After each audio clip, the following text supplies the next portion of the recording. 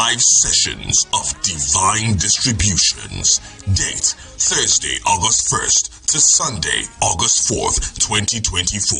Time 5:30 p.m. on Thursday 1st and Friday 2nd August, 9 a.m. and 5:30 p.m. on Saturday 3rd August, and the grand finale 9 a.m. Sunday 4th August. Ministry Pastor Udu Okemote, Pastor Shegun Oke, and your hosts Pastor Jackson and Kaine DBC. Live stream available on all our channels at Spring Hill Ministries.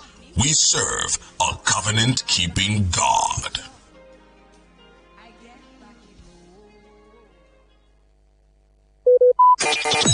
Talk radio. I listen to a lot of talk radio. 95.1 FM. Whether it's happening in Port Harcourt, South South, Nigeria, or around the world, we've got you covered. On air, online, delivering balanced news and unbiased analysis. Today, 95.1 FM. This is Today, 95.1 FM, Port Harcourt. News.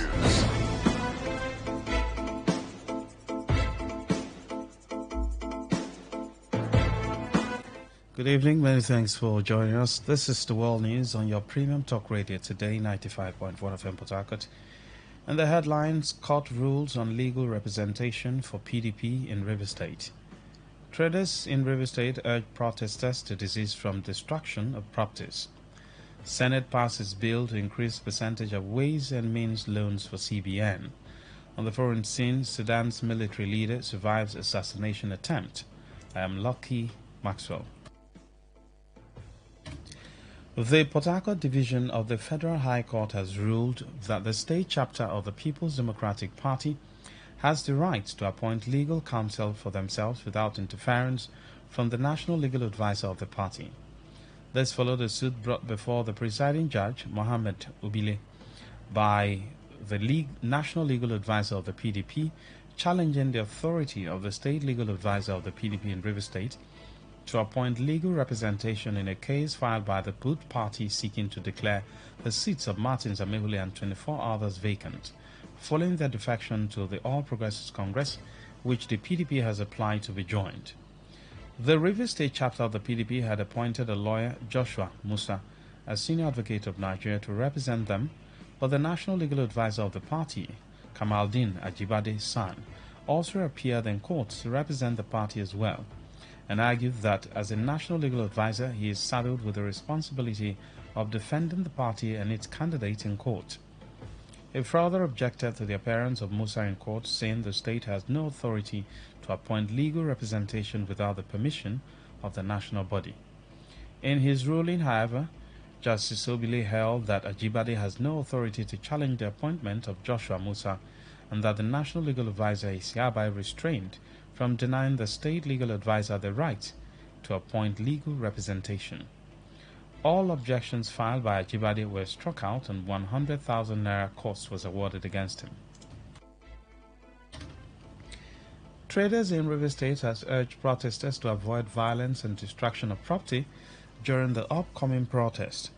President of the Reformed Traders Association, Eddie Bright, made this appeal in an interview with Today FM Sandra Kenneth.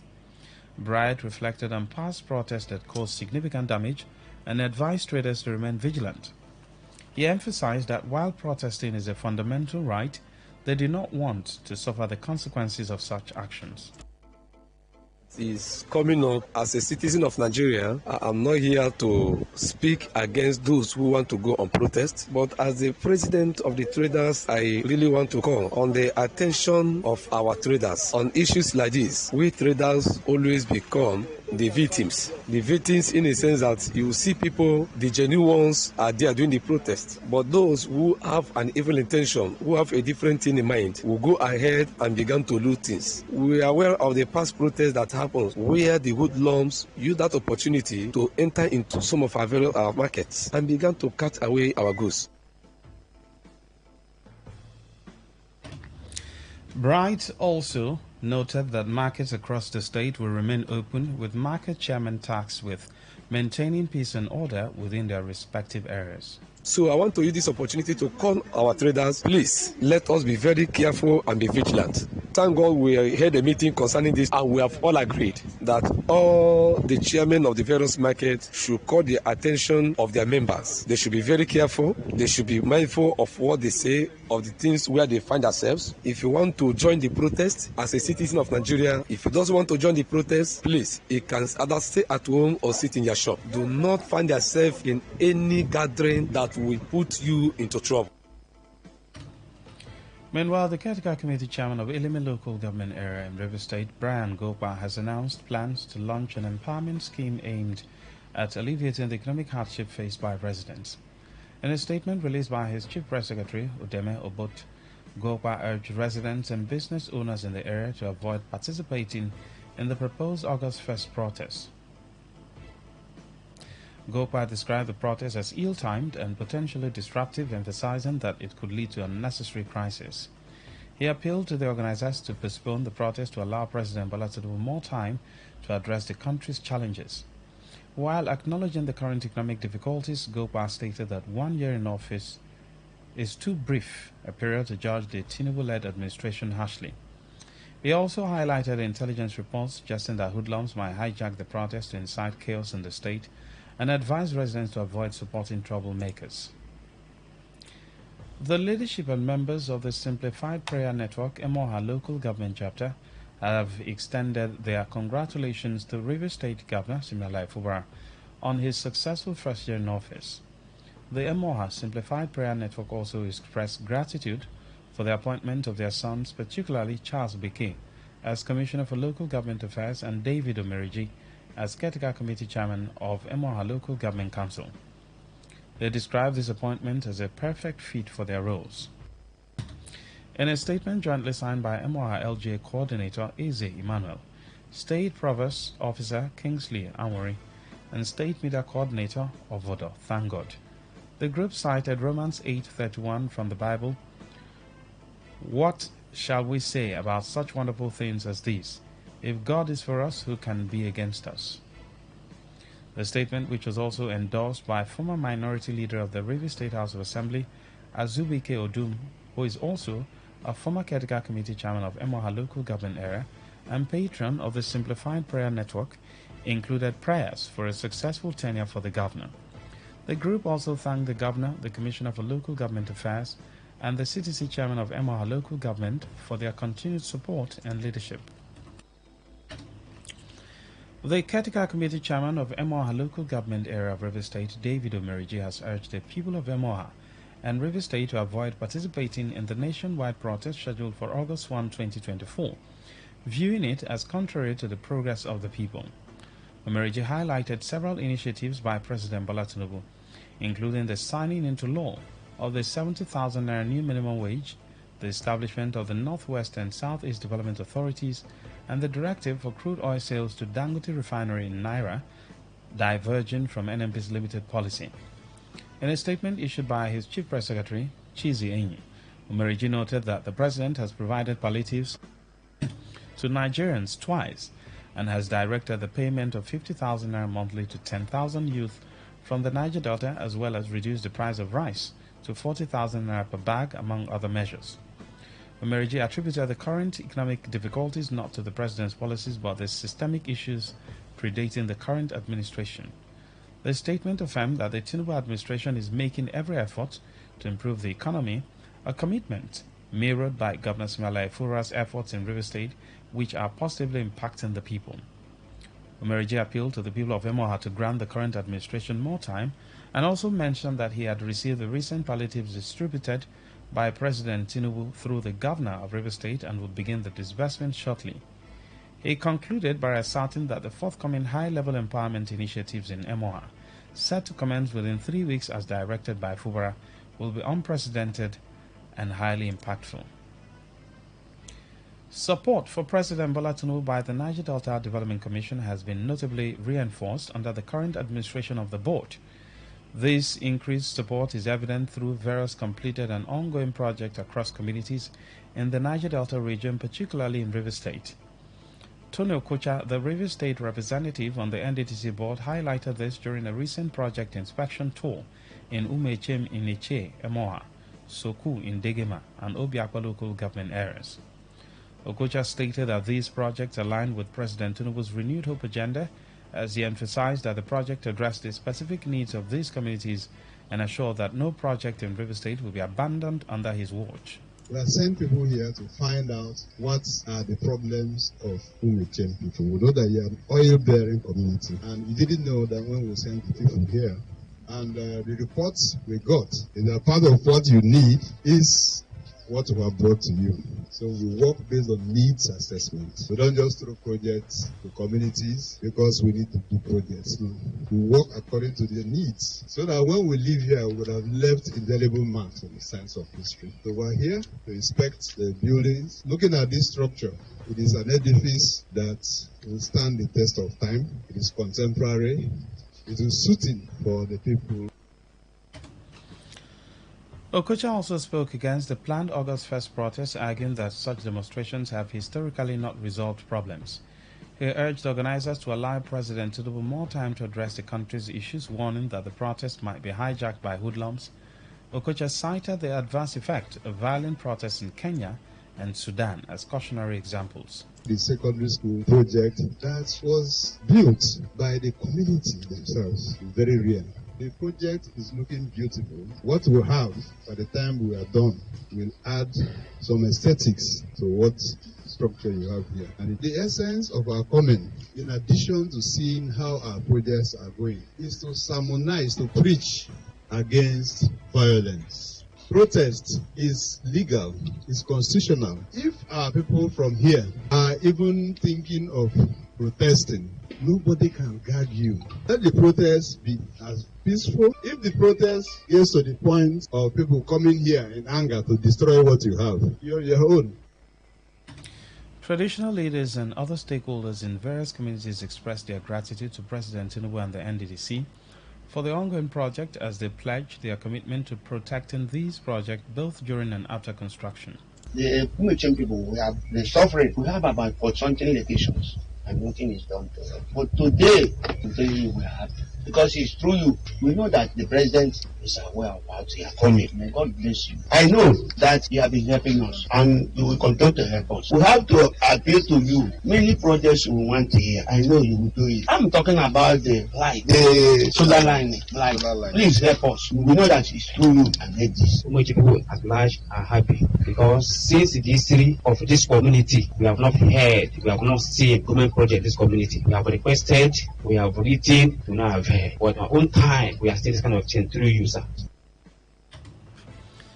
Today FM reports that among the NDDC intervention project inspected are a 2-bedroom semi-detached teachers' quarters for the community secondary school in Umechem, a coppers lodge in Rundili in Emoha, a 10,000-gallon capacity water project in Soku, and a town hall and solar light project in Rumigbo in Obiakwa. You're listening to the World News on Today 95.1 FM, Voice of the People. We'll be right back after this short break. Every day, every hour, when the big stories break, depend on our 24-hour news team to bring you the latest. Today 95.1 FM. Thanks for staying with us. Now the rest of the news. The Senate has passed a bill to increase the percentage of ways and means loans the Central Bank of Nigeria can give to the federal government. The upper chamber of the Nigerian legislature raised the credit facility obtainable by the federal government from the Apex Bank from 5% to 10%. Known as the Ways and Means, the Apex Bank offers short-term financing to the federal government to cover its budget shortfalls. To do this, the Senate amended the CBN Act to increase the total CBN advances to the federal government. A bill for the amendment of the CBN Act was considered at plenary today when it was read for the first time. The leader of the Senate, Okpayemi Bamidele, said the executive bill read for the first time today is to enable the federal government to meet its immediate and future obligations owing to the government increasing needs for funds to finance the budget deficit and other expenses. The Nigerian Educational Loan Fund says it will disburse 850 million naira to institutions as fees today. The managing director of the fund, Akintude Soya, revealed this during a media briefing in Abuja. According to Soya, this is apart from the over 1.7 billion naira that has been disbursed to about 20,000 students. Soya had earlier revealed that the fund had disbursed institutional fees to 20,000 students through their institutions. He also noted that a total of 260,000 loans, including institutional fees and upkeep, have been approved. Recall that President Bola Tinubu had approved 35 billion naira for the take-off of the scheme after signing the law backing the scheme on April 3. On the foreign scene, Sudan's military leader, General Abdel Fattah al-Burhan, has survived an assassination attempt. Nabil Abdallah blamed the paramilitary rapid support forces, which the army has been battling for the last 16 months, for control of the country. He said 2 drones had struck an army graduation ceremony, killing 5 people at a base in Jabait in the east, territory under the control of the military. But the RSF's legal advisor told the riotous news agency that the group, which has agreed to go to U.S.-mediated talks next month, was not responsible. Yesterday, General al-Burhan government had agreed to conditionally join the mediation in Geneva on 14 August, but the drone strikes put that at risk. Previous talks to end the conflict, which has created the world's largest humanitarian crisis, have failed, as both sides have refused to honor their commitment. More than 10 million people have fled their homes since the former allies fell out over an internationally backed political plan to move towards civilian rule.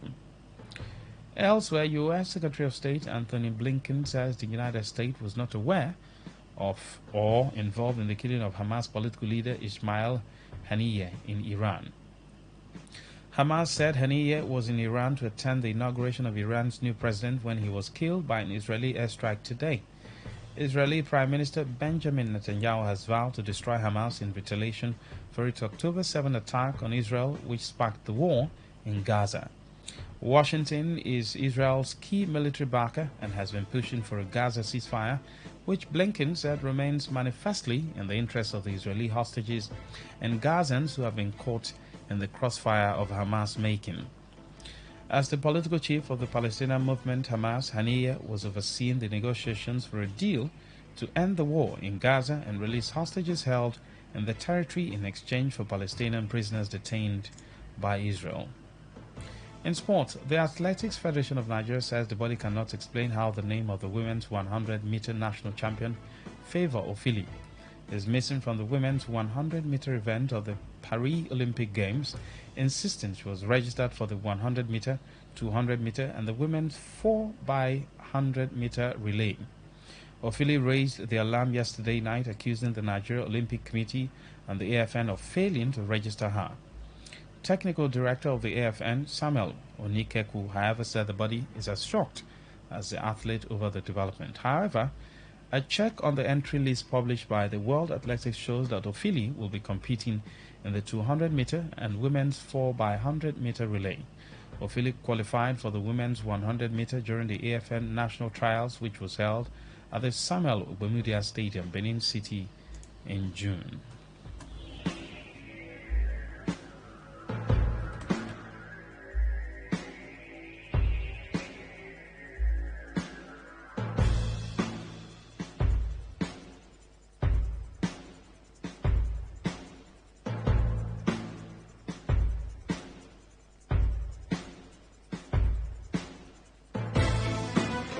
To end the news as a summary of the major stories.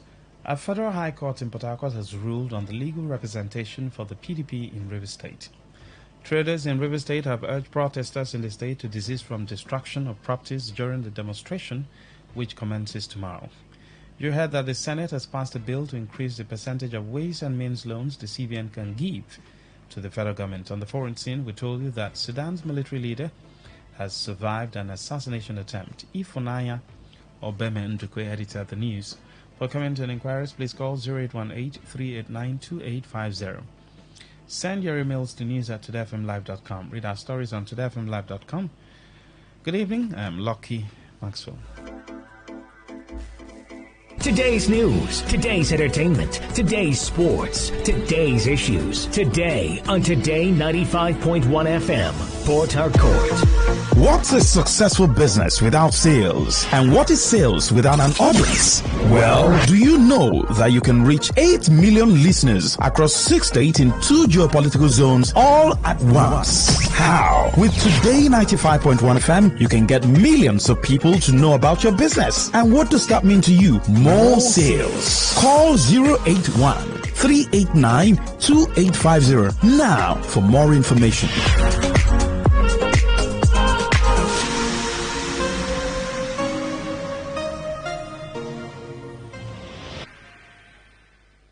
Don't get it mixed up. You are listening to Today 95.1 FM, your premium talk, news, and sports station in Port Harcourt. We are the voice of the people. Talk radio. I listen to a lot of talk radio. 95.1 FM.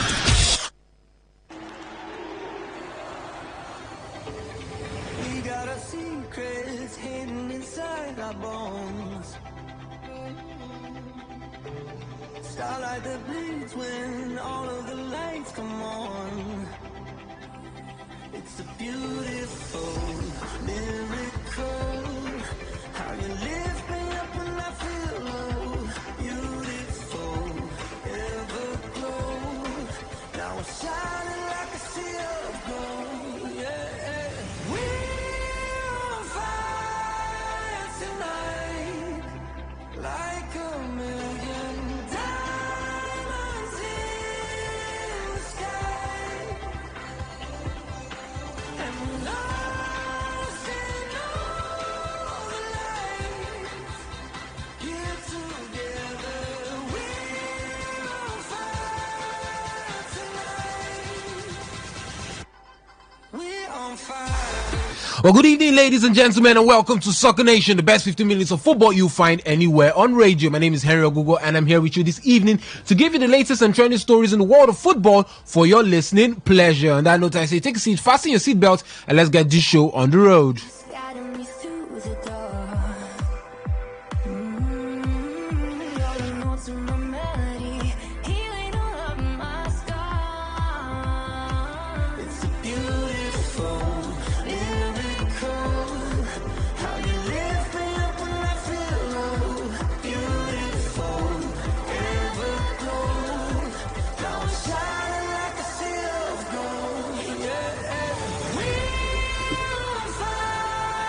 Yes, let's start from live updates as regards the women's football tournament at the Paris 2024 Olympic Games. Well, Nigeria did lose earlier by 3-1 to the Nadeshiko of Japan. Yes, Japan did defeat Nigeria by 2-1, while Spain did defeat Brazil by 2-0, with Marta getting sent off before halftime. Well, games currently going on at this point in time. Germany are defeating Zambia by 1-0, while Australia are playing out a goalless draw with the United States of America. And now let's head straight into the stories as we start off with the Falconets, as Nigeria's under-20 women's football team will leave for Colombia on August 18th to compete in the 2024 FIFA Under-20 Women's World Cup. Now, this year's tournament marks the first time 24 teams will participate in Nigeria, Morocco, Cameroon, and Ghana representing Africa. Now, the tournament scheduled from August 31st to September 22nd will be hosted across 4 venues in 3 Colombian cities: Bogota, Medellin, and Cali. Now, in Bogota, matches will be played at Estadio El Campín and Estadio El Tecu, while the Estadio Atanasio Girardot in Medellin and the Estadio Pascual Guerrero in Cali will also host games. Now, the Falconets will have been training in Abuja since July 7th, are placed in Group D alongside Germany, Venezuela, and the Korea Republic. Elsewhere, Nigerian Premier Football League side Kano Pillars have parted ways with former Sporting Lagos manager Paul Ofo. Now, Ofo's appointment came on the heels of Abdul Maikaba's resignation as manager of the Kano-based club. However, just 19 days into his tenure, the club announced the termination of a first contract based on a mutual agreement between the coach and the club. Now, the statement from the club reads, and I quote, "Kano Pillars Football Club announces the mutual termination of the contract with its technical advisor, Paul Ofo." Now, the decision was made in good faith and with mutual consent, underscoring a shared understanding standing between both parties. Now, the announcement was made by the chairman of Kano Pillars FC, Alhaji Ali Muhammad Umar, through the club's media directorate. Now, Paul Ofowu joined the club under the previous board, which was dissolved by the state government after the expiration of their interim period was on a 1-year contract.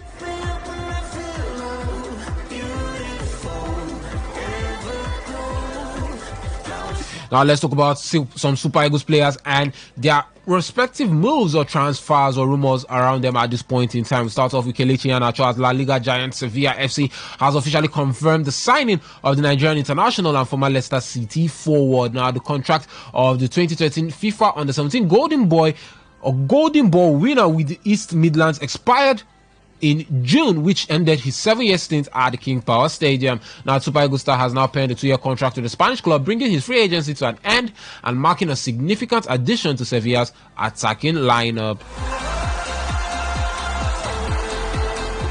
And elsewhere, let's talk about Victor Osimhen as English Premier League side Tottenham Hotspurs keeping tabs on Napoli and Super Eagles striker. Now, the 25-year-old striker scored 15 goals and provided 3 assists in 22 starts for Napoli in the league last season, off the back of a successful 2022/2023 season where he won the Golden Boots and lifted the Serie A title with the Italian side. Now, former Lille forward agreed personal terms with Paris Saint-Germain, but a transfer could not materialize as the Parisians were unable to pay his release clause. Now, Chelsea and Arsenal are also interested in the services of the Nigerian forward, are on the lookout for a possible reduction in Napoli's asking price. Now, according to reports, Tottenham Hotspur's coach Ange Postecoglou is obsessed with signing a new striker this season and is keeping an eye out for Victor Osimhen. Now, the North London side are prepared to include their players in a deal for the Nigerian as they are keen to fix their goal-scoring problems up front.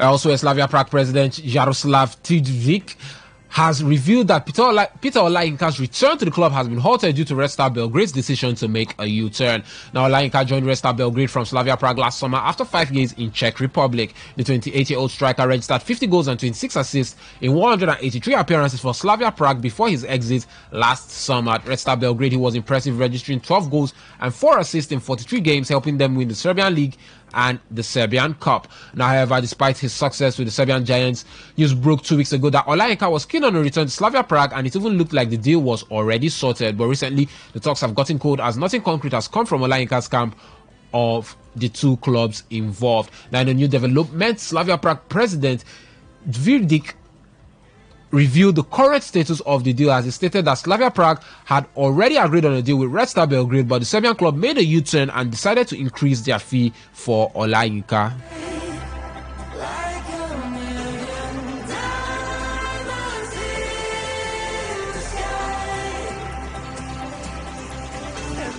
And now, Super Eagles striker Terry Murphy could spend up to 9 months on the sidelines after sustaining an anterior cruciate ligament injury. Now, Murphy has been a consistent performer for club and country over the last 3 years as he made his name at Ligue 1 side Lorient before joining Nice in January 2023. Now, since joining Nice, the 25-year-old striker has been quite consistent for Nice as he has registered 20 goals and 5 assists in 52 appearances. Following his impressive performances, Murphy has been linked with Roma and Napoli this summer, but nothing concrete has emerged from those talks. That means the rumors the former Lorient man has returned to Nice for pre-season and he has already featured for them, but in an unfortunate twist, the Super Eagles star will not be able to play football for the next 6 months at least. This is due to an anterior cruciate ligament injury he sustained during a training session at the club on Monday, according to reports.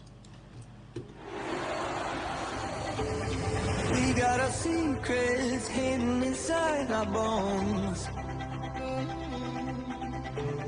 Now let's head over to international football. I'll talk about football on the international scene as we start off with Jurgen Klopp, as the former Liverpool boss says it will be the biggest loss of face in the history of football if he were to take the England job. Now, the German is among those that have been linked to the vacancy since Gareth Southgate stepped down after England's defeat by Spain in the final of Euro 2024. Now, Klopp, who is 57 years of age, left Liverpool at the end of last season saying he was running out of energy after 9 years with the Reds, during which he delivered the Premier League, Champions League, FA Cup, 2 League Cups, FIFA Club World Cup and UEFA Super Cup.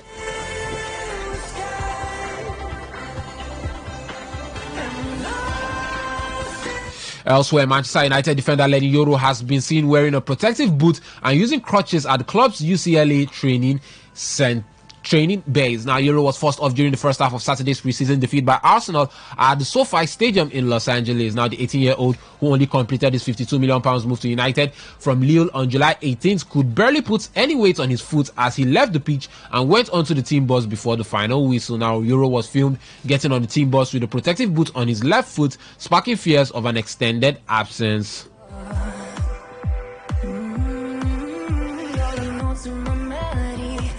Also, Brentford's record signing Igor Thiago has been ruled out until the end of the year after having knee surgery. Now, the Brazilian striker, who joined the Bees on a 5-year deal for £30 million last month, suffered a meniscus injury on his debut in a 5-2 victory over AFC Wimbledon on July 20th. Now, in a club statement, external Brentford said the 23-year-old will begin a period of recovery and rehabilitation and is expected to return towards the end of the year. Now, Thiago helped Belgian Club Brugge win the Jupiler Pro League with 18 goals in 34 games.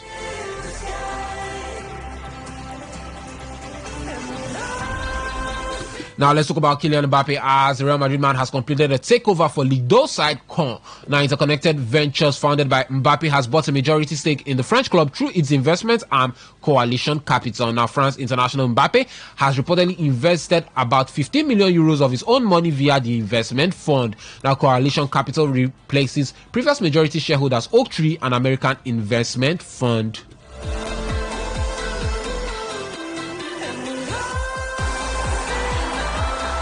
And now let's talk about some transfers as we start off with Borussia Dortmund, as they and Manchester City have agreed a deal for Brazilian right back Jan Couto. Now, City have agreed an initial loan with the Champions League finalist that also contains a 30 million euros obligation to buy. Now, City signed Couto as a 90-year-old in 2020, but he has never played a game for the club.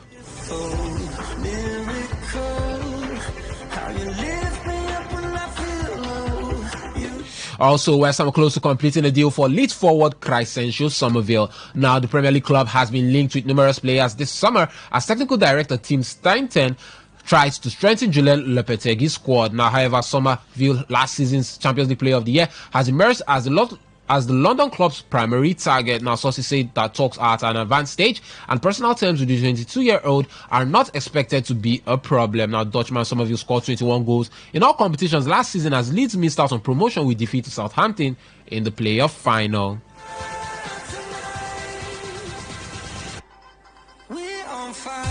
Now let's talk about another London club, Crystal Palace, as they are set to sign winger Ismail Assar from Marseille for a fee in the region of £12.5 million. Now, the 26-year-old is expected to sign a 5-year contract at Selhurst Park, and Saudi joined Marseille from Watford in July last year for an undisclosed fee. Now, the winger scored 34 goals in 131 appearances during his time at Watford and registered 5 goals and 6 assists in all competitions for Marseille last season.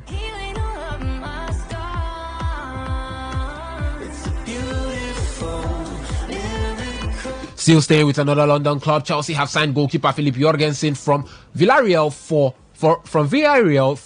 a fee of £20.7 million on a 7-year contract. Now, the 22-year-old Dane made 37 appearances for Villarreal last season after becoming the club's first choice goalkeeper. Now, Jorgensen is expected to compete for Chelsea's number 1 position with Robert Sanchez.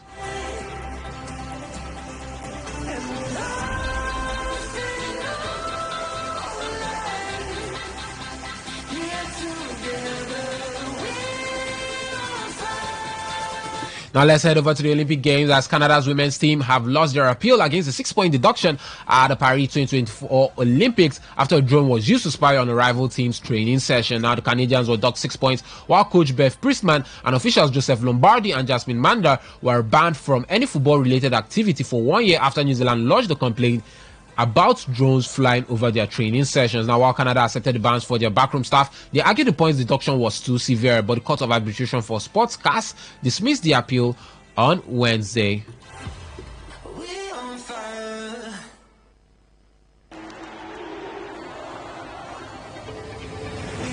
And lastly, Brazil's all-time leading goal scorer Marta walked off the pitch in tears after being shown a straight red card against Spain in the Olympic women's football tournament. Now, Marta, who will retire from international football this year, was sent off for narrowly missing Olga Carmona's head with a dangerous high-footed tackle during the group stage game in Bordeaux. Now, the 38-year-old who missed the quarterfinals at the Paris 2024 games should her side qualify. Now, Marta won Olympic silver at Athens in 2004 and Beijing in 2008. 8, losing to the United States on both occasions.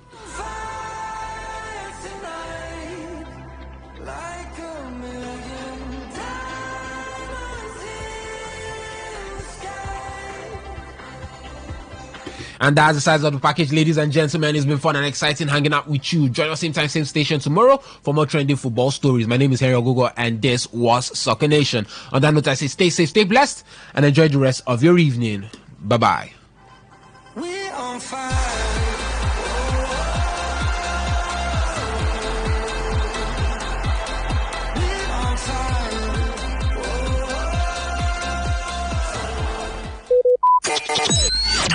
Talk radio. I listen to a lot of talk radio. 95.1 FM. You may not realize it, but do you know you can always show your love for others with simple gestures? Here are some of them. Always look for the good in people. There are two sides to every story. We have our good and bad sides. So, look for the good in people. Focus on people's potential. Everyone has potential. So, rather than put them down, help them realize it. Choose to love. If you're given an option between giving love and receiving love, choose giving because that is a more practical choice. Treat everyone as equals. This means letting go of all the prejudice and partiality. See people for who they really are. Not their jobs, not their apparels or bank accounts. If everyone does this, then the world will be a better place. Love yourself. You cannot give what you don't have. So, before you try to love other people, love yourself first. Forgive. We all make mistakes. So, whether it's a family or a stranger, the best way of showing love is forgiveness. Everyone deserves a second chance. Show compassion. Care for other people. Care for what they are going through. Do what you can to help. Give back to the community. Remember that a single drop of water can cause countless ripples. That donation, no matter how small. 95.1 FM, voice of the people. And we're back.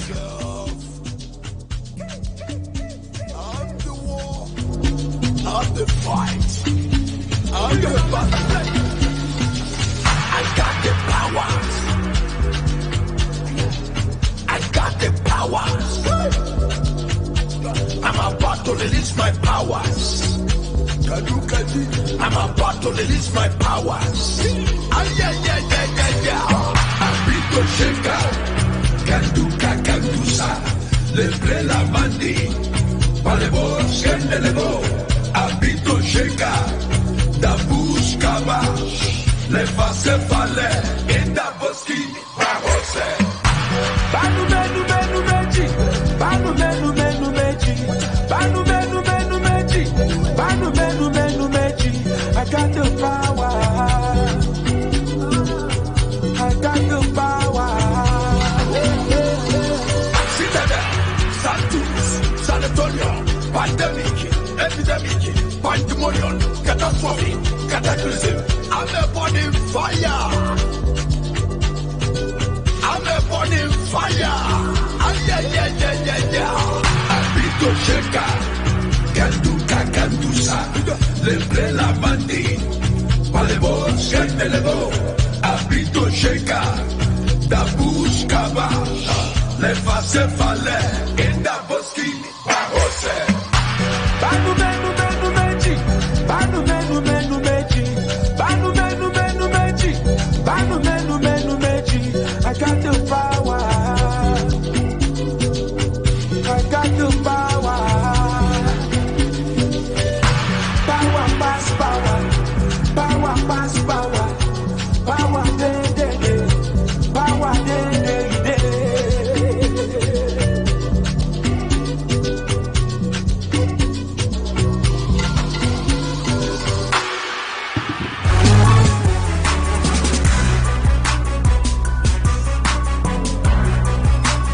We need, government officials to release their powers to solve problems. Governor Simfubra, you need to release the powers within your territory. Come and solve this Rumosi problem. People are suffering. No? So if you've got the power, release it. According to Odumeje, he said, release it. I'm about to release my power. So release the power. Let the power, do good and ensure that people enjoy. But that's not what I'm talking about. Now, what's on my mind? Because this is the What's on My Mind segment. Join the conversation. Tell us what's on your mind. I used to say something, and I'll continue to say it. If they keep you and a woman in a room, if they like, they should give you the whole night. If you don't know how to perform, you will not perform. But if you know how to perform, in 1 hour, you can shake the roof. True or false? True or false? I want to relate it to something. If you have power to perform, in 1-2 hours, you will shake the roof. But if you don't know how to perform, even if they give you the whole night, throughout the night, you will not perform. Even with this cold weather, you will not perform. Is it true or false? I want you to call me and tell me if it's true or false. If I'm lying, please tell me. If it's true, tell me. For those who understand what I'm saying, I can't just say literally the way it is because we're on radio. If they give you the whole night, if you don't know how to perform, you will not perform. Like the former governor used to say, if he didn't day, he didn't day. If you cannot perform, even if you have the whole night, you will not perform. But someone who knows how to perform, in 1-2 hours, you have shaken the roof. The walls of Jericho would have gone down. True or false? 0810-9510-951. Tell me if I'm lying. Tell me if I'm saying the truth. And if you've also shaken the roof before, don't worry, you can also tell us.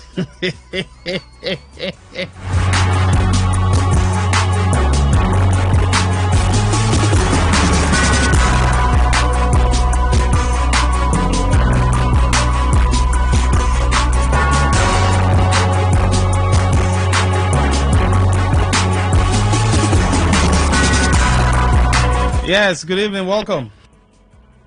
Good evening, sir. Welcome, go ahead. Yeah, please, my name is Joseph. Well, actually, what you are saying is true. I can...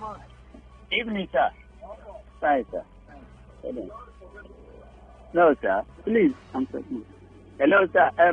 Go ahead. If I may use myself as an example, when I'm in distress, maybe stress, my mind is not in order. Even if my woman wants, let her do heaven and earth. She will ask me what is going on. Actually, I will not be able to perform. That is just the truth. All right, thank but you. When I'm in the mood, just as you said, the roof will be shaking. So you are right in what you are saying. Okay, thank you. So you've shook the roof before. he said the roof will be shaking. You usually release all your powers. All right. Send me a message on 0701-9339-962. Join the conversation. It's just a light moment away from all the water politicians in this nation.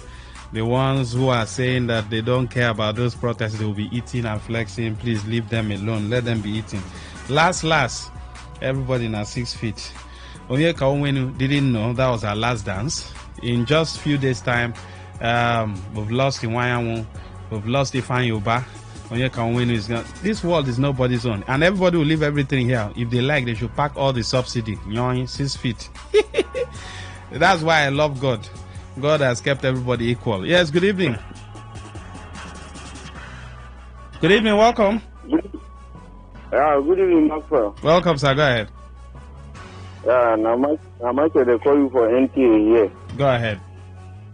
Originally from my mind to say, I want to talk about this thing where this Chinese president they talk. So, what thing they try to tell you is that if you look at Tinubu government first, any people where they talk better thing to masses, then go sack them. So if you know people where you say then they talk about the poor people life, Tinubu life. If not that man, Senate president for not talk this country. This is when talk now insult to Nigeria as a concern. Why you they make that thank you. As an imposition, you go make that comment. Thank you very much for your time. Thank you. I want us to leave politics, leave politics out of this moment. Let's do something soft, That's why I just brought something that, will make us laugh a little bit. Leave politics, yeah? Please. Please.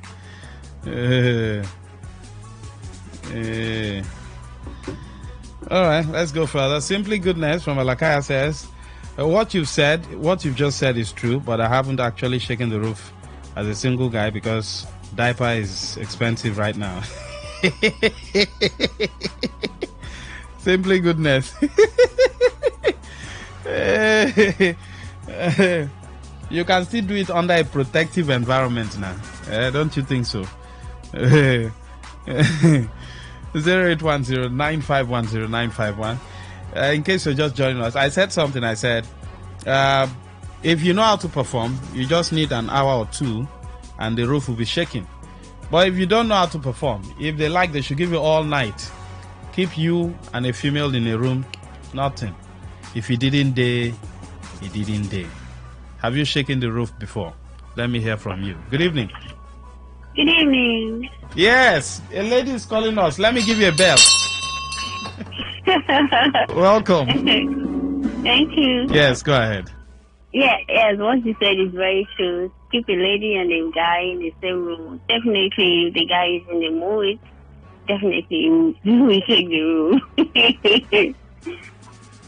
So you have experienced it before? Don't go there. Bye. Say yes or no. Run away. Hey, have you experienced it before? Hey, you ran away. Please don't run away, oh. Wow, baby. All right, 0810-951-0951. Osinachi, have you shaken the roof before?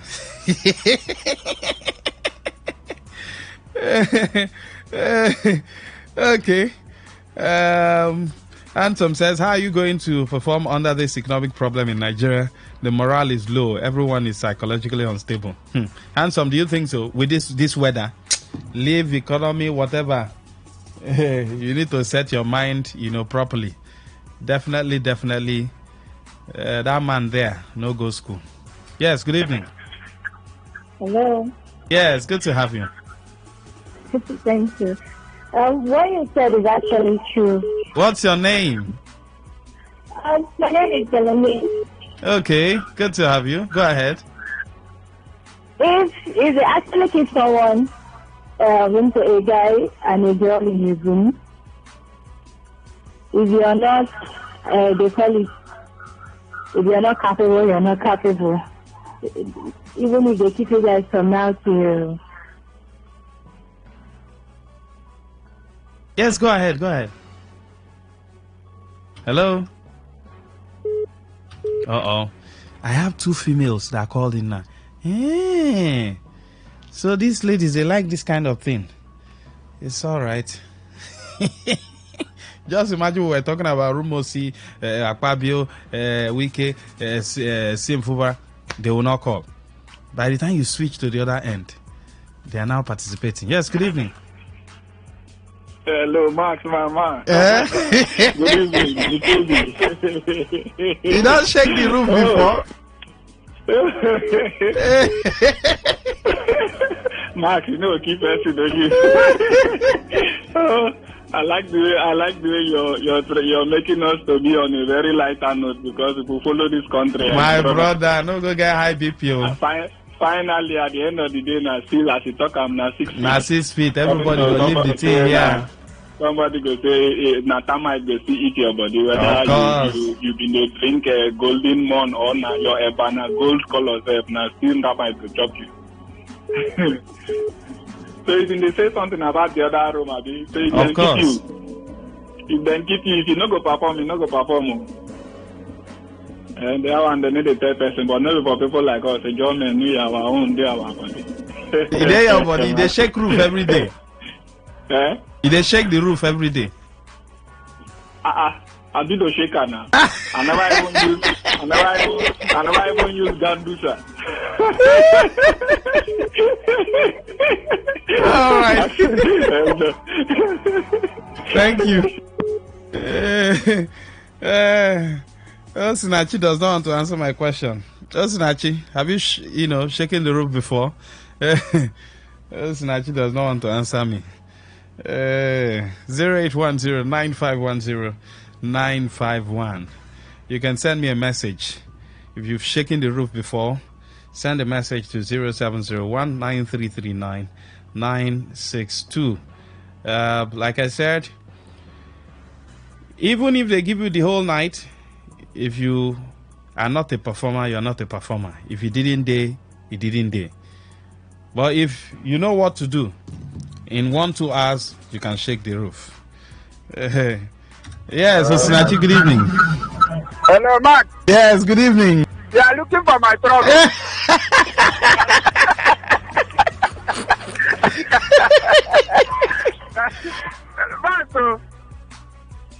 Hello? Yes, I can hear you. You know, I'm a very busy man. I don't waste too much time. Once you know now,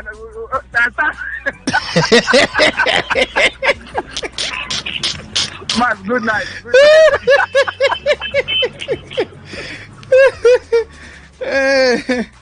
All right, good evening.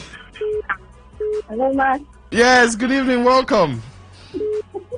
Okay, like, you see those slim girls with slim waist? They are the real Adiko shakers. Are you serious? Very, very serious. Are you one of them? Hey, what did you say? Do you really want to know? Are you one of them? No, I'm not. You're not. So how did you know that? I have them as friends. And they usually tell you the story. They do tell me the testimony. So nobody has shaken your roof before?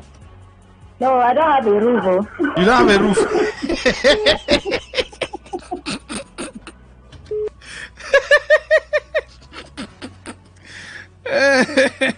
Hey, you need to find a roof so you won't be beaten by the rain. Okay. Handsome, why are you taking us into this direction that I don't want to go? He said, what's on my mind is the governor that said he cannot pay 70,000 naira. Please, he should hand over to the person that can pay even above 70,000. All right, handsome. That's just by the way. I have to take it because that's what's on your own mind. My brother, if you know how to shake the roof and your partner cannot follow you to shake the roof, my brother, you will shake in vain. Some women will ask you, you want to kill me? Okay.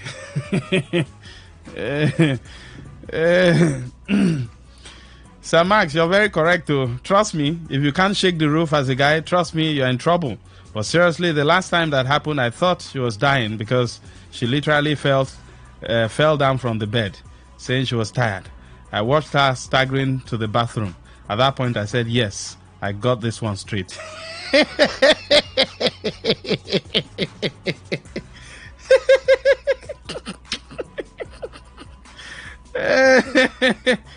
Hey, someone said maybe we should now do a conference, agree on the number of minutes. We'll take it to the National Assembly, we'll sign it into law. So once you get, if it's 15 minutes, if it's 10 minutes, once you do 10 minutes, you have fulfilled the national assignment. Yes, good evening. 0810-9510-951. That's the number you can call to be a part of the conversation. Have you shaken the roof before? And then what I said, Am I correct or I'm wrong? Please prove me wrong. Or if I'm correct, say I'm correct. And then tell me if you've shaken the roof before. If you don't have any roof, go get one. Now that the rains are falling, you don't need to be outside now. Even if you say you want to stay under the bridge, definitely, with the wave, the rains will get to you. So you need a roof over your head. We have a huge housing deficit. So we are asking that government should also help in providing a roof over everyone's head. Yes, good evening. Hey, Sky. Good evening, welcome. Good evening. Good to have you. Yes, so I'm enjoying your program. Actually, this is my first time calling. Oh, thank you so much for calling. Yeah, my name is T.Y. T.Y., good to have you. Yes, I'm calling right away from airport now. Yeah, T.Y., have you shaken the roof before? That is my handwork. I cannot deny it. I don't want anything shame. So if your name is CY, we can say we can put Abido Shaker in the middle of your name. Yeah, you want to put it. You have a way of releasing your powers. Because I don't like anything that will put me shame. So they say, that guy, not be. I don't like that guy. So each time I go, if you know that somebody come. All right. Thank you. Thank you. Thank you, CY. CY said that's his handwork. Dr. Chris, come and see your people.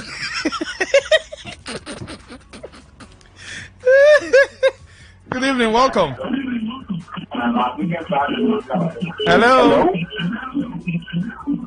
Hello. Yes, good evening. Good evening. Good to have you. Hello, my name is Sunday. Sonny, welcome. Yeah. Can you turn off your radio set, please? If you cannot do it, you cannot do it. If he didn't dare, he didn't dare. Yes. People like us, we are like the guys of 6 hours, 4 hours. That's how we roll our own. Are you serious? Yes. So you are the real Abido Shaker?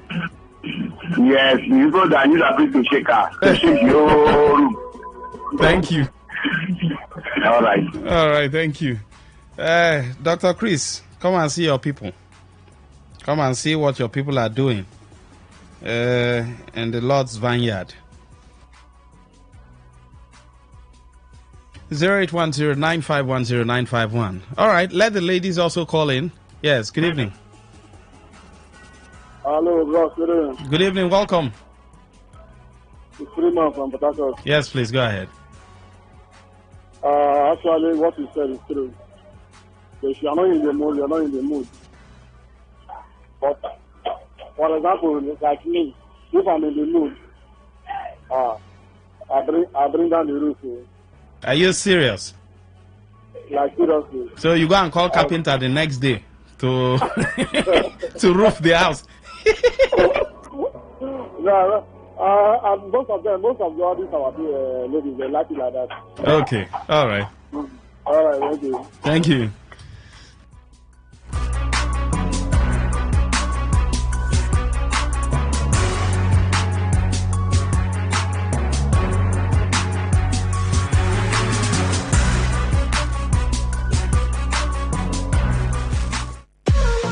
What's a successful business without sales? And what is sales without an audience? Well, do you know that you can reach 8 million listeners across 6 states in 2 geopolitical zones all at once? How? With Today 95.1 FM, you can get millions of people to know about your business. And what does that mean to you? More sales. Call 081-389-2850 now for more information.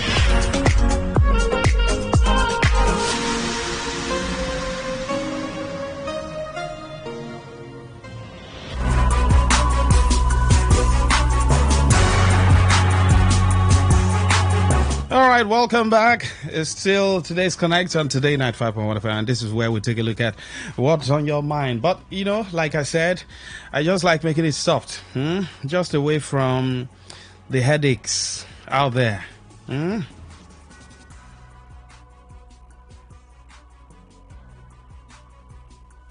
All right, this one says, now waiting man, they easily console themselves now. If you don't know how to shake the roof, join the condition of this country. My brother, you are finished. All right.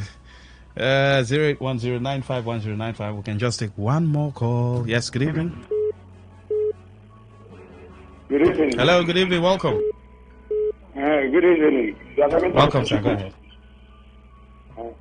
Your question is very, very sweet and fantastic. I check the roof. I can check the roof for you in a week itself. I am agile shaker. I don't fail exam. I'm really hot. Are you serious? All right, thank you. All right, that's what you can take on this segment of the show. We always keep it light. I think I can squeeze in one. Good evening. Yes, good evening. Max, in the world you see, are you an abido shaker? Hey, Max. If I take the other one, the first small boy, and the other one, they say we should not fear less. Forget that. Everywhere the whole roof will go down. The whole roof will go down. Are you serious? I know the 50 person. I know the 50 person. Are you serious? Even if the property belongs to me, I don't use to give a chance. So you are the party chairman.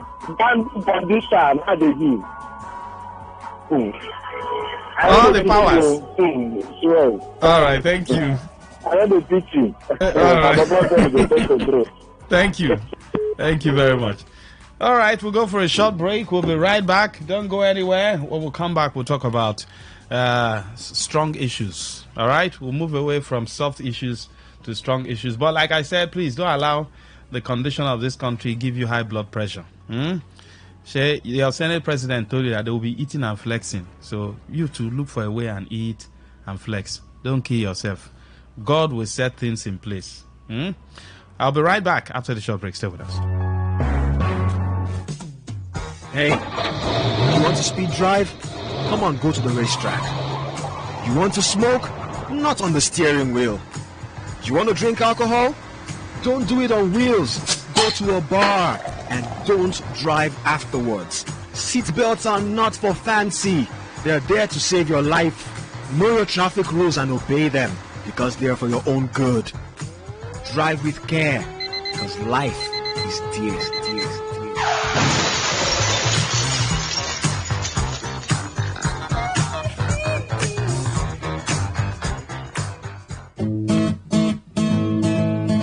You may not realize it, but do you know you can always show your love for others with simple gestures? Here are some of them. Always look for the good in people. There are two sides to every story. We have our good and bad sides.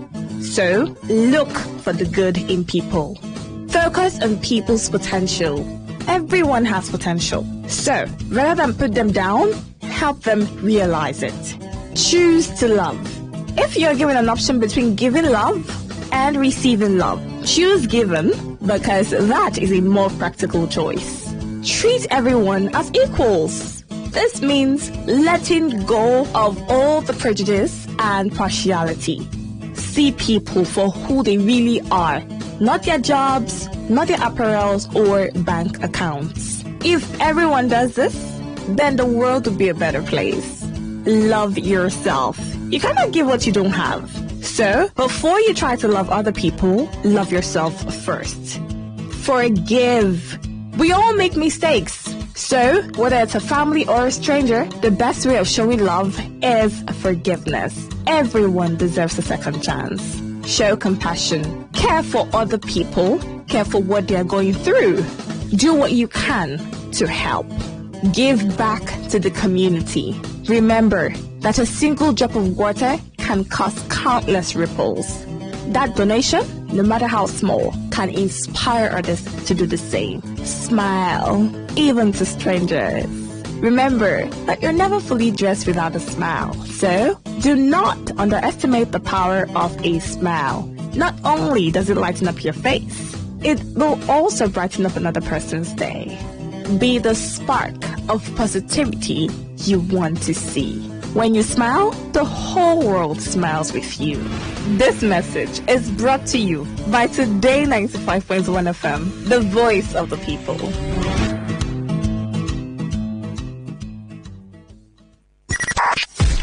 95.1 FM, voice of the people. And we're back.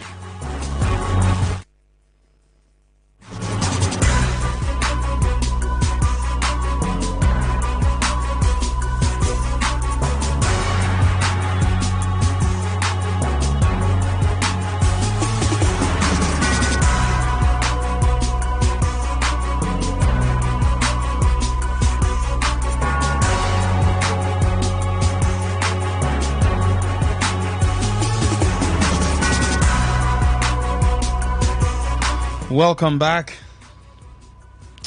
All right.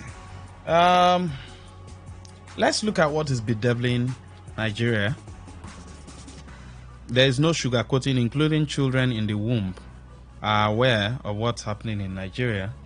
The only people who are not aware are those who are eating fat from government purse.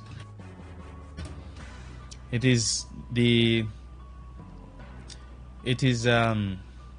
part of the attitude of the average political office holder in Nigeria to always claim that all is well when all is not well. And that's because they receive everything, almost free. Fuel free, food is free, allowance free, salary very huge, cars free. It's not like the normal people who work and you have to buy a car from your salary. Government officials in Nigeria receive free cars.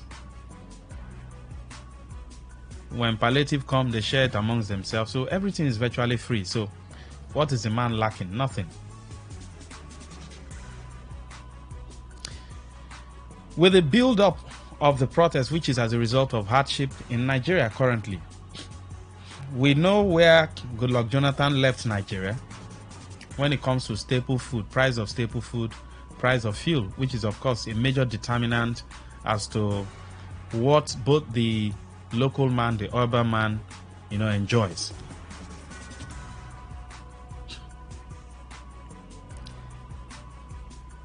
When President Buhari came on board, we saw what happened, what characterized the former president's administration.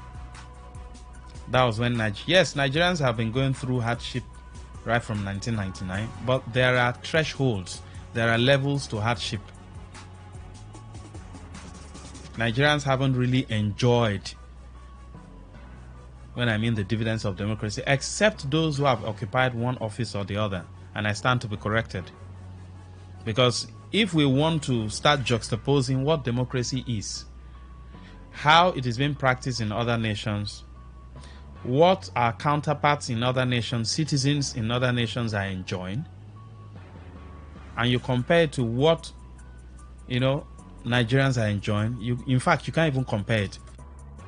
When people say, oh, in UK, in US, you pay for light, you pay for water, you pay for this, you pay for that, you buy this, you buy that, and they start comparing, I usually tell them, don't compare, because if we start comparing, you will lose.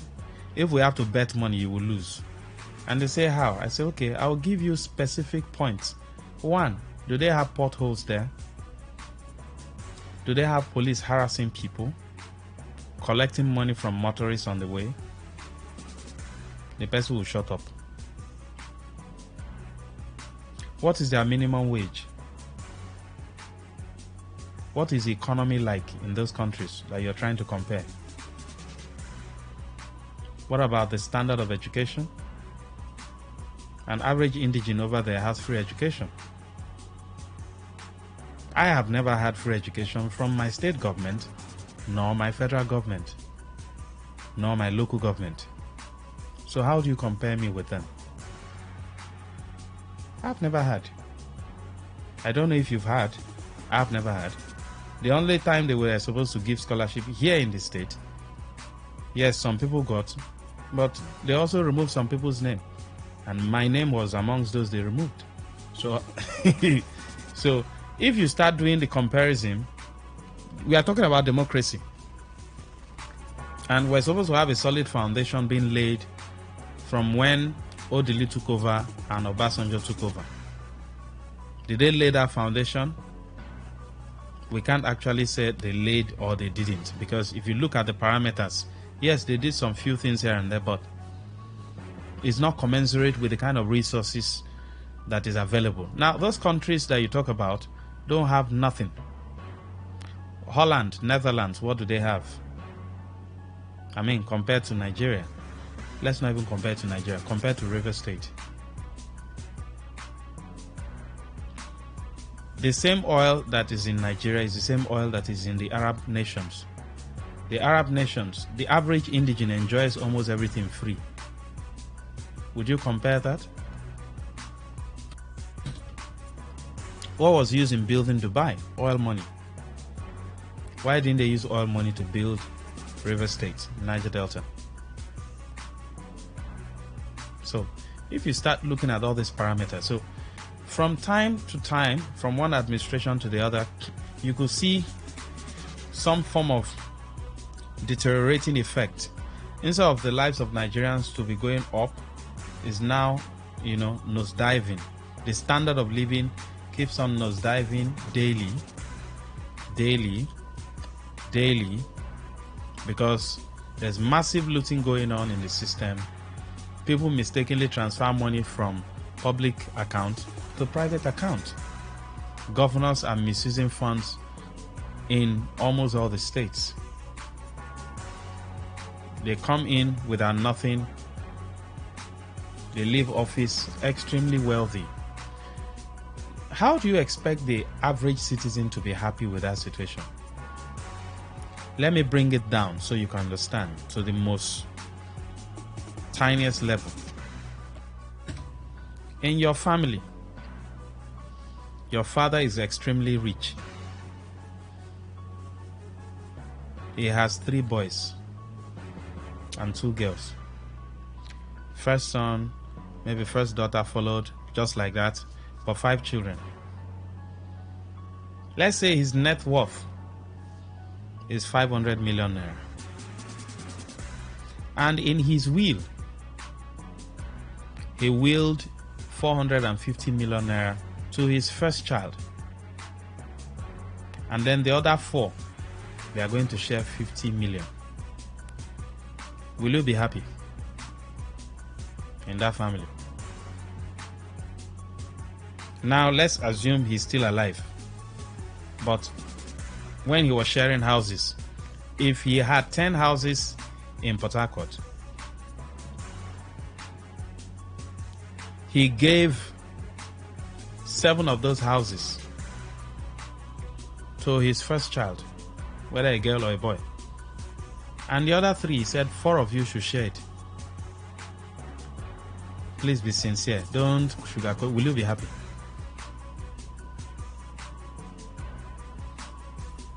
That's the Nigerian case. So a few set of people, I'm going somewhere to the main listing, but I'm just giving you a background.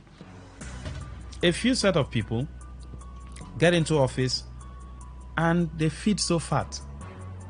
And then the others just remain there and then they start begging. What the average Nigerian does is to beg. Although when it comes to the mindset of the average Nigerian, that's a study, they need to, put that in a university as a course for people to study. The average Nigerian has the, I'm sorry,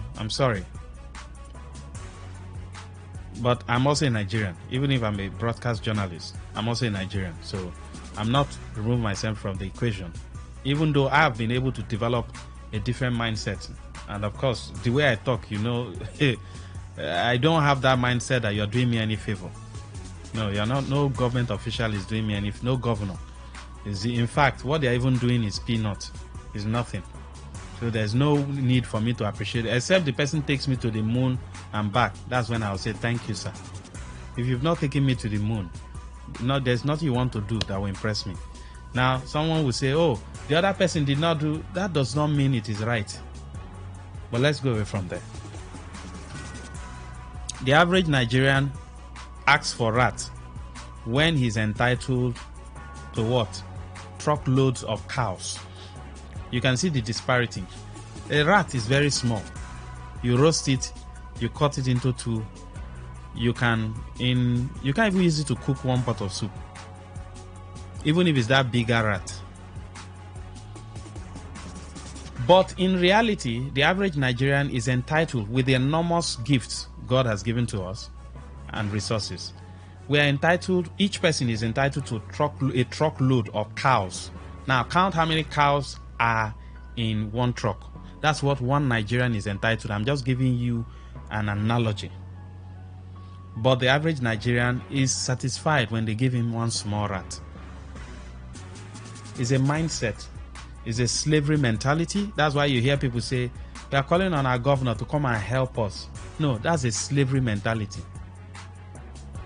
Help is when you fall into a ditch by yourself and you're calling for help. That's help. You were the one who saw that ditch. You went to fall inside. You're now calling because it's not the person's fault. Do you understand? So when you say we are calling on to come and help us to do this road, to do that, that's slavery mentality. You are sounding like a slave. The resources is owned by you. So you're not supposed to beg the person you are paying, who is your employee, to come and help you. No. You command him to do what he is supposed to do. And when he does it, you look at it, look at the quality, you say, okay. If you can manage it, you say, okay, oh yeah, you have done it. Oh yeah, go and do the other one. That's what you're so. When you bring mason people, electrical people to your house to work, right? When they are done working, you go and supervise your work, right? The mason and electrical people are the public office holders. You are the owner of the house. If there's a place that is not well plastered or painted, you call the person. Say, I'm paying you for this. Put this place correctly. Do it well. Else I will cut your money. But the reverse is the case. That's the Nigerian situation. I don't know how we got here, but that is the Nigerian situation right now as we speak. It will only take years of preaching for people to get reorientated, for their mind to be shifted. Let me compare to what happens in Europe. At least few people who are listening, even if you're not in Europe, you have people who have traveled, you have relatives who are also there with the Japa movement. The average European believes that their public office holders are not doing enough. That's the difference. That's why you see that their public office holders don't misbehave the way ours behave here. The average European, be it Australia, Canada, US, they believe that the public office holders are not doing enough for them. So any slight thing, bam, they protest. Any small thing, bam, they call. Someone attended party during COVID. Boris Johnson, they said he should step down. In Nigeria, bring that scenario here. You will see fellow Nigerians who are oppressed who will tell you that, hey, leave him. He's our man. Now only party where him go. Leave him. Now only party where him go. Why you go talk say make him step down? For what? It's our turn. You see the difference? Boris Johnson said everybody stay at home, but he went to party. So it means you are not a leader. You are not fit to be a leader, because a leader must show good example. Why would somebody say he should endure,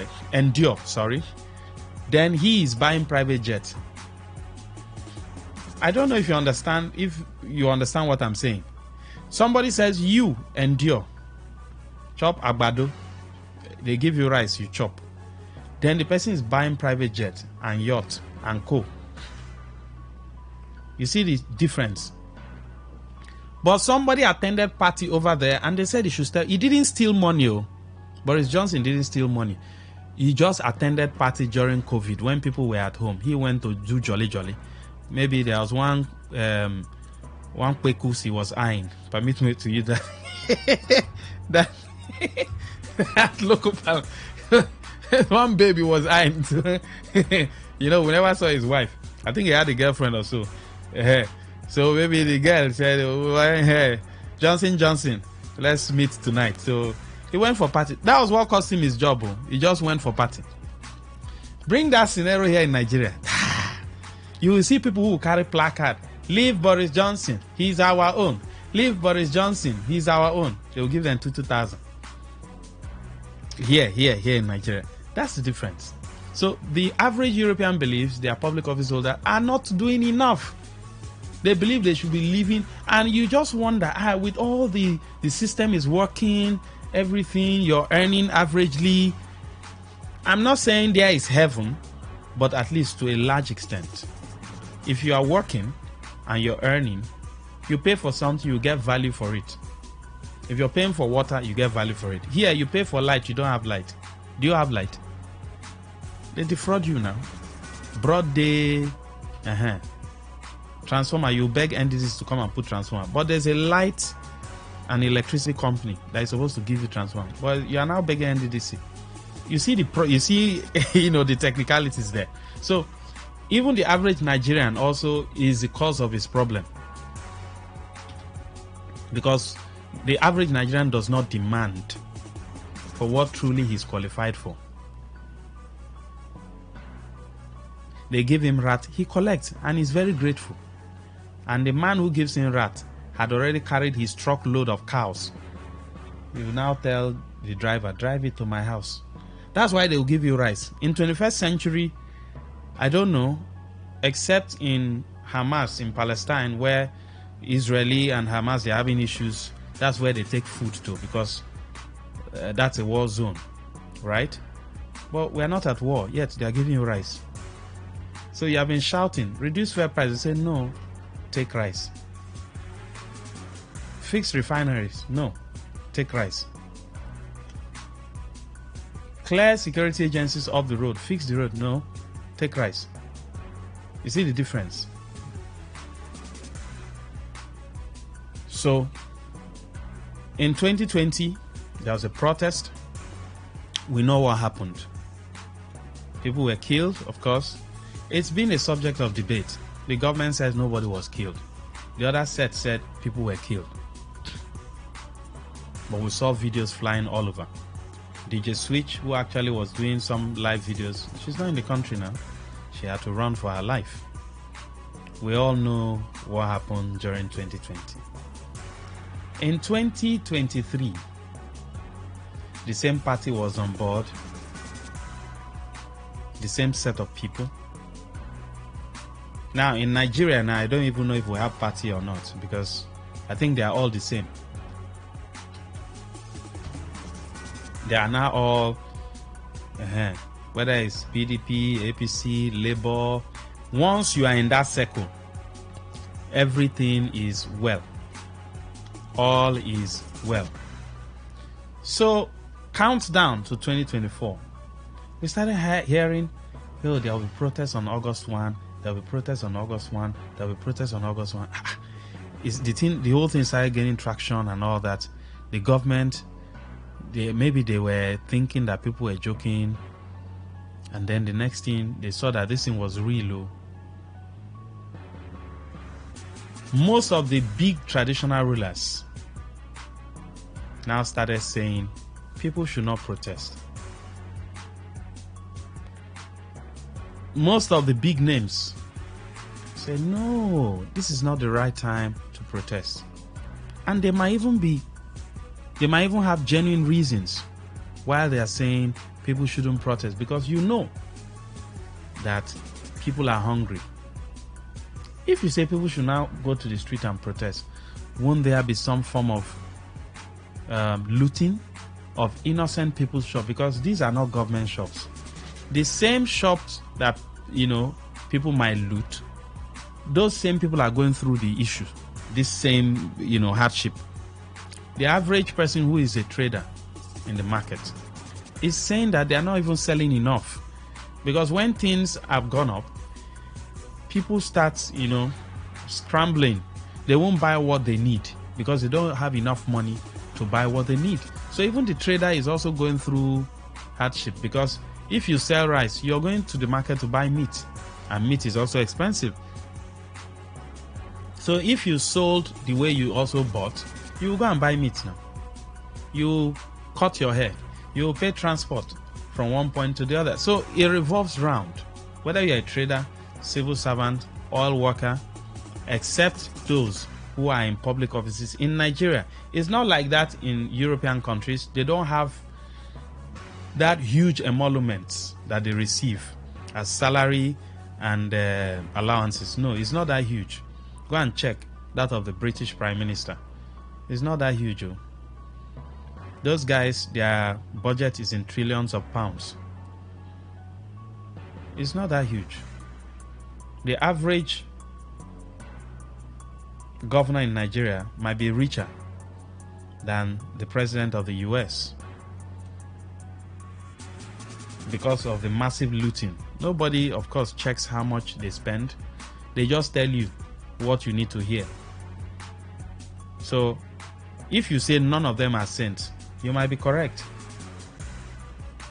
If you say none of them are, when I mean sent, I mean humanly speaking, that okay, even if the man is stealing, but he's also doing something for the people. But in this case now, the looting is huge, whereas what they give to the public is paltry.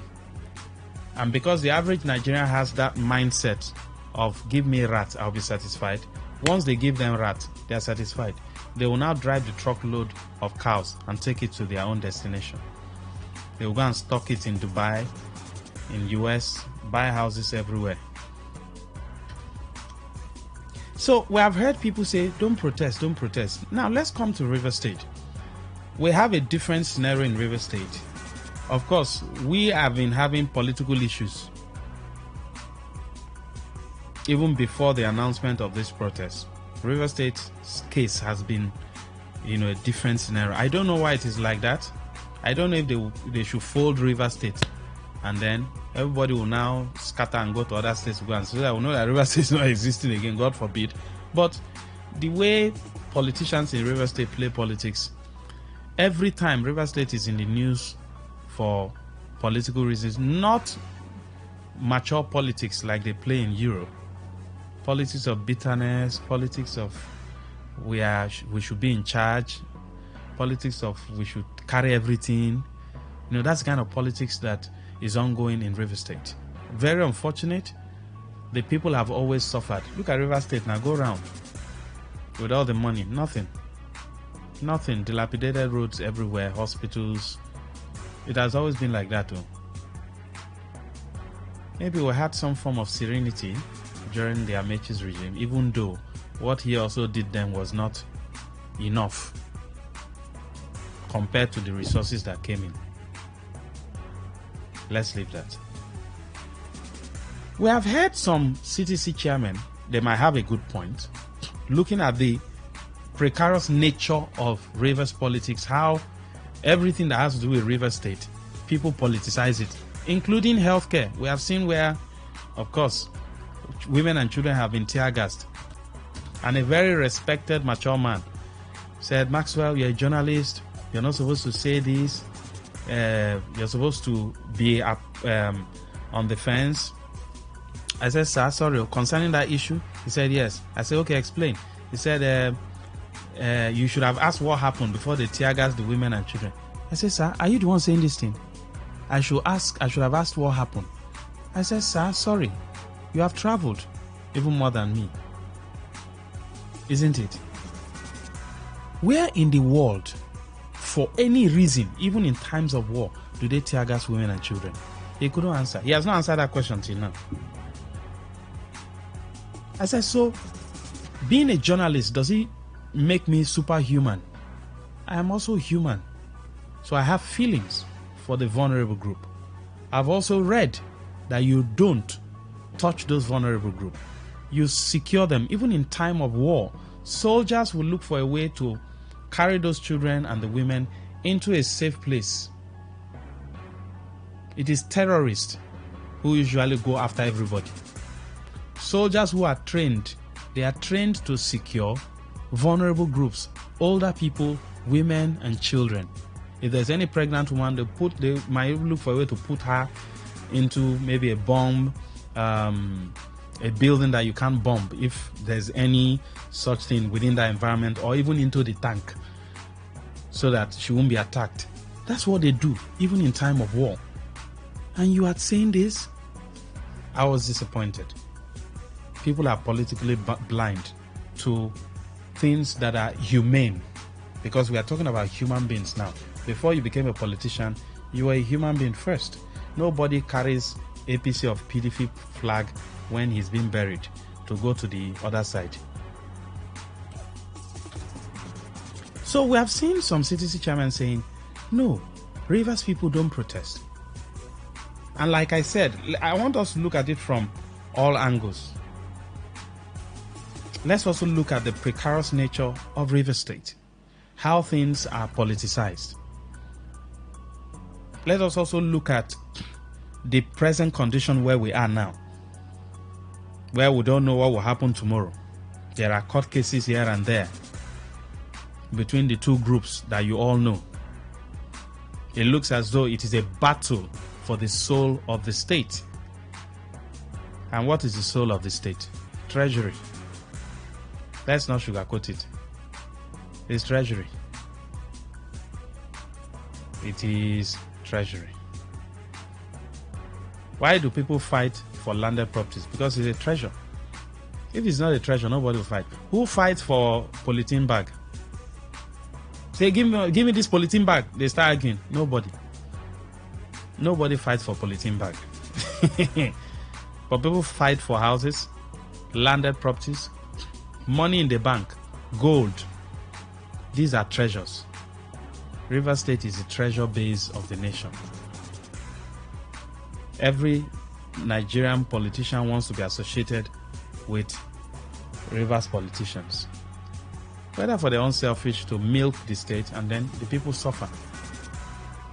So with the precarious nature that we find ourselves in Rivers State, with the present political turmoil that is still ongoing, we haven't, seen on both sides coming together to say, okay, enough is enough. There's no need for all this. Okay, I let go. You do your thing. Let me do my thing. Let's all see how we can work together. Or if I don't want to work with you, I go my way. I won't mind whatever you're doing. We have not seen that kind of scenario play out. We have not seen that kind of situation play out. If this protest was to hold tomorrow, looking at the precarious nature, the Emoha CDC chairman is urging his people and Rivers people to avoid participating in the nationwide protest. Don't you think he has a genuine reason for that? But again, if you flip it, are Rivers people not also suffering the hardship? Has Sim Fubara given food to everybody in Rivers State? Or is it that Rivers people are receiving everybody 50,000 naira in their account every month? I had to flip it too. But we also have to look at the precarious situation we find ourselves in Rivers State. Don't you think? Even the one from Eleme has also said, no, people should not get involved. However, they also went further. That of Emoha went further. And I'm going to dissect this other area. We have also seen the Rivers politicians try to tie the achievement of President Bola Tinubu to that of Sim Fubara. I want you to follow me carefully. Omereji had to highlight several initiatives of President Tinubu. He talked about 70,000 naira minimum wage, which is just for civil servants. I'm not a civil servant. I don't know if you're a civil servant. He talked about establishment of the Northwest and Southeast Development Authorities, which is Northwest, not. Southeast is whether the commission is even going to work, because we have not seen NDDC also work. I don't know if you have benefited anything as a Niger Delta from NDDC, this NDDC. So how are you sure that even the Southeastern own for the Southeastern people will work? That's a discourse one. But he's highlighting some of the achievements. He also talked about the directive to sell crude oil to Dangote. How does that concern Rivers people? How is it going to connect to elevate the livelihood of Rivers people? Having highlighted all these things, he talked about the palliative, which is rice. And a lot of people have been questioning, what is rice?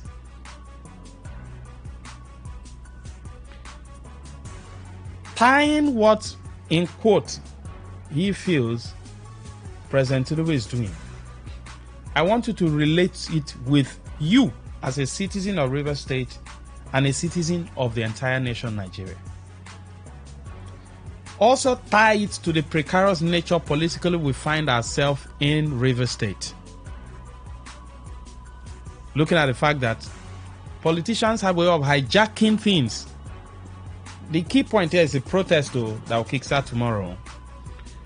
I want you to also tie it to the average Rivers man. Is he receiving at least 50,000 naira directly from the state government that will now make him to say, okay, since Simfubara is satisfying me, no need. President Tinubu, if you are not doing well, it concerns you, stay in Abuja. Do we have that kind of scenario? Or do you think all this is just politics because they are in office chopping fat? Oh yeah, everybody, no protest to stay, don't, just calm down while you're dying in hunger. But if you flip it too, don't you think they also have a genuine reason why they are saying don't protest? Some guys might hijack it and turn it into something else. Even though government have always had, conclave to see that they will hijack protests. And I've always questioned, how do you see that they will hijack protests, but you don't see people who are killing people in the North, Benue, and some other places? That same conclave, that binocular conclave, that microscope, scientific microscope that DSS and co usually have, that they will hijack protests. Even though during the NSAS we saw that those who hijacked the protests were those who were coming with SUVs and co. And I don't know how hoodlums now bought SUVs. If you have so much money to be able to afford SUV, you should be enjoying in your house, in your cozy environment now. You won't drive in SUV, hanging and then coming to disrupt the protest. Are all this politics?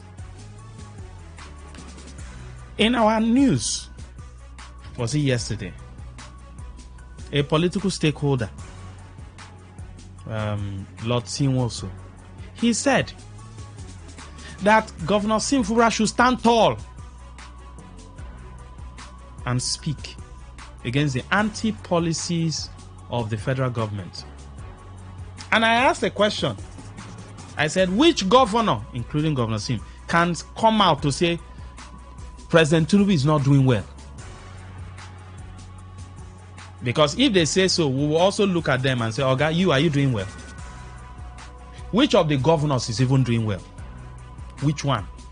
I'm not talking about, yes, if you come down to Rivers State, people will now say, oh, Governor Sim has paid civil servant 100,000 naira December, promotion has been, that is statutory. That is what? Statutory. The promotion that they did is statutory, that the former governor didn't do, which is an aberration, and nobody has held him accountable. Maybe in the nearest future, political office holders, there's a president that will enter or a governor that will enter, just like what is happening in Rwanda, where what happened in 1994, people are being sentenced today in the 21st century. Maybe that will happen in the nearest future. Maybe when I'm maybe 50, 60 or thereabout. Or you are now 80 something, depending on how God gives us life.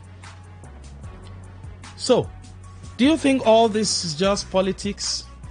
They are just trying to make the president happy. Make be like, say, we know they with her now. But in reality, they know that their people are suffering. From both the anti-people policy at the federal level, and then if you go to the state level, the anti-people policy that the state government over time in the past 8-10 years have been embarking on. Maybe there will be a change now with the present admin. Maybe, I said maybe.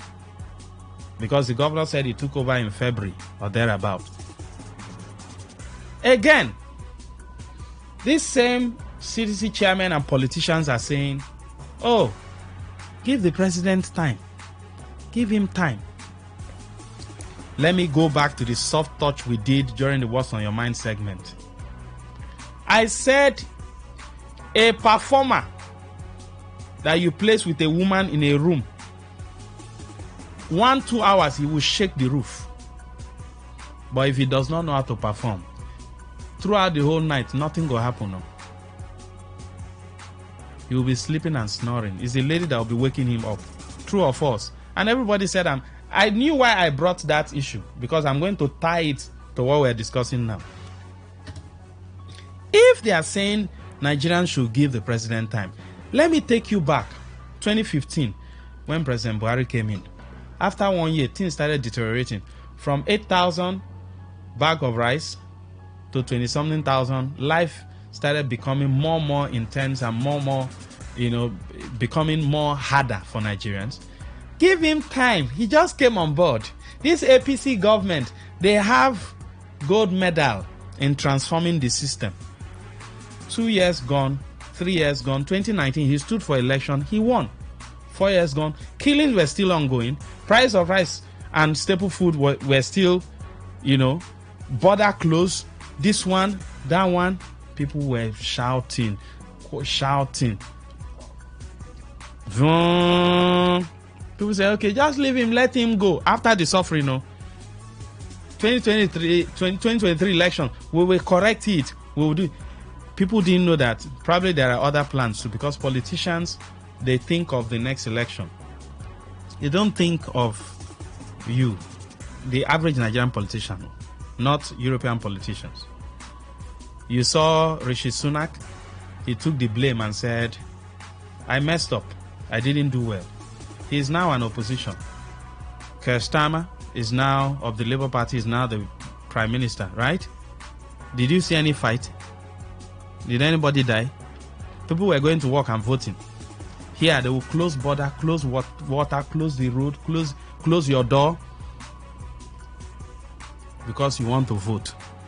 When you now finish, people will still write results. Haven't you heard it? People have confessed now that they used to write results and all that. So what's the essence of the voting you went for? That's just the linkage. So, do you think all this is just politics? Or you think in reality they have a point? Because like I told you, we have a precarious nature in River State. Maybe in Akwa Ibom, they don't have that kind of case because they are all, doing their thing.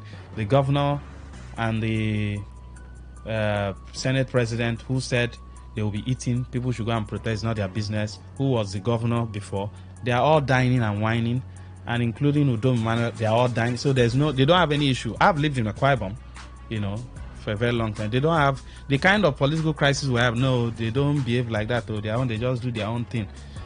Smooth. They go their way. In Bayelsa, we don't have this kind of situation. In Delta, I don't think so. In Abia, in fact, the man is doing his thing. But in River State, it's a different ballgame. So do you think they have a point? I also want you to look at the reasons Omeriji stated here. Is this good enough reason for people to be happy, even if you don't want to protest? Is this good enough reason for you to be happy that yes, Mr. President is doing well and that he should be given more time? Join the conversation. 0810-9510-951. That doesn't mean you should now go and scatter somebody's shop. If you want to pray, that's your choice. Good evening. Hello, Mr. Maxwell. Reginald, go ahead. Hello, Mr. Maxwell. Yes, Reginald, go ahead, sir. Yes, thank you very much. Initially, I was supporting that this process should go ahead. But because of it is the right of the citizens. And ever since I've been hearing politicians coming to speak in one way or the other. Hearing the police boss and co speaking, I find it difficult to agree again that the protest should go ahead because of the life of innocent people that we will lose. So, as for whatever thing Obreji or thereabout, whatever thing they are saying, you know that internationally, you know that we are good in praising them. We are good in praising politicians on top. And looking at the political situation in Rivers State, the other side is with the president. This other side is also trying to show that they are with the president. So whether the people are suffering or not, they are not. They don't care about it. So what maybe is doing is the normal political something that Thank you very much. have to show that somebody is supporting him. Thank you, Reginald. We have to go. Which is nonsense for me. Thank you very much. Thank you very much. Keep the calls coming in. Good evening, Max. Just as you said, didn't you see in Lagos where hoodlums protested against the main protesters, giving them orders? Slavery mentality we're talking about. Blind followers everywhere. Myopic mindset and slavery mindset everywhere. I don't understand the governor and his men. You are being loyal to someone who is not protecting your interest, Mr. Dennis. Thank you. Yes, good evening. Go ahead. Hello, Maxwell. Good evening, Maxwell. Yes, sir. Go ahead. My name is Samson. I'm calling from Port Harcourt. Yes, please. Maxwell, this is 1 year or 1 year and now that the government, this present Tinubu government came into power or came into power, all the governors. Tell me one thing, one industry or one factory, one productive. 70,000 minimum wage. We are not talking of, we don't are for workers now. If I'm not a worker, will I earn that money? Now, the people that are not working are not part of that money. They are talking of workers, which the money they are not even started paying. Who know when they will even start? What have they done that says we will start producing? Master, see, the politicians, what I see politicians, they don't know the plight of the people. The people they come to govern or rule. They forget to know that a Nigerian, an average Nigerian, don't need for you to tell him I will. At least do something that he starts assessing and touching and start feeling or benefiting. Then you can come and tell him I will do more. I will listen to you. Okay, look at I hear over the radio today in your Ike Benjamin was speaking. The present Kogi state governor says he used 2 billion to refurbish the government house. This is the government house he took up from his predecessor, who they are not into problem. We can 2 billion not bring any meaningful. 2 billion can bring a factory, a company in the state that people will be employed to work there and will producing something for the state. But you say you use it to refurbish government house. People will work now. Amazing people, they will do plastering, they will do painting. So that's job pressure. Egocentric. Because is that what is messing people? They are talking about messing. How many messing people? So you see the people. That is why you see this. Everyone is annoyed. My father just called me now that please begging me. I'm from Cross River State working here. He said I should please not be part of the protest, this and that and that. Everybody they started calling me since over how many weeks ago. So you see the government of the day doesn't have the concern of the citizens they say they are governing at all. They didn't tell me one thing. You see the appointee of the president coming to preach to us. Oh, the president love you. They didn't come to tell us we have put this thing in machinery in place. We have started employing such amount of people into this and that because he didn't put professionals in they put the right this in the he put politicians in politics, right, not professionals. Don't you understand? Thank you, sir. He's supposed to put the right people, architects, professionals, not politicians that doesn't know what they are doing. I could remember a former minister of agriculture saying, I don't know anything in agriculture before I became a minister. Thank you, sir. We appreciate it. With his mouth. Yes. Thank you, sir. Because of what they put in, because he's a politician. Thank you. Thank you. So we suffer all these things. Thank you very much, sir. We appreciate you. Corrected, all right, continue. Sir. Thank you. Thank you. Thank you. All right. Good evening, Sir Maxwell. Yes, it's truth that our fellow citizens, mostly here in the Niger Delta, have become the pharaohs that stand against good living, environmental freedom. In fact, some persons has begun to mention words that works against their own people in the name of selfish interest for the protest. 2. Executive governor has not paid us palliatives and the new minimum wage. The state civil servant, we have not received those monies. Please, the masses are suffering, so let them tell us the truth. All right, Dixon from Obakere. This one says it's not politics, it's the fear of the unknown. They've been supporting Tinubu even before now, even when they know they will get a presidential candidate come 2027. Also, forgetting that Tinubu can't be fooled. Chimene Mnyeche. Yes, good evening. Yeah, Mr. Zion. Go ahead, Mr. Zion. The truth is, the case of the River State, like you said, is the precarious nature. One, the governor in his executive, including Mr. Zion as an entity, will not want to encourage the protest in River State.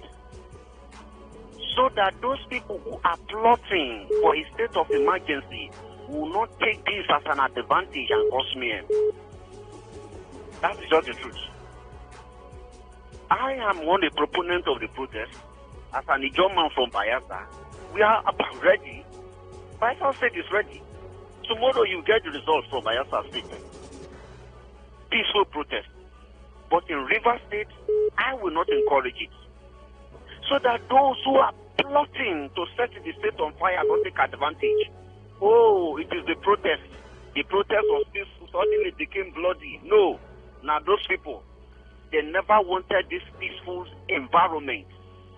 To me, the governor of the state has been so meticulous when it comes to this issue of gathering, either their Thanksgiving and all this, because of the kind of people that was handed over to him, especially from the side that are critics, adverse critics, not even a constructive criticism.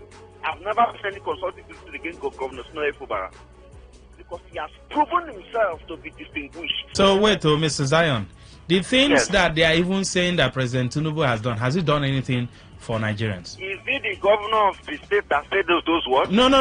These are people working with the governor. So what is it that they are?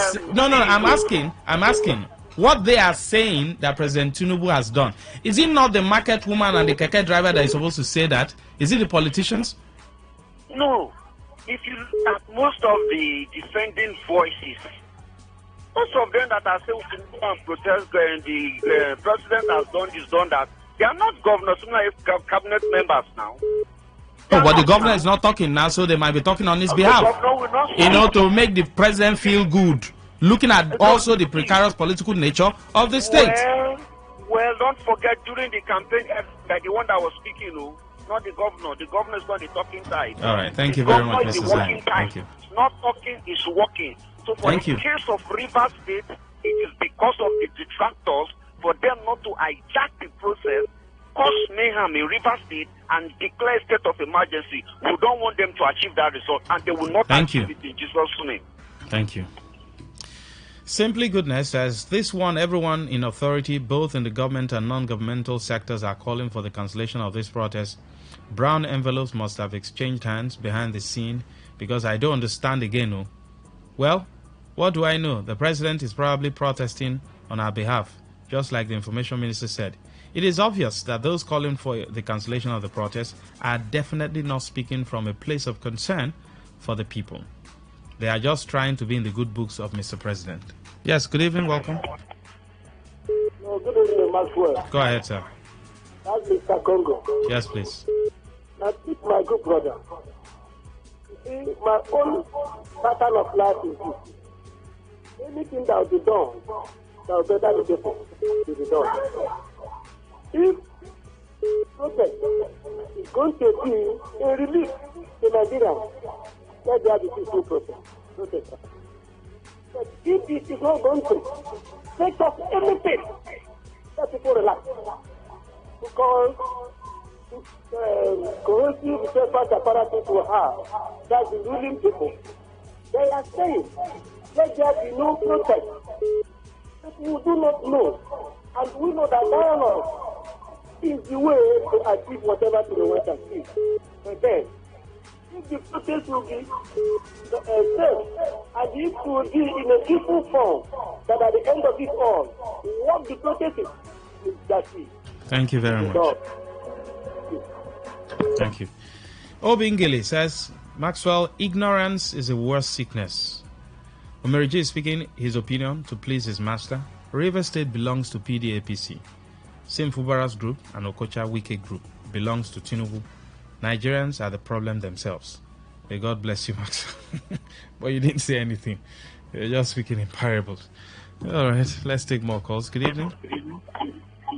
Good evening, Maxwell. Yes, Obed, go ahead. Good evening, Maxwell. Yes, Obed, we can hear you. Go ahead. Thank you very much. Maxwell. Sir?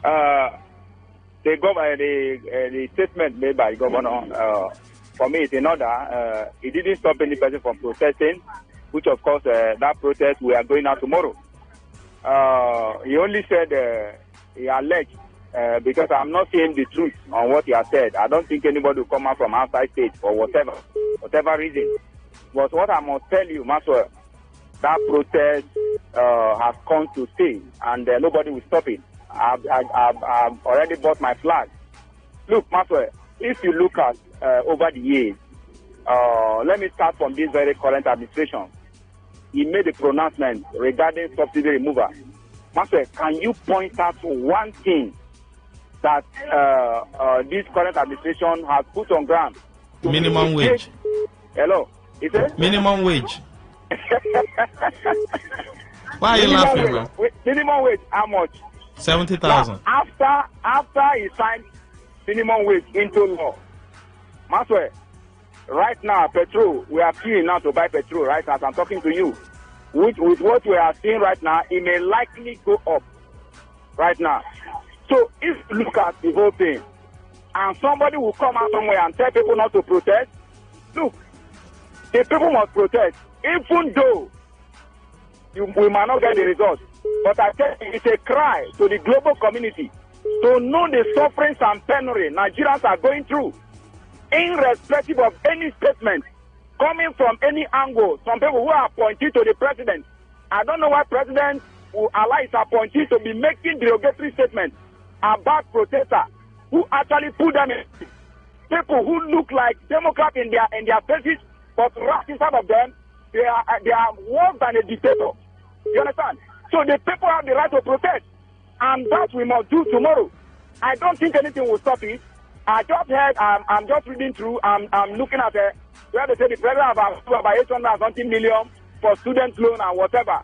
It will still not stop protest. You understand? It's something that has gone through the online for a very long time. So the people are determined. I've spoken to many, so many of them. Also, let me tell you, right now they are trying to organize. They want to bring out screens. Those that does not that want to exempt themselves, maybe because they want to work Vivian Niger, they are going to work Vivian Niger on that protest ground. I tell you, everything is going on right now. The preparation is going on. So we are all good to go.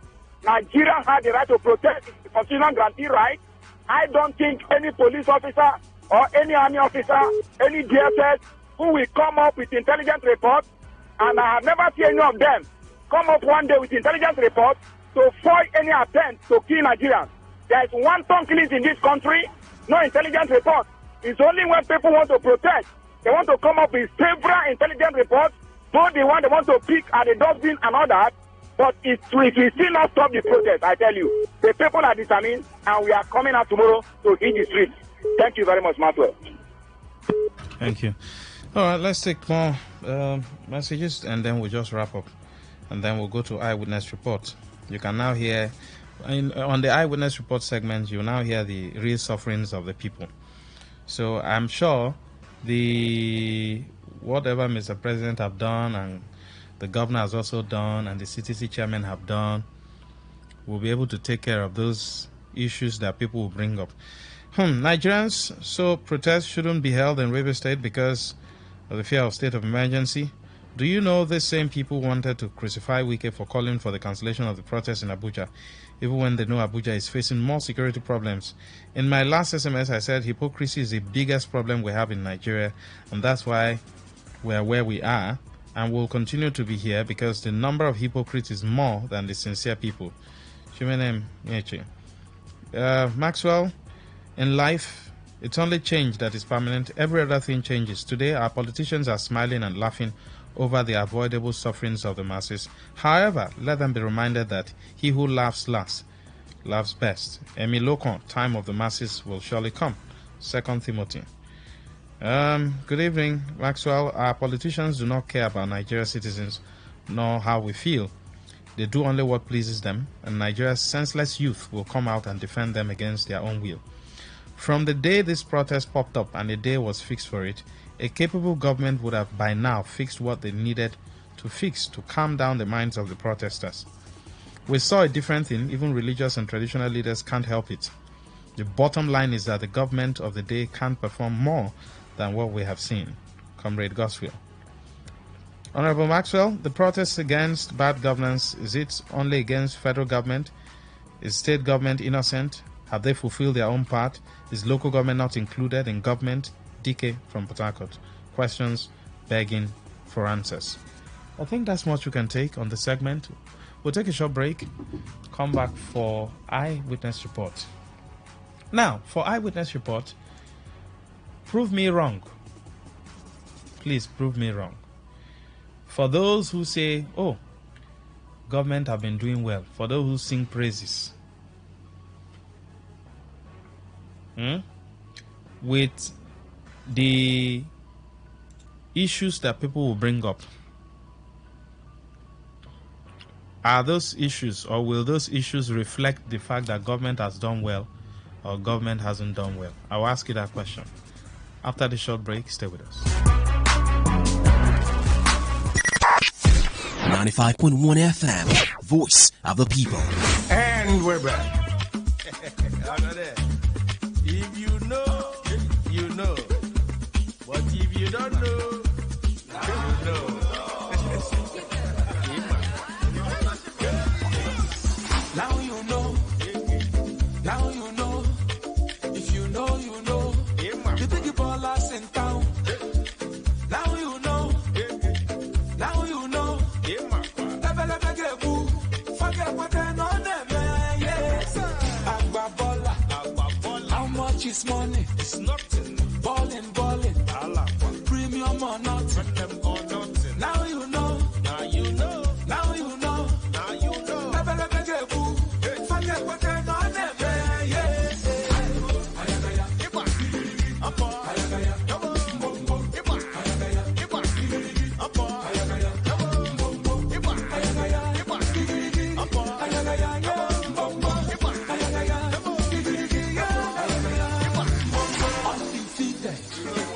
Undisputed, unopposed, luxury or nothing. Money is talking, blessings on blessings. Forget what I know them, yes. Agbabola, how much is money? It's nothing. Balling, premium or nothing. Now you know. Now you know. Now you know. Forget what I know them, yes.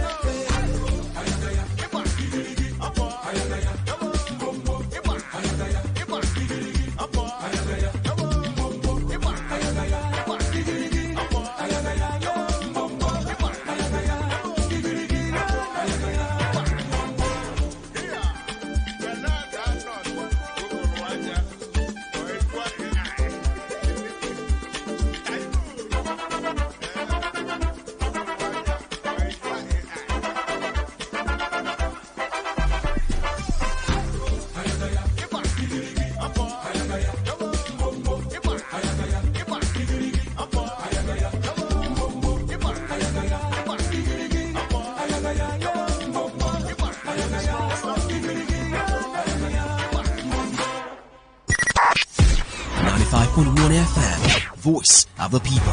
And we're back. Yes, we're back. Welcome. Send in your messages, your eyewitness report. I'll take them sharp. Please send them as fast as possible. You can do WhatsApp. WhatsApp is very sharp, very fast.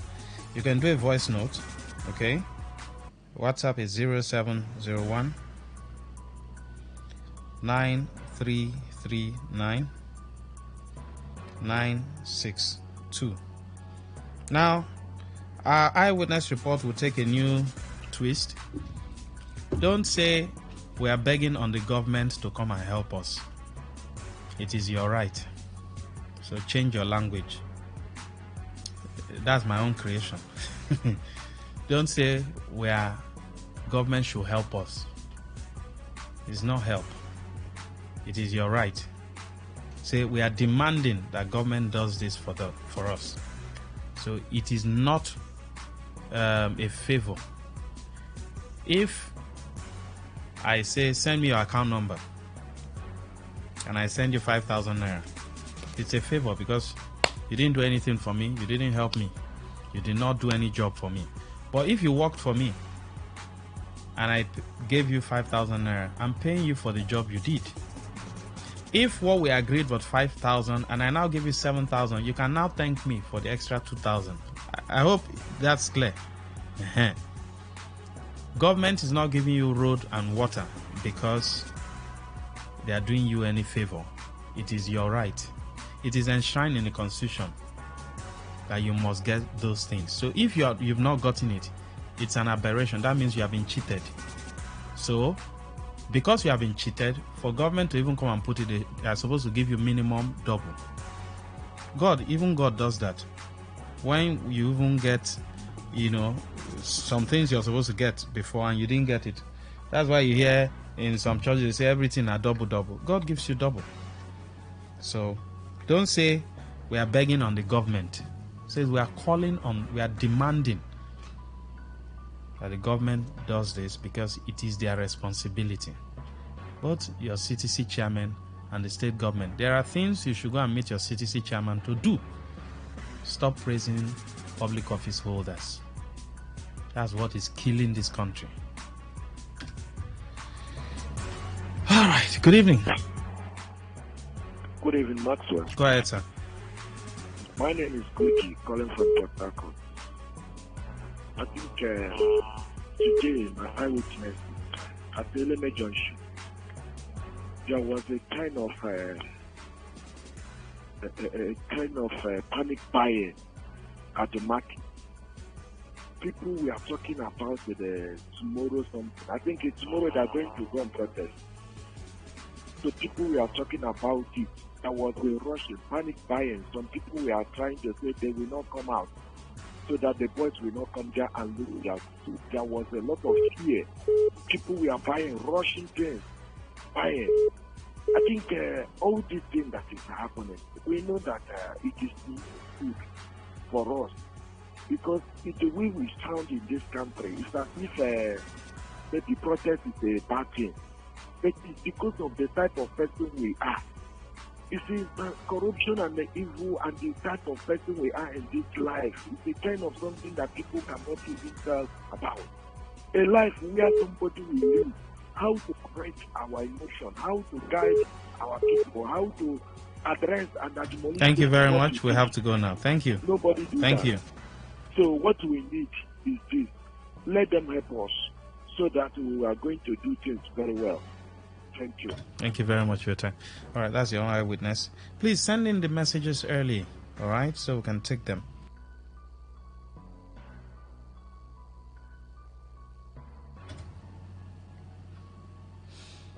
Good evening, welcome. Hello, Maxwell, good evening. Go ahead, sir. My name is Samson. Yes, please. Maxwell, there is this hospital they call Mother and Care Diagnostic Center. That hospital is it is built during the former governor of River State, Yeson. It's at that place at Air Force. At Air Force. Mother and Child. In fact, I think Yes, mother and child, something. It's an effort. It's like I even see it as though maybe they built it inside the Air Force land or whatever. But along old about road, they are coming from a plan. Yes. Thank you, Kelly. What is happening to that facility that up to now it is not put into use? They built that in. If you have built something like that, that's first scan facility to a completion. Why not make it function for the purpose you built it? You see, now, for you making it functional, it means that you are going to employ professional doctors, nurses, midwives, and caregivers, that is medical caregivers that are going to work there. And the people of River State will access that facility in terms of having treatment or whatever medical attention they need, including other neighboring states. But that place, you built it, left it like that till now. What is stopping that place from functioning? So I am calling on the state government to look into that place and make that place functional for people of River State to access medical health care in that place that is required of them. Because that place is built by River State revenue, by River State money. Why would it be built and locked up like that for no reason? Just as a monument. It's just there as monument. Thank you. Why? Thank you, sir. Thank you. Greetings, Maxwell. Please, I want to use this medium to tell the River State government and NDDC to fix our internal roads and restore solar street light in Akabuka community in Ogbaigbe Mandoni, LGA. Mr. Maxwell, each time I travel to my community, I feel so bad. Akabuka community has more than 100 oil wells, but no development in the area. I'm calling on the multinational oil companies, the state government, and the NDDCs to come to our aid. The people are suffering. Mr. Brighton Williams, thank you. And an open letter to Governor Simfubra. The Rumoikpe internal road project has been abandoned by the contractor. Please, our able governor, come to our aid. Mr. Okaville, thank you very much. Yes, good evening. Welcome. Hello, good evening. Lucky Maxwell. Yes, go ahead, sir. Lucky Maxwell, good evening. Yes, sir. Go ahead, sir. Yes, one day to go. Lucky Maxwell. Today, my eyewitness report will have to change a shift before I go down. You know that the internal road in Ahoda town, the headquarters of Ahoda East local government area has been abandoned. And the contractor of that job is an Ekpe's son. They all know him. The contract was given by the past administration. He's lying fellow there. They know him. Can he go back to that job, or what is the reason why that job is not done? Ahoda used to be a great local government area, a great nation, Ekpe.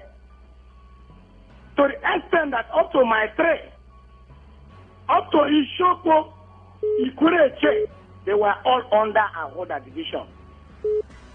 The road has been abandoned. Somebody has collected money. And he cannot discuss with the present government. I'm speaking it. You are hearing my voice. I'm a son of a man. It's not a boast. I'm not being boisterous here. But every son of a pair who becomes a local government chairman or a senator or House of Reps in a pair knows the name Robin Maja, the farmer. Let him go and continue to do that road. Having said so, the hometown of the present king of Opata, His Majesty, Dr. Edeneoto Waripo, Ehwaba, there's no road there. Correcting Ehwama, Edoke, to Iwo has been done by the former chairman, Barrister Ben Eke, who took 6 years to do a road to his community. Good, he has tried to his house, and he ended. Can His Majesty, Dr. Tawaripo, liaise with the relevant authority? The President House of Reps, Paul Solomon, is from Ehwaba. Should I say should be shame? This is the second tenor. Why can't he liaise with his Majesty of Wopata, to make sure his village has a road.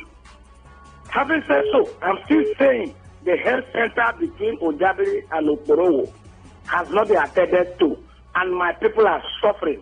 All the communities, Obelo, Shiboko, Mese, Okumamonokomatu, Okorowo, Ojabiri, they are suffering the impact of that gas flaring burning their roof. Lucky Master, let me shock you. My wife went to visit somebody in that dreaded road we're talking about in Iboche. But on Sunday, she got stopped. An SUV vehicle was swallowed by water. I was shocked. She called me. And that place is lying fallow. Umebule has oil wells. Umotube and all the rest of them, they are suffering greatly. The governor should use the money that is meant for the people to develop the people. We are not asking for too much. We need the roads, those of us that we are producing oil and gas. Let him do roads within this community in Epe and a check from Element Junction to Chukocho. Let him address the matter from Igbo Junction to Maple, all the communities there. They are collecting money and it's collecting money. No gainsaying. One day to go. I remember the farmer. God bless your station and God bless you. Thank you very much. Max, you want us to demand and make them angry so that they won't listen at all. I've been calling on the CTC chairman from the past one to this one called Ichemati Ezebon to come help us in our community whereby our roads and drainages is the worst in Port Harcourt and Revisi Kingdom where he comes from. My community is Oromere Zumbu. Please, someone should tell him Ichemati Ezebon, the CTC chairman, to start working. Ambassador Huo is working in Obiakpo. The one in Omoma is working. What is it doing or what has it done? Ichemati Ezebunwo, please, just do one thing for us. We are also from Port Harcourt City. Chimene Nyeche, thank you. Good evening, Maxwell. Thank you for your good work. I'm Patrick. My eyewitness is on the heavy traffic around Rukboku and also Boundary because of this flyover thing, which is good. It's to open up the state, but I think there are better ways to go about it without compounding the woes of Nigerians already suffering masses of this country. We don't have helicopter to move about like them with our taxpayer money. We don't have private presidential jets or governorship jets or jets to fly about like them. Though with our own money, they are using all these things. Please tell them, Losbeja and those who gave them the job. They can't do this in Europe. Even in some African countries, they can't do this. Are we cursed? I hear they are saying don't protest. How do you beat a child? You say should not cry. You know, against all logics, need we go to school again? For what we learn in school is nothing, and they want, are their positions reinforcing the belief of some youth today that school is calm? Is it true? Now they are rolling out also telling all sorts of things, bag of rice, this. Oh, if they knew, they could have done all these things to alleviate the suffering. If at all they are able to doing it, they are just going on media to say it. I have not seen any. Even at that, are we in war front that is now right? You'll be sharing food to Nigerians that are blessed with food. Rainforests everywhere. Arable land. It's a shame. Ghana government, I'm not sure they are sharing rice to people. They don't have the gas, oil, gold, all the minerals we have, or even the intelligent citizens that God has blessed us with. It's a shame to these people. They should know that nothing lasts forever. It's a matter of time. The maker of us all will one day call us to account. Pacha was there before. Where is he today? Yaradua, Gaddafi, stronger and powerful men. They are in history. Unfortunately, people of the leaders of this generation don't learn from history. But let Julius Berger and those who give them, let them do something about it. At least these ones are to reduce the suffering on movement. Because fuel, you buy 10,000 naira fuel, you empty all on hold up. How do you expect? Who does this? Is it a cause to be in Nigeria or to be in Niger Delta? Go to East West Road around Hoda. It's a nightmare. Those who are saying woto, they cannot tell their godfather to fix those roads in a month. They are sharing money to them. They are coming to talk as though they are the only citizens of this region or only citizens of this country. It's unfortunate. Take my power. Thank you. Thank you very much. Yes, good evening. Hello, good evening, Lucky Master. Go ahead, sir. Chief Beke from Port Harcourt. My own protest is about my community, Kana Ward 4, Sogo community in Kana local government area of River State. We have no electricity since the independence of Nigeria till date. Nigeria is over 60-something years now. We have not seen electricity in our community. So I'm appealing to the executive governor of River State, His Excellency, Amo Pusenebo Joseph Fubara, to please come to the aid of Sogo people. Come and rescue us. You are our only hope. Because with you, we know the oppressed and marginalized communities in River State to be liberated. Please, Governor, come and give us electricity. And the only secondary school we have in Sogo community, GSS Sogo, Government Secondary School Sogo. Right from the military administration of Delta State till date, we don't have health center. The primary school in the community has already collapsed. Please come to our rescue. The banana plantation is moribund. Compensate the rich Sogo community and make use of that place as an industrial park. Your Excellency, please come and help us. And the road from Oyigbo to Bori, which will link the senatorial headquarters to Oyigbo, please come and do it for us. From Oyigbo through Egberu, through Sogo, through Kane, through Bori, down to Bowe Waterside. It will be a major project to site in your own senatorial district. You have done it for other senatorial districts. So do it for us too. We are hopeful. Thank you, Your Excellency. I remain Chief Beke from Port Harcourt. Thank you. All right, keep your calls coming in.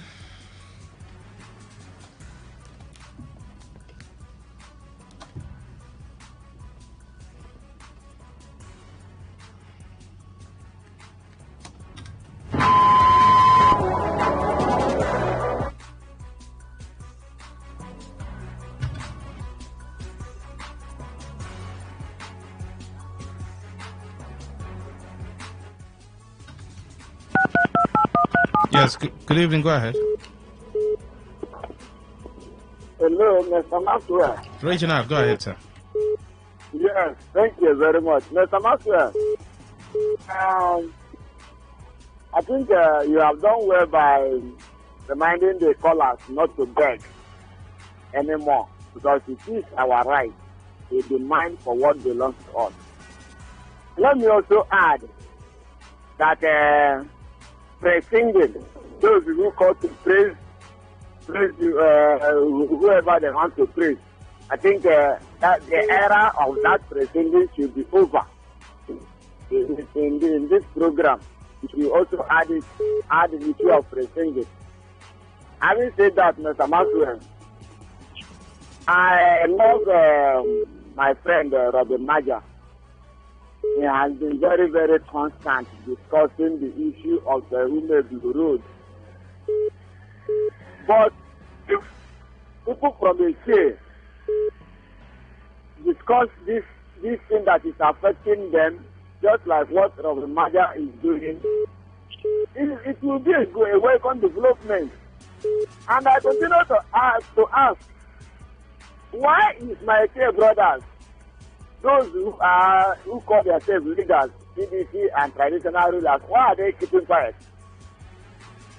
Samaswe, it is not only Blue that is suffering as a result of bad roads.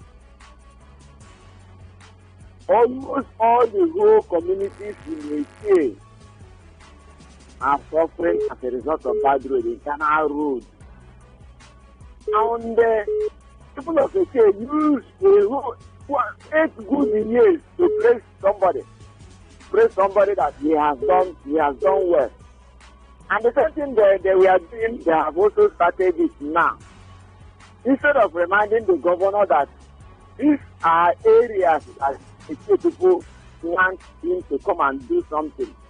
The issue of road is a very big challenge in Ekye, and it's high time that the people of Ekye have to take the view that they want. The issue of Ekye and the health centers is biting hard in Ekye here. And Mr. Maxwell, who make him, if you go to him, to get not less than 60 or 70 existing oil well that is working. The same thing applicable to Udeblu. The same thing applicable to Odowa. The same thing applicable to Okrago. Mr. Maxwell, do you know that Okrago is an oil producing community? And Okrago appears to be one of the worst communities so far. No roads, no school, nothing. And these people have oil well that is working, that is functioning. And that is where a community, a close community, where the present senator comes from now. And the people within this area don't want to take advantage of it and call all the relevant authorities to come and do something. So it's quite unfortunate. It's very shameful and disappointing that if you put the resources that the people contribute to both state and federal, the people should not lack all these basic amenities. We should not beg. It is our right. Thank you very much, Mr. Master.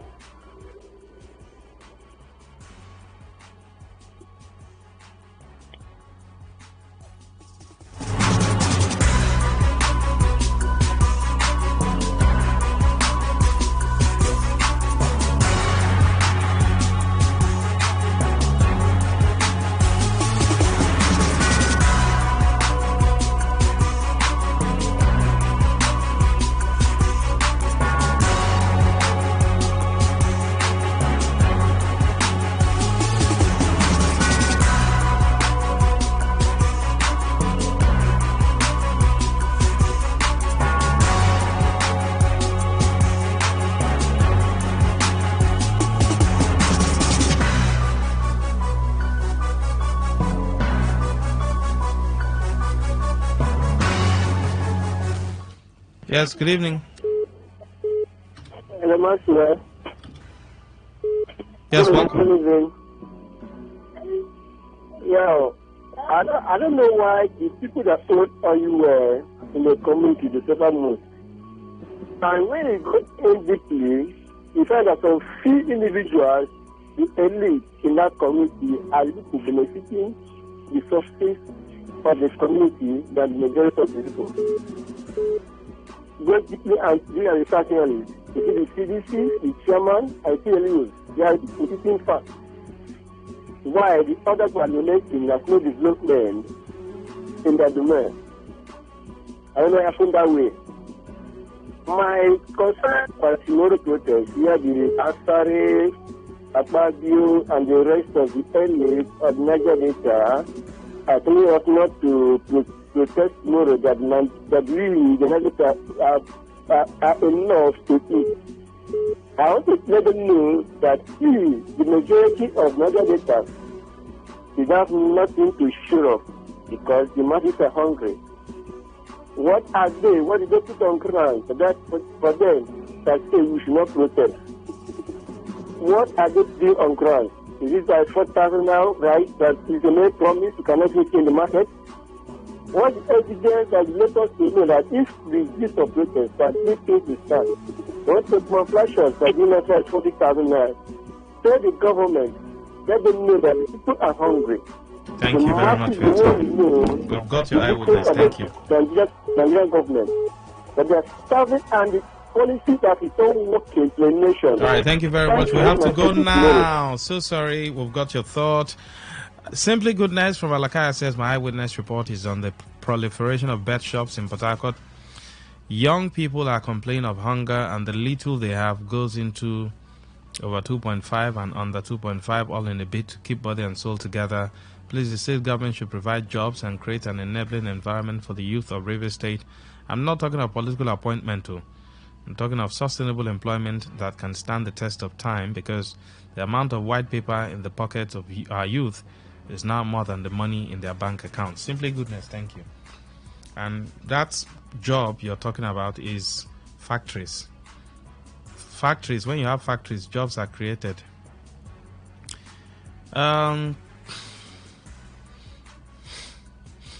George says, my own eyewitness report is about the empowerment as CDC chairman Oloro did 2 days ago. We are not happy about the empowerment because he empowered only his own people that already have that money and left others behind. It's not good. While it's supposed to be chop, I chop yet the empowerment goes went one-sided. Okay, what you mean is that he empowered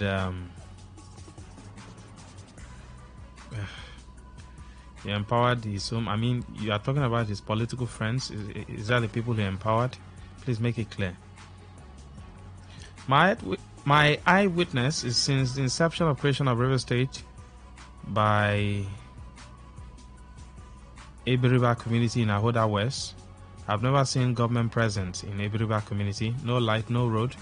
So I demand that government come and do our road and give us light. SP Green, thank you.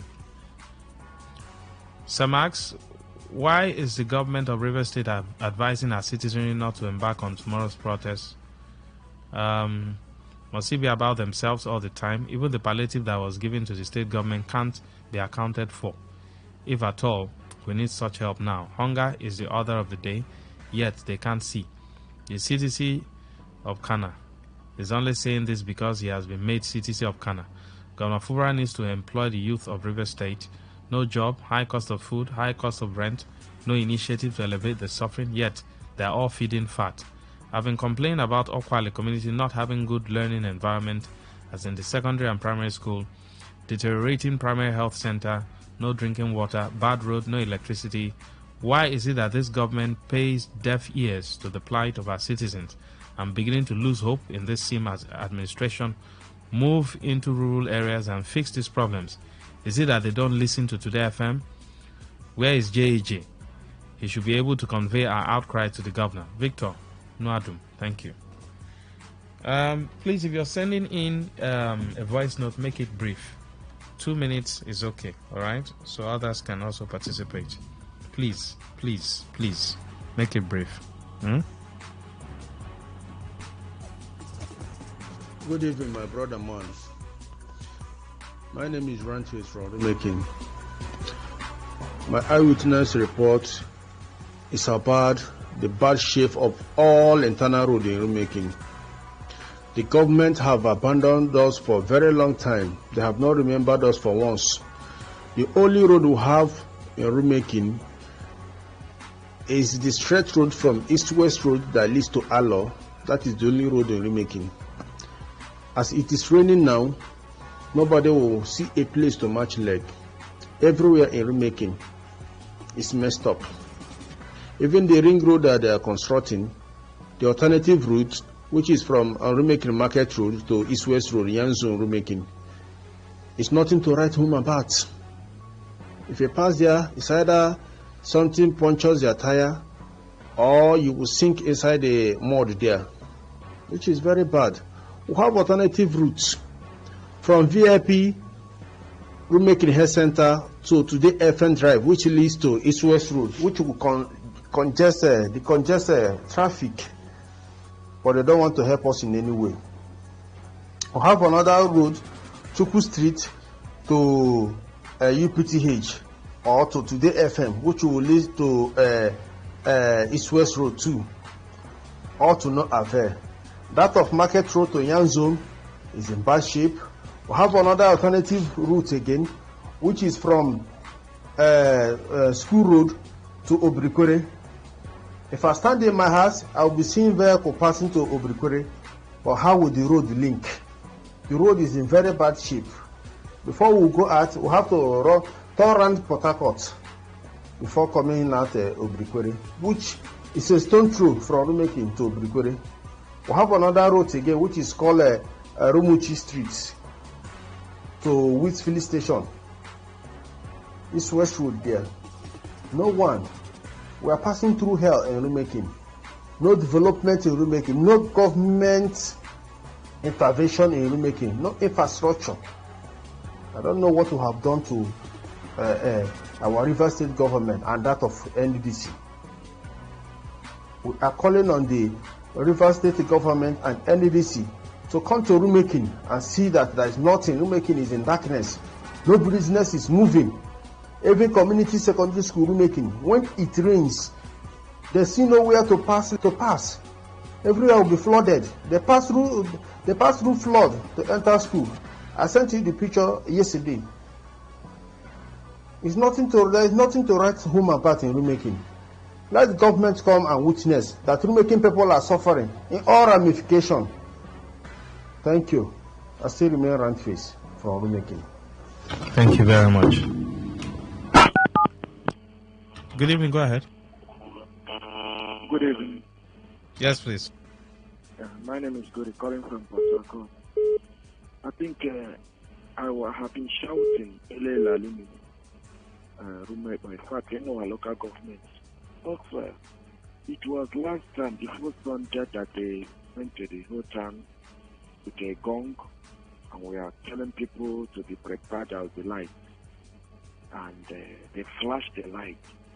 Automatically, I have to give kudos to this our current governor. You say we should not beg them, we should not beg them. How can you do when you know beg, they not go give you? You are just like a bed that have been denuded, which they clutch and denuded us and drop us at their leg. You depend on the person that will give to you. If you know beg, they not go give you. If you beg, they give you. Why not we beg? Then we have to thank the governor and the caretaker, a current one, all his effort. They are trying to fix the light. We are just expecting heavily, because very soon there will be light in our local government. Even a very local government chairman, with the governor of River State. You know, they restored light at Ipo, the road that links from airport. So they are trying. At least if they should be doing like this, we'll be happy. We know that it's our right. We don't need to beg them. But what can you do? This is Africa. We are not Oyibo. Oyibo people have their own way. How many people can follow things the way Oyibo do? Maxwell, if you can be leading us, then we know that where we are going. Look at the situation we find ourselves. A lot of things have gone wrong. And before you say, and you say, you no go beg them or you no go do anything, they no go give you, and you no go do anything. You go court. What will you do? You have nothing to do. The only thing you do is to be watching. Until your time comes, you go. Your children continue. You must beg them. If there are courts that somebody will say, I take them to court. All right, thank you. For that position, I think it will help us. Thank Without you. that, you must beg. Thank you. If you don't beg, Thank you. You don't go get. Thank you. No problem. You can continue to beg. No wahala. Well, good evening. It's Mr. UC. Max, please join voice with me and beg my state governor to help me, Mr. UC, and the entire Igbo Eche people to put our road in order. The road I'm talking about is from Igbo Eche Junction. When you get to Igbo Eche Junction, they call all those areas Aba Road because you can pass through there to Oyibo Express straight to Aba. That's why they call it Aba Road. Those that come from Chokocho, Omakro, that's their route to go to Aba. That's why they call it Aba Road. But the communities in there is Omakono, Umotube, Omonga, Umuchoko, Ikurengwo, and Umebulu 1 to 4. These people don't have road. These communities are mentioned. I told you that one of the communities, just like Rumosi, one just like Ozoba, one just like Rumekine, one just like Alakaya, just like that too. Then when you come to Umebulu to 4, Mas, there was a time someone called their radio station. It was like, all these people that is calling themselves, what are they producing? Max, I've been telling you that we will have more than 60 something all US. Thank God the day our Eze came to your station, you also told you the same thing. That we will have more than 60 something all US. Maxwell, we don't have road. This road, where they work on this road was when it was shared that work on this road. How many years? Those them born 80s, 90s to 2000 will know when J5 pant was running. Maxwell, I was wearing J5 pant standing my father's frontage. I was around 10 to 12 years standing my father's frontage when they walk on this road. Those who know when J5 pant ran will know the year I'm talking about. That time, if your mother go to Imi market, didn't buy you J5 pant, Maxwell, you will go back to Imi market to buy that J5 pant. That was what I was wearing when they walk on this road. Maxwell, this road has been like this for more than 30-something years. Maxwell, join voice with me and beg our state governor to work on our road. Now, school have closed though. I told you last time that when it comes to the school, during the school time, our children don't normally wear their clothes to school. They will put their school uniform in their bag, put their sandals in their bag, wear mufti. Then put on their rain boot. Those where their parents get money to buy rain boot for them. Then they will wear rain boot. When they get to the school, that's when they will change. And for the school don't have fresh room. You will see them hanging around smaller bush them. You will see the field because the school is boys and girls school. The only secondary school which people have. You will see a female student will see the male student. He will start covering herself because of bad nature of the road and the school in question. Then when it comes for the school remain that a low form of school. We don't have modern school in Chokota. Throughout in Chokota entirely. When you go to Umeblu, the same thing. Then if you come for Chokota, they try to build the modern school, but it remain for linter level up to this time. Maxwell, we don't have hospital. There is no hospital in the entire Chokota community. The only hospital, cottage hospital we have is at Umeblu. But Maxwell, how can you get to that place? Because there is no road for you to get to that Umeblu. Maxwell, if our women are pregnant, when the time for the labor don't reach, you move them to our junction. So that when he said, he can quickly move them to town to go to hospital in town. If you leave your wife in this community I'm talking about, your wife either she will deliver along the road. And in my area, when you born along the road, they will name you Wauzo, mean they will name you after road. And how can they name someone's child after such bad roads? It's too bad, Maxwell. Beg our state governor to help us and put our road in order. When you also come for Okrago that our Oga in Chokocho mentioned, Umanyago is my paternal home. Maxwell, I can't go to Umanyago to this Okrago. The road is so bad. They have all you well. When you go, why not to use that money, they waste that place to put only that covered in order so that the people can have their straight road. All right, that's what you can see. The complaints are enormous. So I'll just do this one and then I think we're good to go.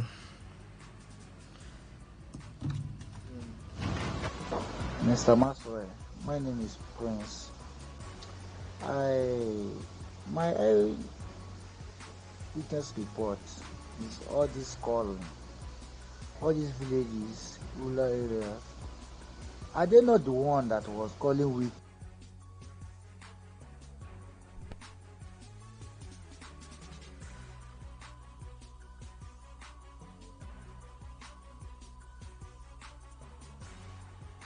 All right. Just rush this one. My eyewitness report is about Rundele community in Emoha. Actually, no electricity, light in Rundele community for the past 3 years now. No good internal roads in Rundele. Fulani and the herdsmen and their cow don't allow the farmers go to their farm. Please tell the state governor and the CTC chairman to come and help the good people of Rundele community. Our mothers and wives can't go to their farm because of the fear of Fulani herdsmen and their cows. Obingili. Thank you. So Maxwell, my eyewitness goes to the citizens of River State to stop panicking by rushing to the market to purchase goods as if protest is crisis. People should know that protest is a way of expressing pains that citizens are passing through to our public servants or our representatives. It's not fighting. Dixon from Obakre. Maxwell, greetings once again. My eyewitness is on the street light in Port Harcourt City and Obiakpo Metropolis. I decided to waste my fuel this evening to look at what is happening in Port Harcourt and Obiakpo. Maxwell, I found out that many street lights have gone off for some time without no explanation to the people. I'm appealing to PhD to do the needful. Hit and run drivers are hitting innocent people along the road because there's no street light. Commissioner of Power, your ministry is quiet since you came on board. Thank God, ability. Atwebu, thank you. Max, I greet you. Why can't these people crying of bad road and failed infrastructure take their plight to the governor? All right, Frank. Thank you. And that's much you can take on today's edition. Thank you very much for being a part of the conversation. We appreciate you. Okay, DK also talked about roadmaking in Tana Road. All right. Oromere Zumbu also needs government presence. Thank you, Chimene Mieche. That's what you can take. God bless you all. I've done my part. You have a part to also play for government to do the needful, and then God will crown it up. On Facebook, Lucky Maxwell, LUCKYMAXWELL, and then on Twitter, LuckyMax234. Good evening. 95.1 FM, Voice of the People. And we're back.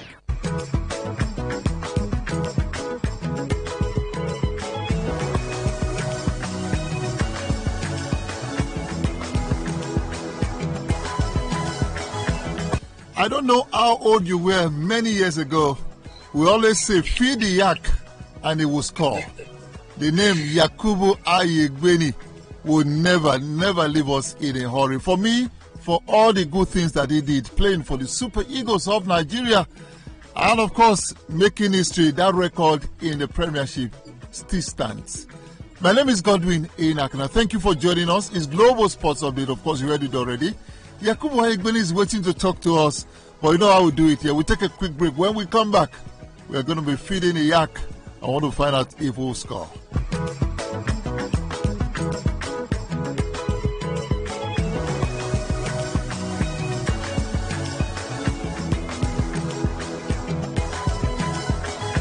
Welcome back, and I don't know where he is right now, but he's going to be telling us.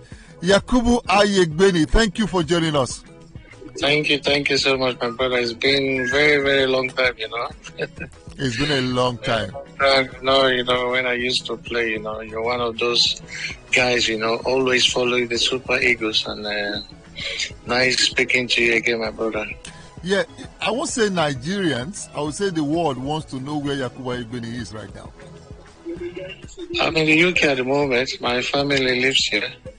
And based here, UK and Nigeria as well. So I stay here more in the UK than Nigeria, but so far so good. I still come to Nigeria like 4 or 5 times a year, so which is very good. Wow, fantastic. So what is Yakubu Ayegbeni doing at this moment? I retired already. When you retire, you have to pay yourself salary. It's not like they pay you salary when you used to play, when you have a contract. But I have my own company, Yak 22 Football Agency, where I represent players. I look after young players and the other ones as well. So try to motivate the young ones, coming players, and try to get the next Yak. Interesting. Talking about getting the next Yakubu Ayegbeni, question will be, Why are you not coaching? Like I said before, it's not everyone who plays football will become a great coach. And I think I don't fancy doing it. I never thought of doing it, and I never did any badges on stuff like that. But I still train the young ones, the strikers. I still, when I have free time, I still do some training with the boys, and I have an academy in Benin, Yak Sports, and I bring them sometimes to Lagos to play games in Lagos. I still do some training with them, pass around, and I just want to give back, what I've achieved in football, to pass the message to the young ones as well, So, and I try to do my best. Our generation is quite different from the young ones now. In our days, they used to be very, very tough with us, and now the young ones, you have to put them to bed and wake them up. Different from our days. When you have to struggle the hard way for you to get to your destination. Yeah, to get to your destination, where you finish training, you have to walk home, and you play football with bed food, no boots. You playing in the rain, playing in the street, It's quite different from back in our days. And now it's really, really different when you have too many technologies and everyone will be on their phone, and the desire is not like it used to be before. Everyone wants to play, they see the good life, nice car, nice restaurant, but they don't know the hard work you put in. Well, Yakubu, you talk about growing up. Where did you grow up? Precisely, where's Yakubu Haigbeni from in Nigeria? Okay, I'm from Benin, Yakubu Haigbeni. I'm from Benin, Edo State, from Hauchi, Ayugwiri. And my dad and my mom still lives in Benin. I was in Benin, I think, 3 months ago for the Nigeria Premier League under 17. I was in Benin for 9 days. And my brother and my sister, one of them, both they lives in the UK, while two others still live in Asaba, and one lives in Lagos, and one lives in America. I think there's something in your mind that can never leave you, and that is the public feed in Auchi. Do you remember that feed very well? I do. It's been very, very long, I've been there, It's very, very long. I've been to Auchi, but I think maybe you never, it was good, to go back to where you played and where everyone know you. And to see your friends, your old friends and colleagues, who some of them who plays in better insurance, I saw some of them. It was a great feeling to see those boys again. Wow. Okay, does football run in your family? Anyone played football before you, Yak? My boy do. I have a son, he plays football too, And I have my daughter. She's into the last one. She just turned 13 today, so she's into netball. While the other girl, he have another style he wants to do. He's into modeling stuff and things like that. So bottom line here is your family, dad, mom. There is, and hopefully you see the next Yak. Okay, but back to your parents. I'm talking about your parents. Did anybody play football in your family before you? No. Play at school, and I remember when he tried to play, my parents was a little bit harsh on him back then. They asked him not to play because they wanted him to go to school. Then he went to what's it called, in Polytechnic. He went to Polytechnic in the Benin. Then even when I started back then, they were quite tough, back then. They're like, oh, we want you to play football, we want you to go to school. And I still remember back there when I know I've done enough, from primary to secondary school. I did my SS3 then, so then I was like, it's time to look for something else to do with football. And I remember coming back from football, it would get mad, but at the end, they support me, my elder brother with boots, gave me boots, and it was quite tough, when you grow up in Benin, You sleep 6 brothers and 1 sister. You sleep in 2 rooms. you have to wake up to fight to get a living. Then you set things in Benin with your mom selling fufu in Benin. I have to go to afternoon school back then, because then they used to have afternoon school and morning school, because just to help my parents.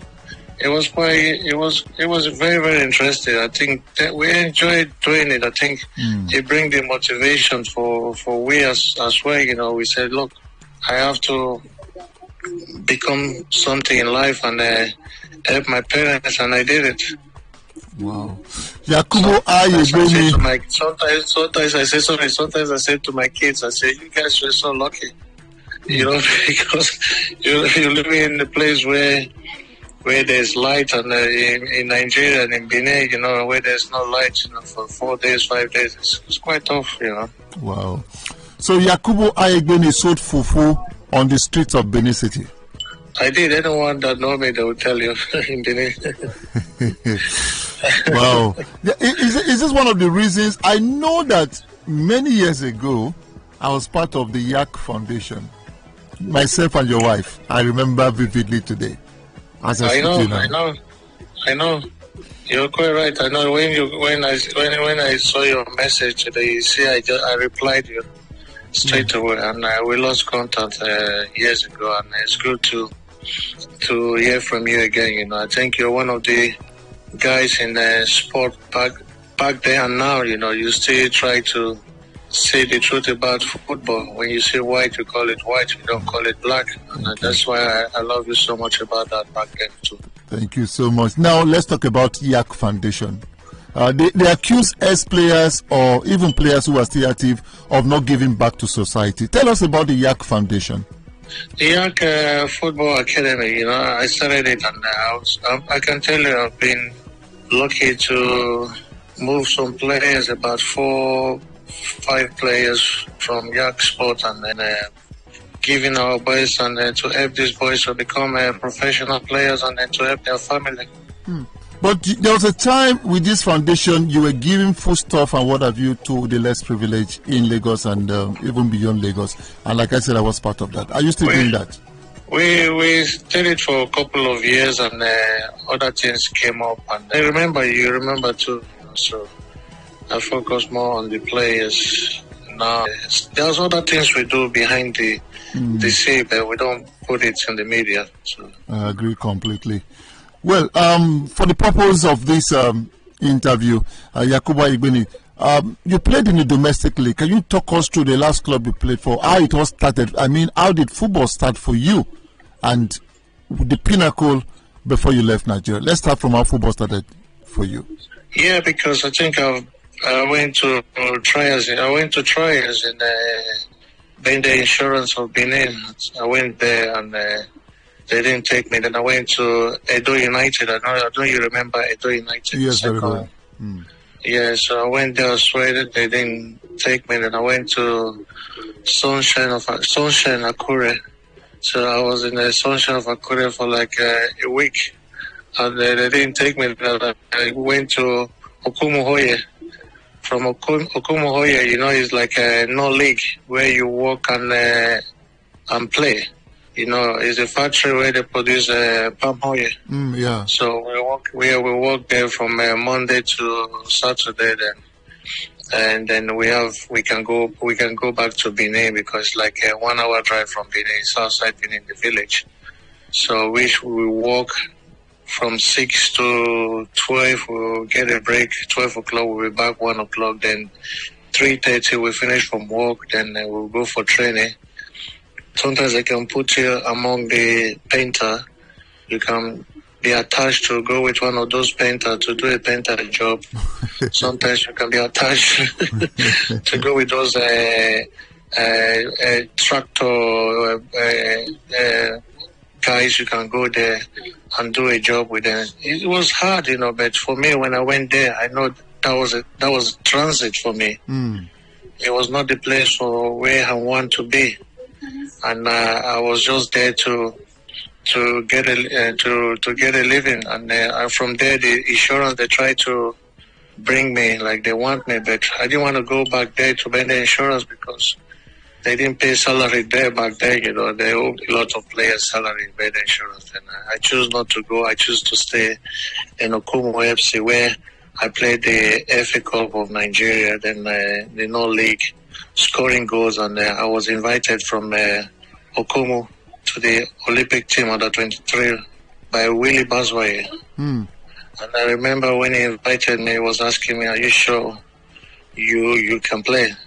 And then I said, "A pa is a elder man. I call it pa. Yeah. Just give me the chance. You will see." So he gave me the chance, and I was what's it called? What's his name? He used to play. He played for Nigeria. He passed on now. Aloysius Atwegbu. Okay. He's still alive. Aloysius Atwegbu is still alive, right? Yes. Yeah, Aloysius Atwegbu used to I'm sorry, I'm very sorry for that. So No Aloysius problem. Atwegbu used to say the only amateur player in the team, for the Olympic team. I remember sitting on the bench. I was on the bench against Namibia, my first game for the under 23. And he said to me, he says, "Aigbeni, this place you sit today, whenever I play there, whenever I sit here, I always play good." This is just the beginning of what pretends to be a fantastic. Who knows? It might be 3 editions. Talking to Yakubu Ayegbeni. Yes, he didn't go to Korea, Japan. He missed a sitter at the World Cup. What he does now, and so on and so forth. He has told us already. But I tell you, there's more to come. Only on Global Sport Update. My name is Godwin Enoch, and I will see you again tomorrow. Don't forget to keep praying for Nigeria. God bless Nigeria.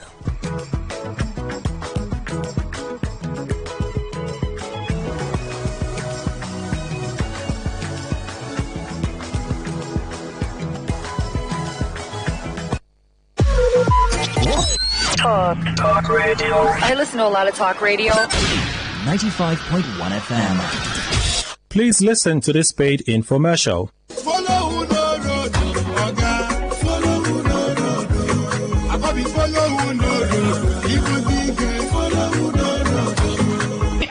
Hey, better don't land though. That thing where we don't find tete for Sokoto. Don't land boa forward domot. Baba Champion Herbs, aka Champion Action for Men. Don't carry wongi herbal remedy. Enter town to take bring out the real action in you as a man.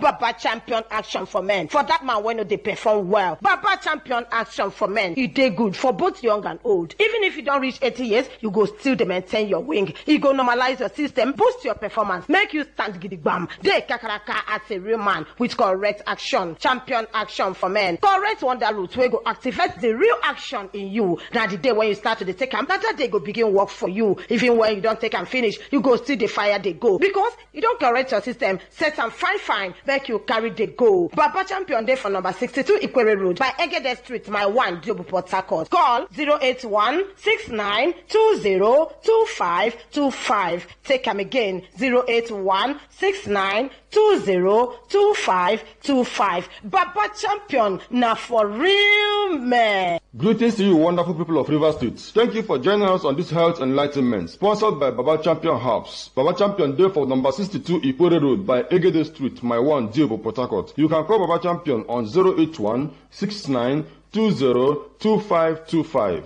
081-6920-2525. Let's hear from the Chief Consultant of Baba Champion Herbs. Thank you so much, dear listener, for being with us. I am the Chief Consultant of Champion Herbs International. Today, I want to talk about erectile dysfunction. Please, could you break it down so everybody can understand this? Erectile dysfunction is the inability to get and keep an erection firm enough for intercourse. Having erection trouble from time to time is not necessarily an issue for concern, but when it happens frequently, it becomes a problem. It can cause stress, affect your self-confidence, and contribute contribute to relationship problems. This problem of getting or keeping an erection can also be a sign of an underlying health condition that needs treatment. Male sexual arousal is a complex process that involves the brain, hormones, emotions, nerves, muscles, and blood vessels. Stress and mental health concerns can cause or worsen erectile dysfunction. Common causes include alcoholism and other forms of substance abuse, sleep disorders. If you don't sleep well, it can affect your performance. Tobacco use, too much sugar in the body, obesity, metabolic syndrome, which is a condition involving increased blood pressure, high insulin level, body fat around the waist, among others. Does it come with symptoms? The symptoms include trouble getting an erection or keeping an erection, reduced sexual desire. You find yourself as a man, you don't have urge at all. When you experience other sexual problems such as premature ejaculation, other ailments such as diabetes, heart disease might also be linked to erectile dysfunction. Any advice to our listeners? I advise any man with any of these symptoms to quickly visit an expert. Even if it gets you embarrassed talking to an expert, never mind that. Most times, treating an underlying condition is enough to reverse erectile dysfunction. In other cases, medication or direct treatment helps a lot. So, when you see yourself in this situation, visit an expert. Don't feel ashamed to talk to an expert. We are located at number 62 Ikwere Road by Egede Street, my one Diobu Port Harcourt, Baba Champion Herbs. You can call us on 081 69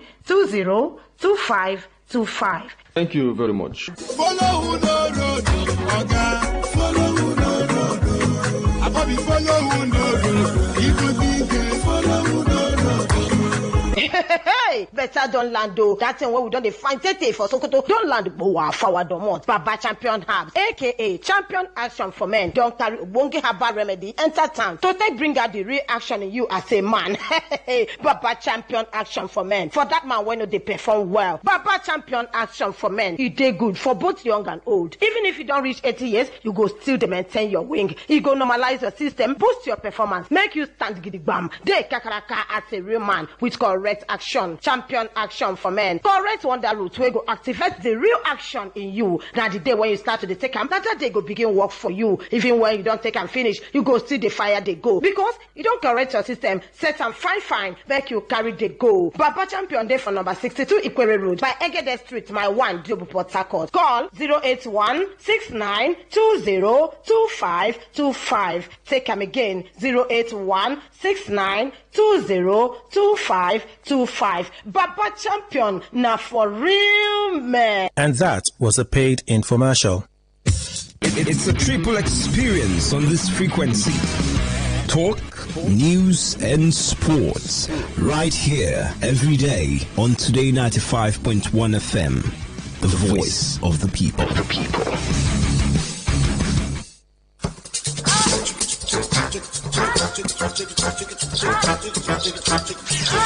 Hello, my people. Are you ready for an electrifying experience that would send shivers down your spine? Welcome to the thrill. Hold on tight as we dive into the hottest high life tracks that will make your pulse race and your feet move. It's not just a show. It's a musical and talk adventure that would leave you craving for more. Ladies and gentlemen, welcome to the thrill. Mondays to Thursdays, 9 p.m. only on Today 95.1 FM.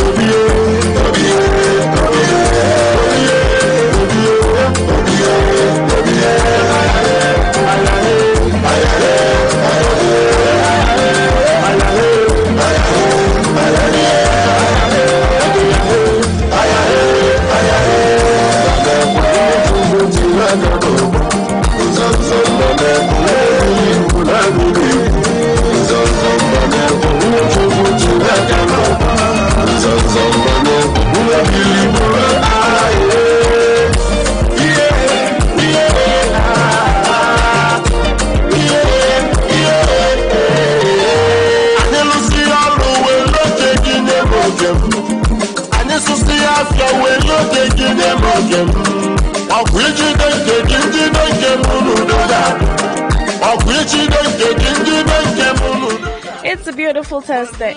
Okay, I don't know. I'm doing fast forward. It's a beautiful Wednesday evening. I don't know why am I in a hurry for the days to come by quickly.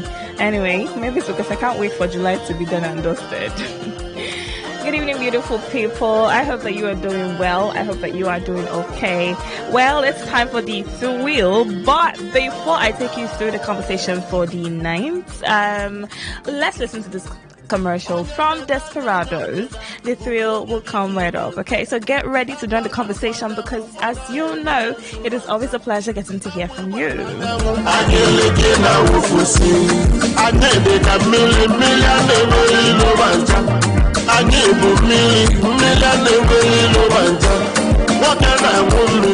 Alright, all you need to know about this one is that 95.1 FM? Such a unique style. Let's go! Welcome to What's Popping. What's popping? Brand new whip, just popping. With Desperados. What's Popping with Desperados.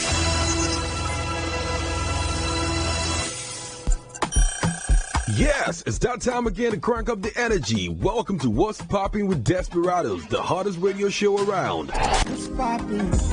Just like, ooh, what's popping? We're bringing you non-stop party vibes, sizzling beats, juicy gossip, and thrilling conversations that will keep you glued to your seat. So, buckle up and get ready for the wildest ride in entertainment. Who's ready to get the party started? Let's go! What's Popping with Desperados, the tequila-flavored beer. Calling on all my friends, all my guys, all my baddies, and social media addicts. You've just tuned into the hottest show right here on the planet. What's Popping with Desperados, and we're dishing out the juiciest celeb gossip, the trendiest pop culture updates, and lifestyle tips hotter than a habanero margarita.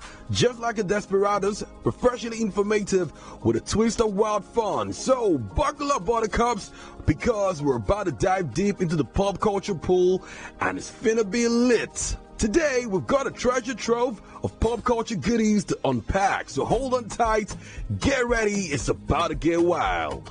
First on the list is the Poppin' 7, the least, and lastly, where's Poppin'? Time for a quick break and grab yourself a bottle of Desperados, the beer that dares to mix the boldness of lager with a playful hint of tequila. Savor the unique flavor and don't go anywhere. We'll be back with more thrilling updates before you know it. Be extra and embrace the wavy. Go all out and be unusual, just like Desperados, of course. A beer with a kick that makes every night different from the other and every party one to remember. Life is too short to be basic. Go for the unusual. Go Desperados. Not for sale to persons under the age of 18. Drink responsibly. The Poppin' 7. It makes me feel good. I just want to get up and dance. I just want to dance. The Poppin' 7. Countdown of the joints you feel the most. Yes, Desperado fam, it's time to get lit. We're about to ignite your day with the Poppin' 7, the hottest tracks that will set your playlist on fire. Proudly brought to you by the one and only Desperados. We're talking bangers so lit, you want to dance, and trust me, nobody is stopping you, nobody's judging you. Kicking off this epic party today is the silky smooth vibes of Risk by Victoni. You ready to turn up? If you are ready, things are about to get spicy. And I'm just about to get you lit. Are you ready? Are you ready to groove with me? So let's go. Victoni's Risk is such a jam. We've got the scoop on the latest release from the talented Victoni, and trust me, it's a game changer. His new single Risk is a jaw-dropping hit that is sure to get you moving and grooving. The infectious track is a part of his recently dropped album Stubborn, which boasts of an impressive 14 tracks that will undoubtedly captivate you as his fan and leave you craving for more. So, are you ready to spice up your playlist? I know the answer is yes. Look no further. Risk is a must-have on your playlist and is guaranteed to put a smile on your face, vibing all day long.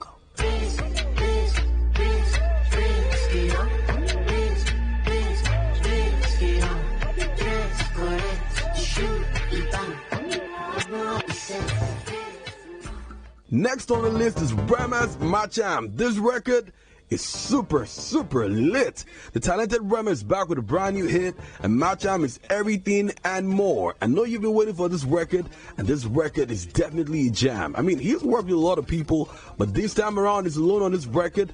This is not with Shelly Puppy, he's all by himself, and I can tell you that this record would definitely spice up your playlist.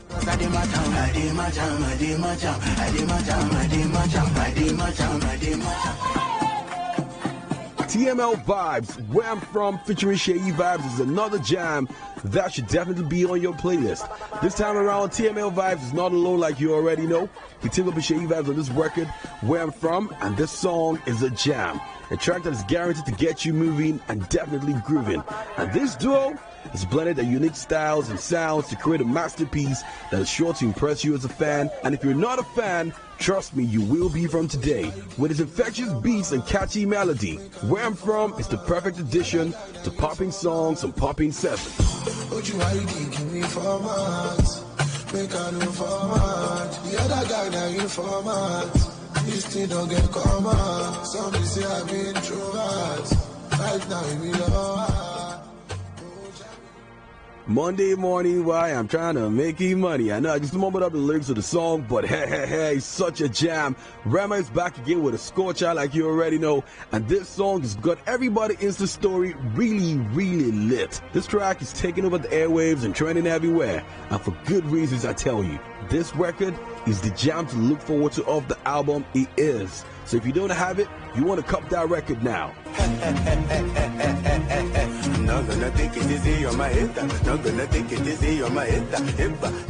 Yo, Niger, we're keeping the vibe going on Popping 7, and we're hyped to have Desperados as our sponsor.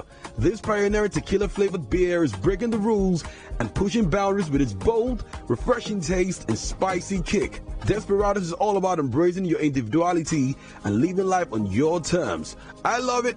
You love it. We love it. Let's raise a bottle to Desperados, the beer that's made to be different. Go Desperados, go!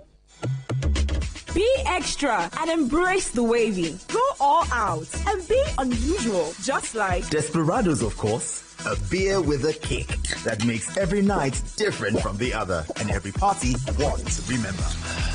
Life is too short to be basic. Go for the unusual. Go Desperados. Not for sale to persons under the age of 18. Drink responsibly. What's popping with Desperados? The tequila flavored beer. The Popping 7. It makes me feel good. I just want to get up and dance. I just want to dance. The Popping 7. Countdown of the joints you feel the most. Right back to the Popping 7. I've got Sheyi Vibes with a record called Lagos. Lagos, you want to turn up? If you love Lagos, this one is for you. This electrifying track is a testament to the artistic genius and unique sound of Sheyi Vibes, showcasing his signature style in all its glory. Lagos is an absolute must-have on your playlist, trust me. Many things they happen inside Lagos. Many shorties they for Lagos. Many things saw before I famous. Many problems and chaos. Burna Boy with the record Higher. This song is definitely going to take you higher, taking you places. It's time to take your music experience. I know you have loads of it, but this one will take you to new heights. As the title suggests, Higher is an amazing masterpiece, and this track is a testament to his innovative style and lyrical prowess, perfectly complemented by Nigerian producer Dib's infectious beat. As the king of electrifying performances, Burna Boy sure knows how to get the party lit, and the party started. Sit back, relax, and let the captivating melodies of Higher transport you to a world of pure musical bliss. So if I do you wrong, I apologize. For the people who they sympathize, I gotta go make them larger.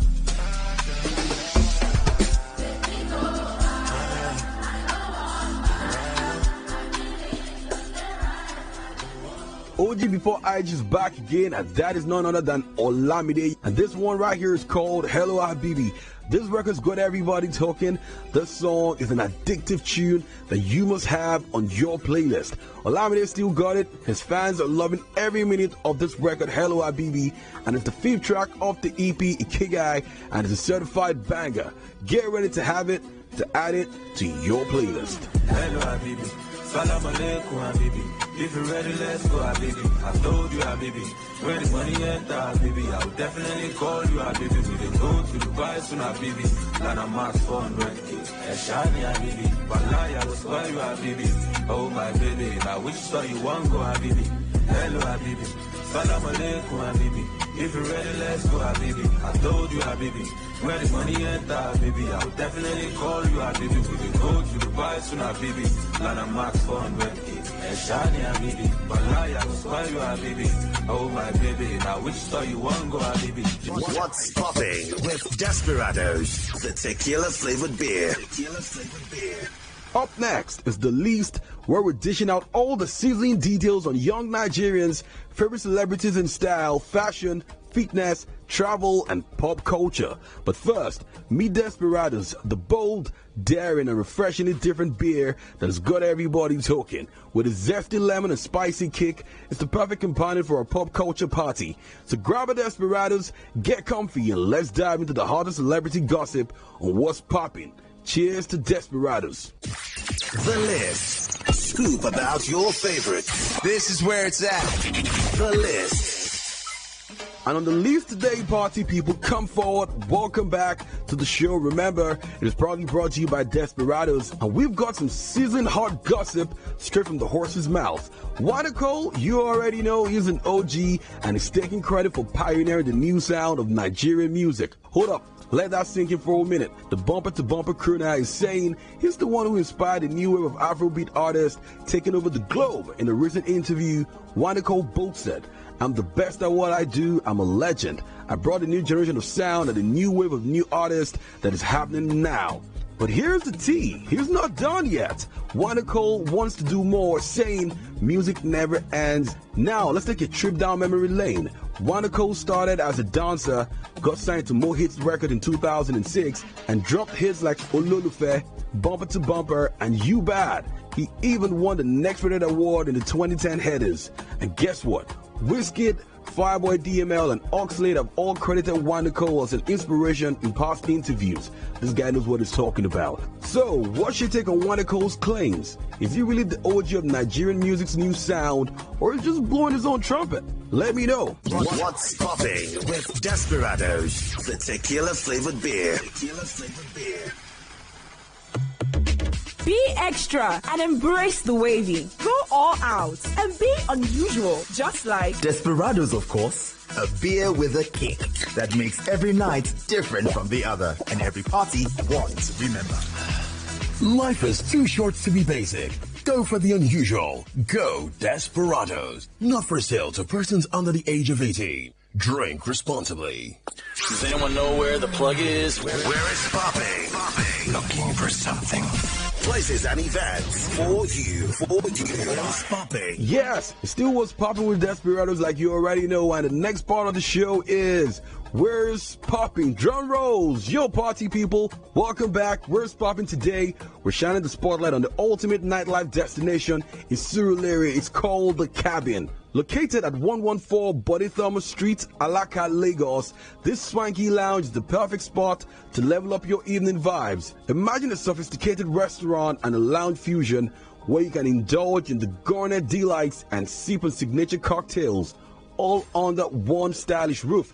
As the sun sets, the cabin transforms into a lively clubbing scene with pulsating beats and an electric atmosphere. But don't worry, it still maintains that perfect balance between a club and a restaurant. So you can dress to impress or keep it casual, we won't judge. Their menu is culinary dream come true, featuring mouth-watering dishes like Alfredo pasta, peppered goat, yam and chips, and many more. And to quench your thirst, Desperados beer and custom-made cocktails like Cabin Fever and Lady Margaret are all available.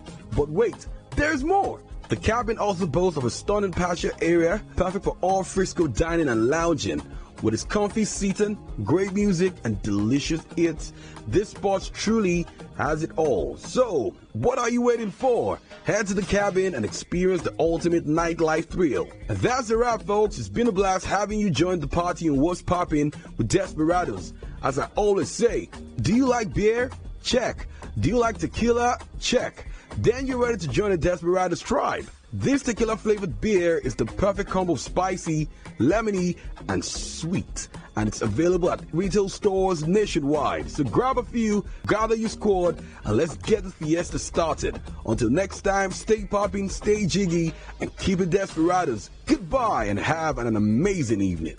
Thank you for checking in with us on What's Popping with Desperados, the tequila flavored beer.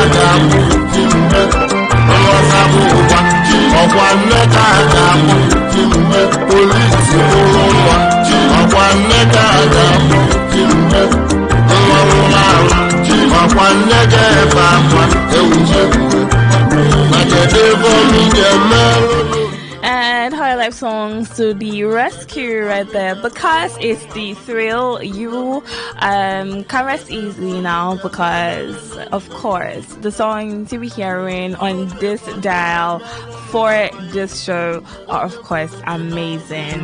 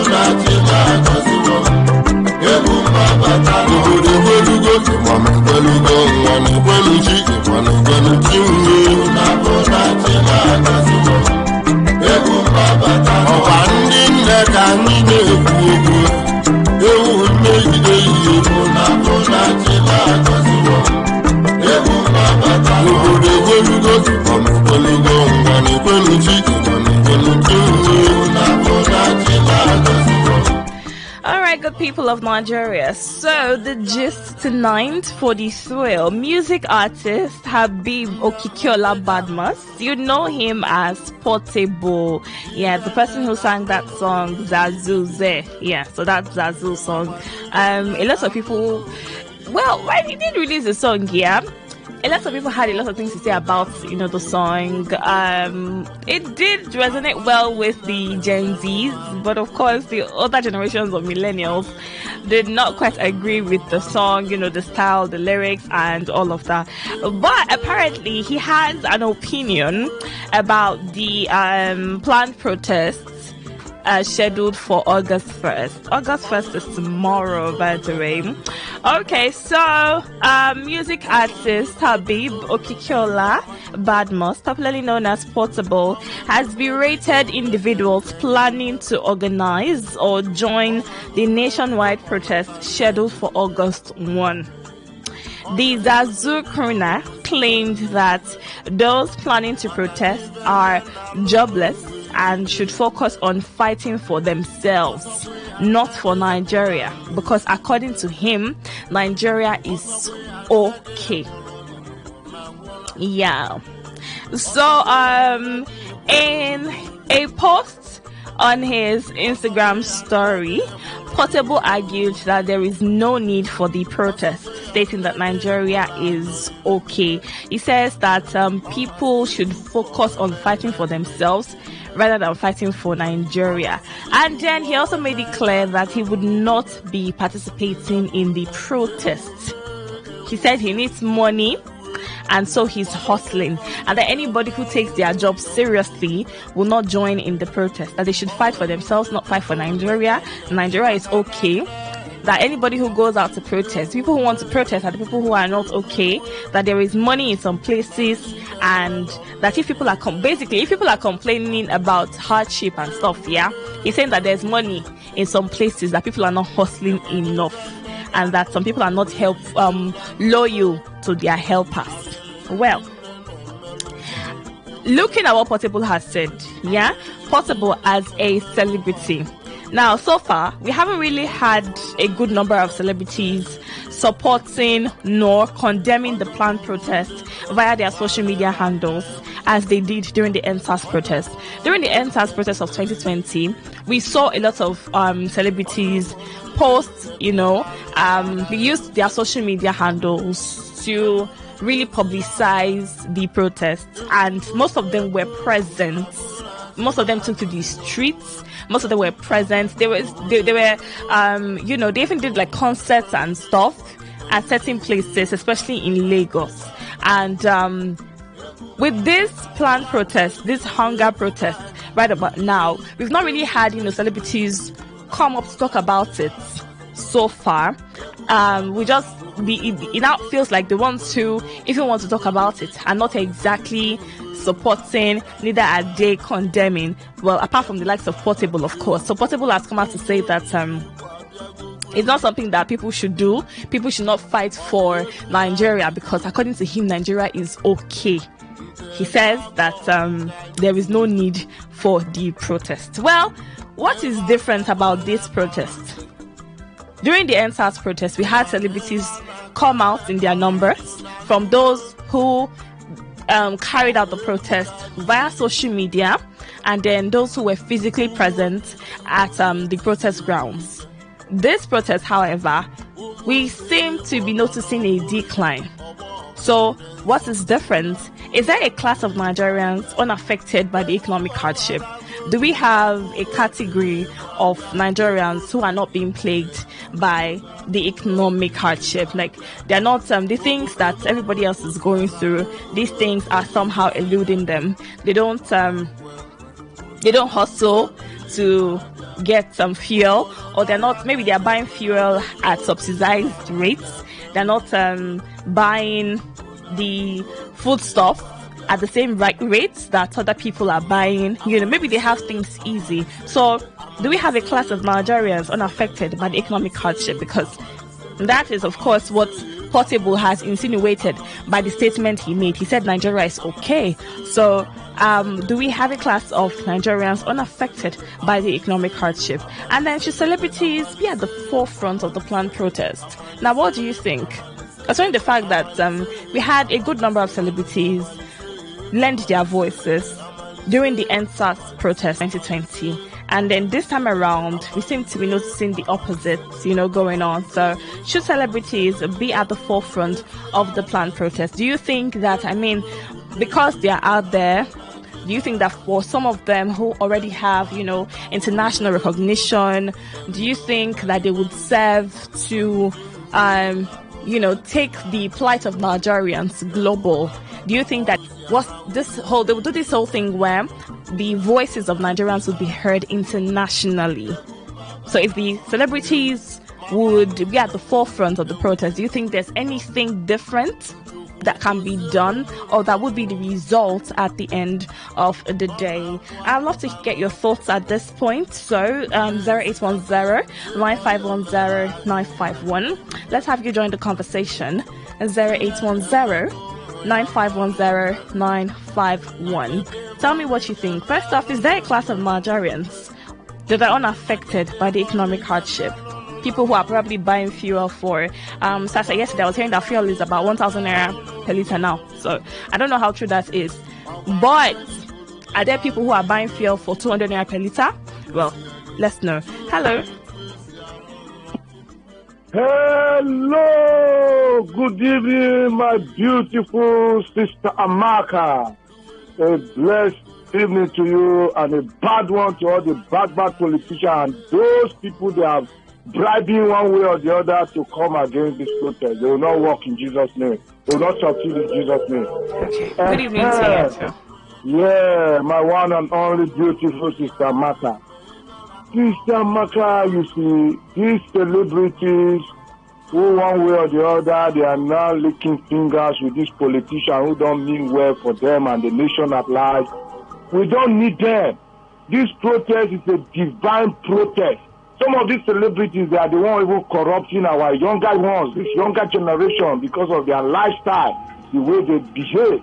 So we don't need them. This is the time that God will prove himself, that he still the same great God yesterday, today, and forever. He will ever remain God. And I want to tell Nigerians that we should start celebrating as we go out to protest, because in no distant time, it will not take too long, it will not take many days.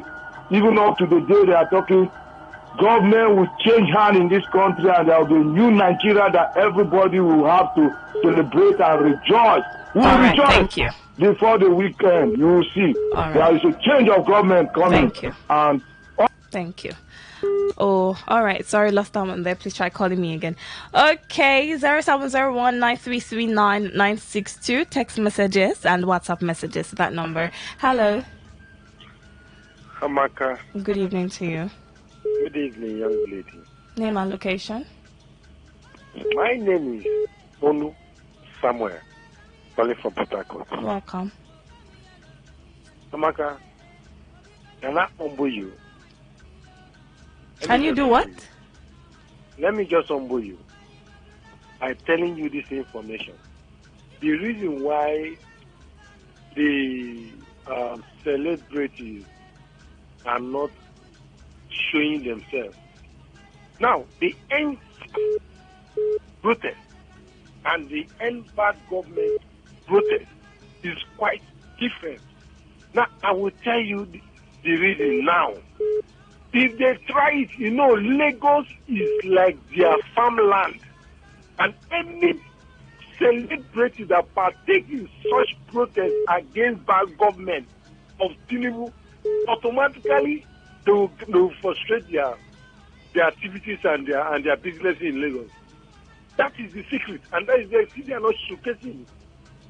Not that they are not feeling the pain in terms of food prices and in terms of petroleum prices, but because if they come out, the government of Lagos will frustrate all their businesses and everything that they have labored for in Lagos. All right.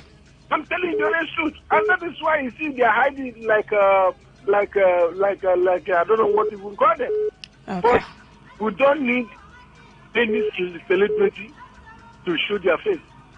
The people that are facing the heat are ready to take over their country and make it better. Thank you. All right. Okay, you can send in messages to 0701-9339-962. Hello. Good evening. Good evening to you. Name and location. Obed Chima. Welcome. I'm calling you from Port Harcourt. Mm. Thank you very much. We are talking about protest tomorrow. I tell you, that protest is going to hold. If you look at the happening, like today, I took a survey, a market survey. I discovered that one egg now is being sold at 250 naira right now. One egg? Nigeria. Yes, one egg. Okay. 250 naira right now.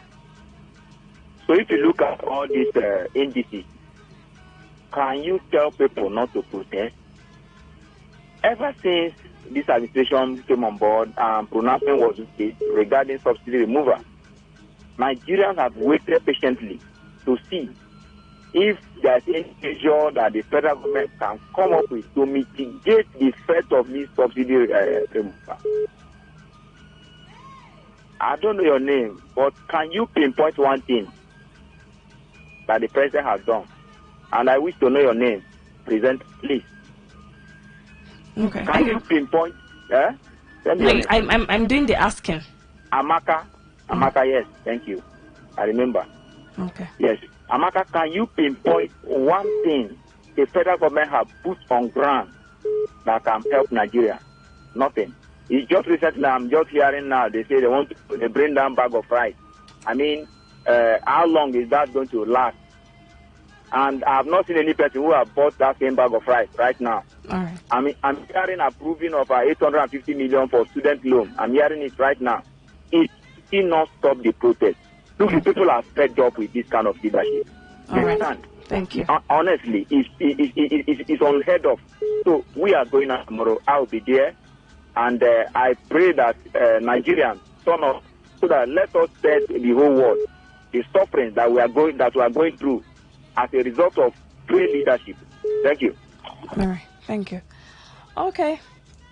Let me hear from you. What do you think? Should celebrities be at the forefront of the planned protests? Do you think that since they're out there, representing Nigeria where entertainment is concerned, then the issues of hardship they should carry it on their heads as well? Hello.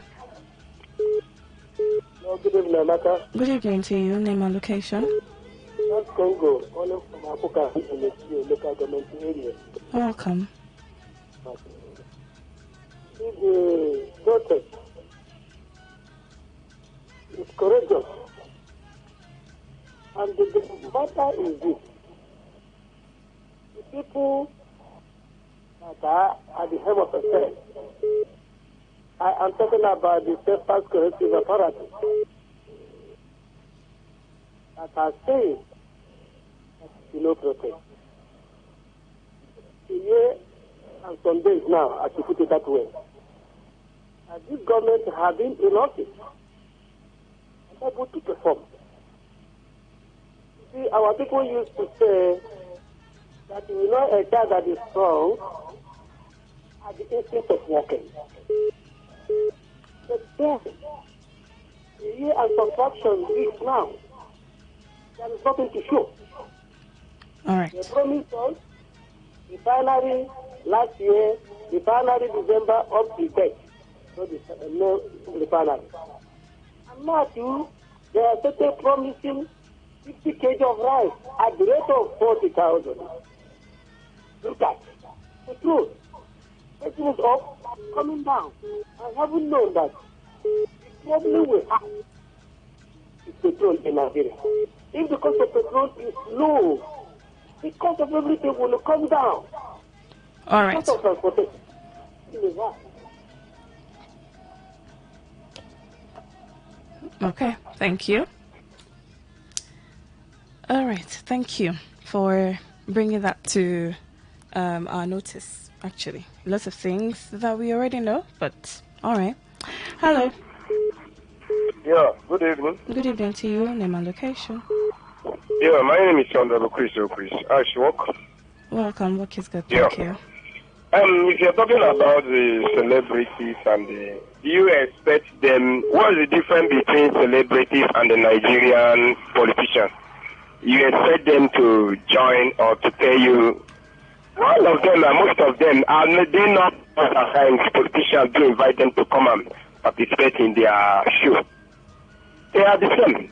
Okay. So forget all this. If you are waiting for them to fight for you, who among them? Look at what is going on. Are you aware that the tuber of yam is close to? I saw one woman yesterday coming back with a tuber of yam that she said she bought it 12,000 naira. The other one is 5,000. Do you believe under APC, under Mr. President? He's not even resigning. He's not even talking about to leave from that seat. That the tuber of yam is 12,000. No tomato. I traveled to the village. We didn't see tomatoes to cook. We use this native palm this thing. Do it choco before you know we use it as a tomato. All right. Hey, under who? APC. All right. Thank you. Oh, Jesus Christ or Papa Joe. Okay. Well, I didn't know Jesus Christ. You had Jesus Christ from Akpajo. All right, thank you. Let's see. I want to take 1 or 2 messages and then one more call before we go. Hello. Hello, Amaka. Good evening. Good evening to you. What's your name and where are you calling from? Yes, sister calling you from Port Harcourt. Welcome. Thank you so much. It's quite unfortunate that Portable shows us that suffering and smiling is part of his own life, though he's entitled to his opinion. If Nigerians cares to listen, Mr. President, our problem is not rice. We are running mono economy, which is only oil. Please put our refineries in order. That is what Nigerians need. You are giving us, civil servants 70,000. Why rice is so that it's 5,000? You talk about light bills that we are not seeing, transportation. I mean, these things are overwhelming. Please, Mr. Portable, where you are calling yourself celebrity, stay there. We Nigerians, we are not comfortable with what is happening. All right. Thank you so much. Thank you. All right. Okay, Vicky Smart says, Portable heard people talking. He wants to talk. He has no point and doesn't know what good governance is all about. Yes, the people are jobless because the government has not created jobs for the people, hence the protest. Okay. Let's see. Let me take some more messages. One more call while we're at it. Hello, good evening. Hello, good evening. Good evening to you. Name and location, please.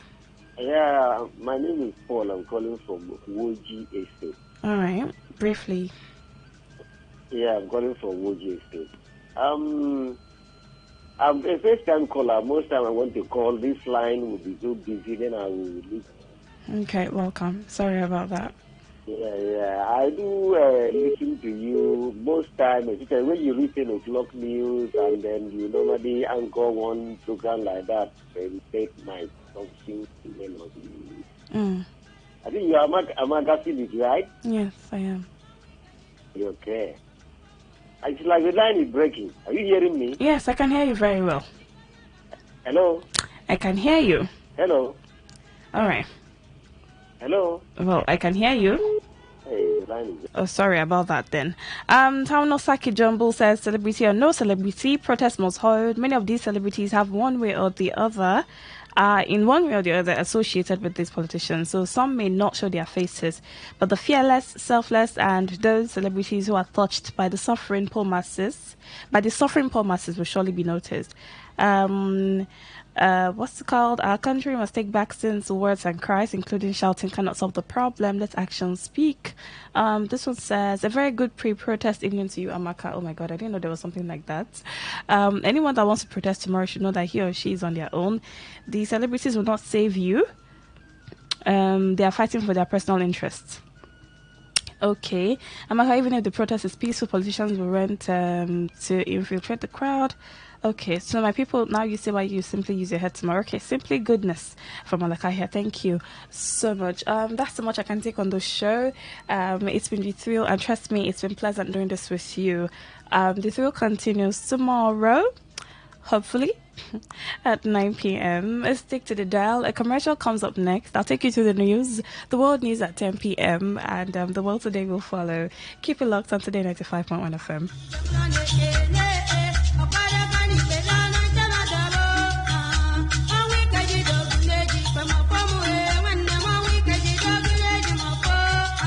All right. All you need to know about this one is that 95.1 FM. Such a unique style.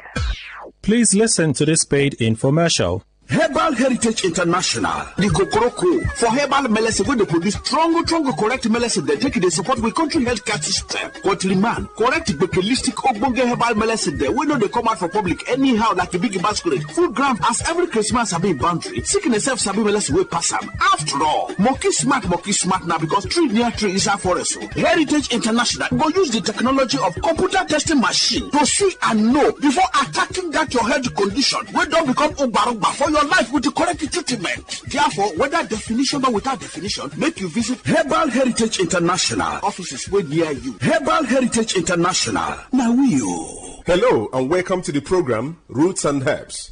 Roots and Herbs is a program that discusses health-related challenges and suggests possible ways out from the herbal medicine perspective. Roots and Herbs is put together and sponsored by Herbal Heritage International, also known as Baba Yoruba. Baba Yoruba is currently having a special promo package. This promo package will give you the opportunity to enjoy 50% discount on all their products and services.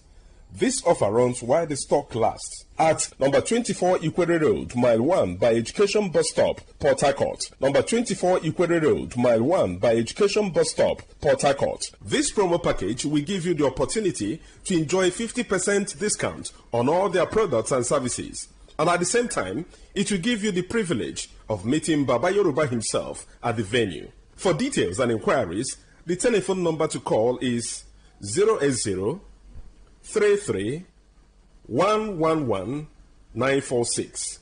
I repeat, 080 33 111 946. 080 33 111 946.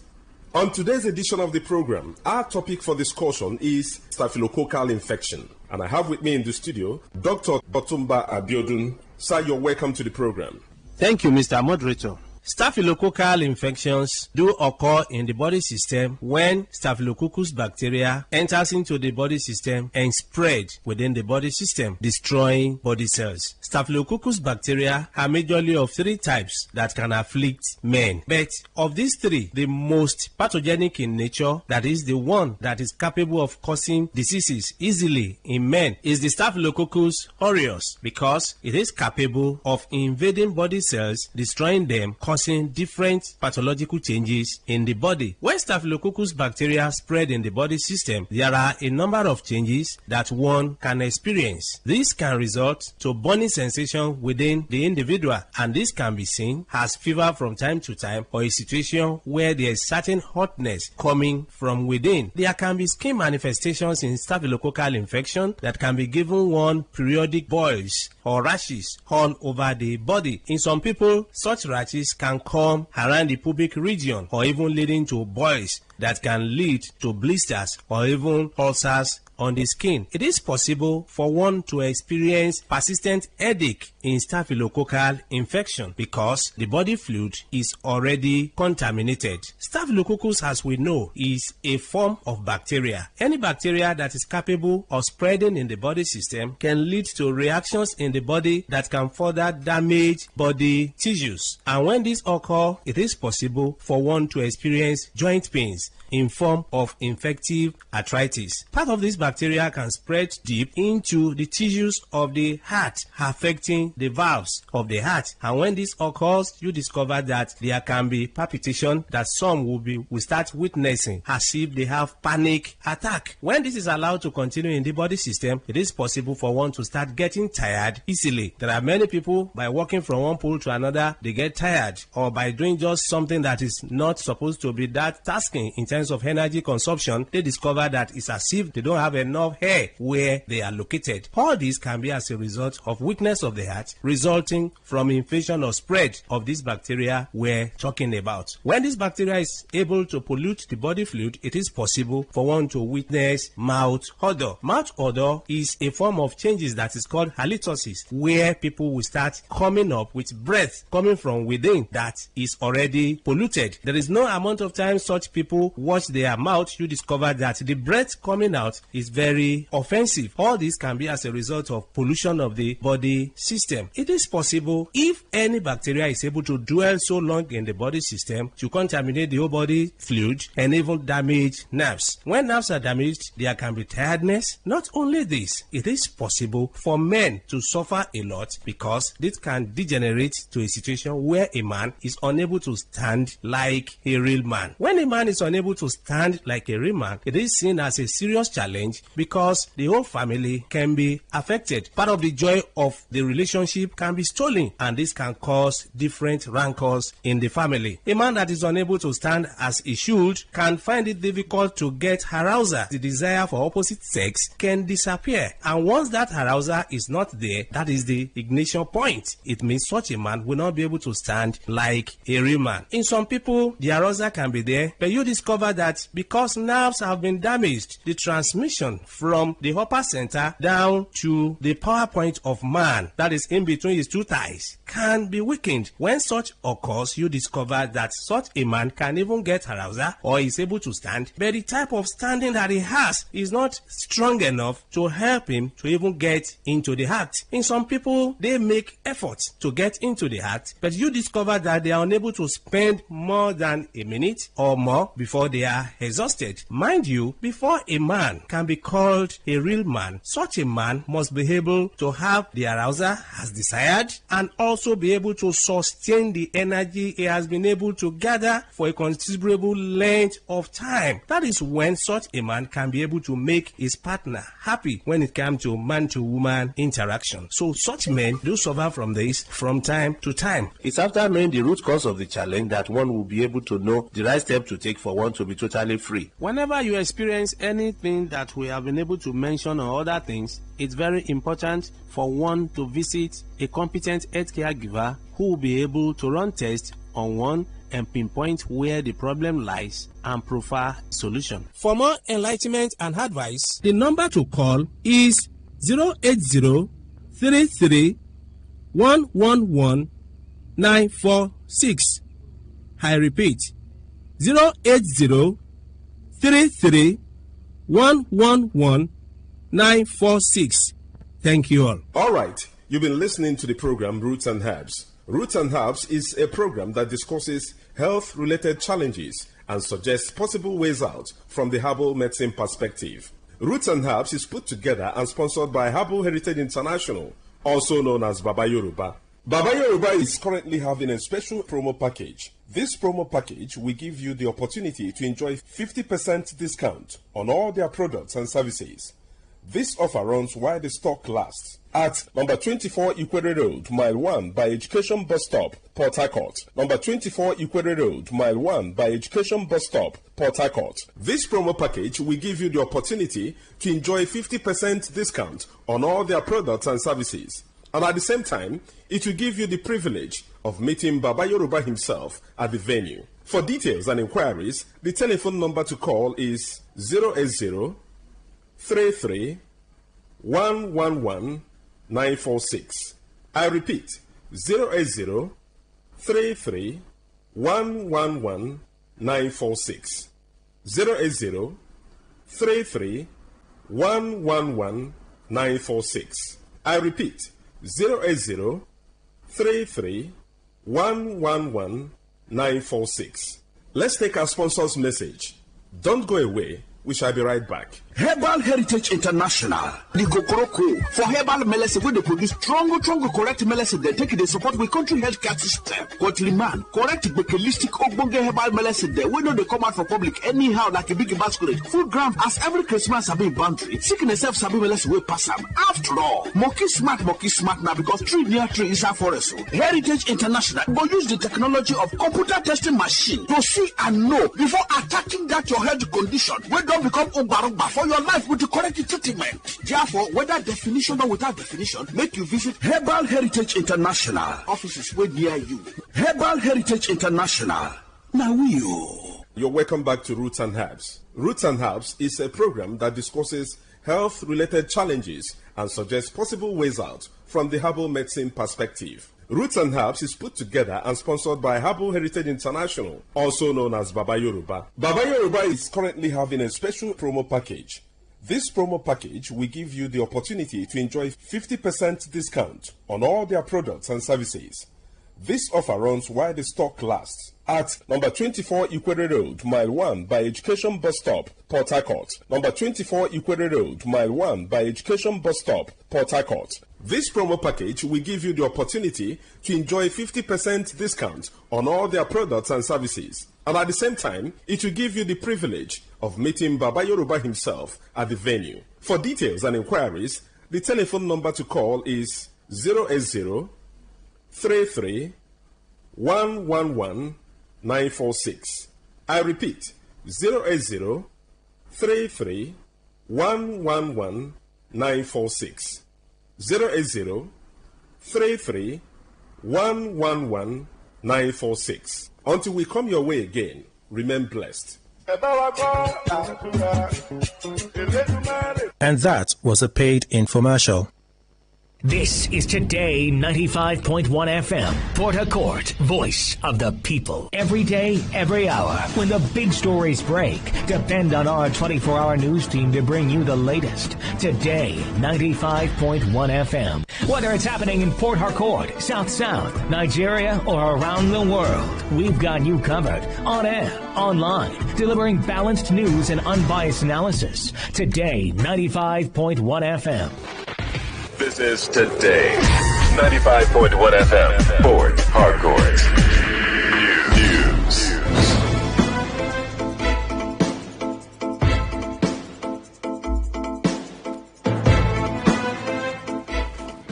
Hello, this is the World News on your premium talk radio, Today 95.1 FM Port Harcourt. I am Amaka Felix. We begin with the headlines. Governor Fubara alleges plans by hired thugs to destroy state assets in guise of protest. Niger Delta ex-agitators withdraw support from proposed protest. On the foreign scene, observers invited by Venezuela condemn election. Details in a bit.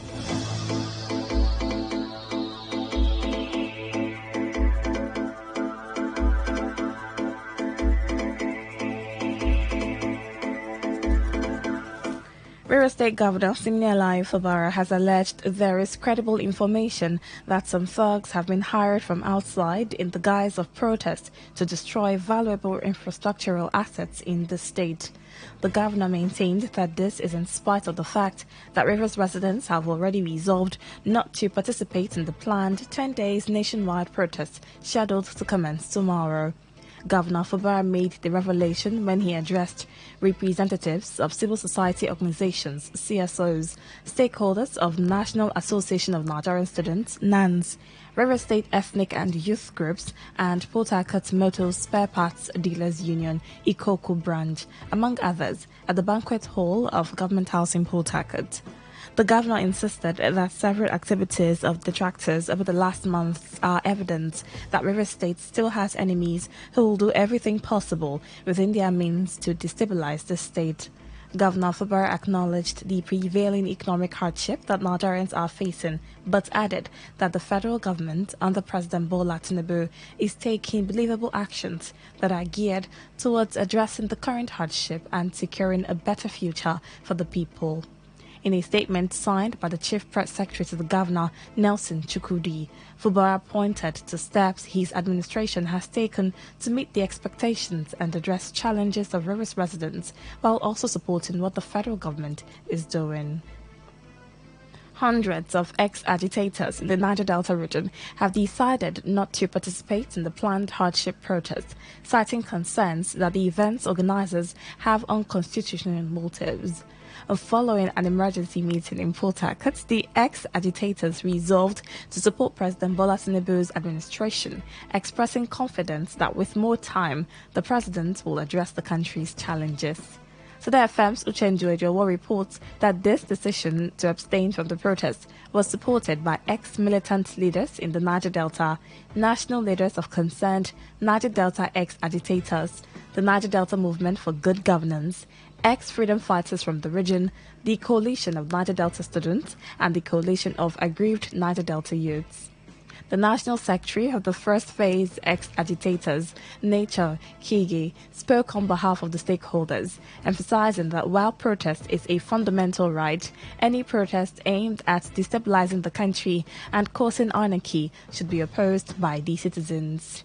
Kige stated that after reviewing the demands of the protest organizers, the ex-agitators chose to withdraw in the interest of peace and development for both the region and the nation. We want to use this opportunity to address Nigerian youths, Niger Delta youths first and Nigerian youths at large, to stay away from this purported protests, as we believe that this protest is going to result to anarchy, is going to result to serious breakdown of law and order. We believe that this protest is not actually properly positioned, since the protesters are asking for the change of governments. They don't change governments in Nigeria except through the electoral system, through the polls.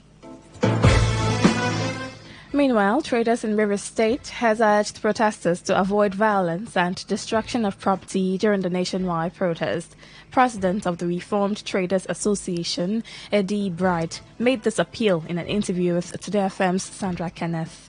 Bright reflected on past protests that caused significant damage and advised traders to remain vigilant. He emphasized that while protesting is a fundamental right, they do not want to suffer the consequences of such actions. The protest that is coming up, as a citizen of Nigeria, I'm not here to speak against those who want to go on protest, but as the president of the traders, I really want to call on the attention of our traders on issues like this. We traders always become the victims. The victims in the sense that you see people, the genuine ones are there doing the protest. But those who have an evil intention, who have a different thing in mind, will go ahead and begin to loot things. We are aware of the past protests that happens where the hoodlums use that opportunity to enter into some of our markets and begin to cut away our goods. Bright also noted that markets across the state will remain open, with markets chairmen tasked with maintaining peace and order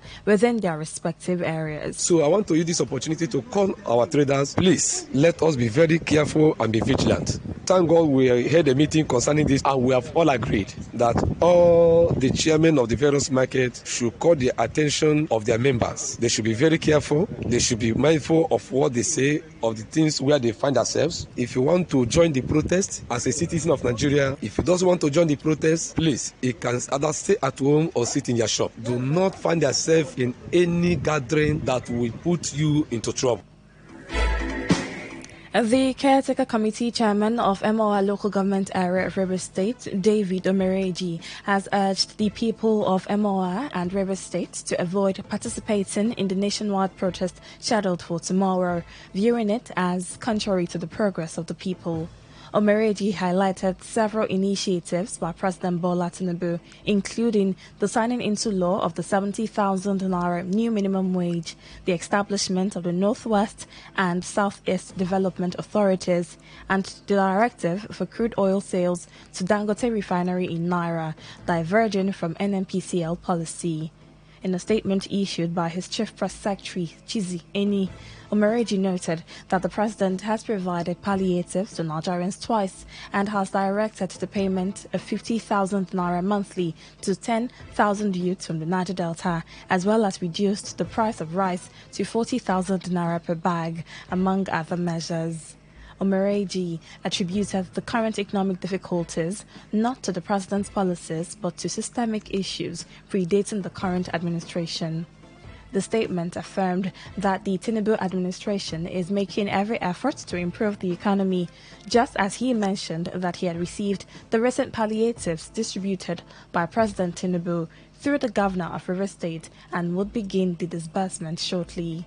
He concluded by asserting that the forthcoming high-level empowerment initiative in Emoha, set to commence within 3 weeks as directed by Fubara, will be unprecedented and highly impactful.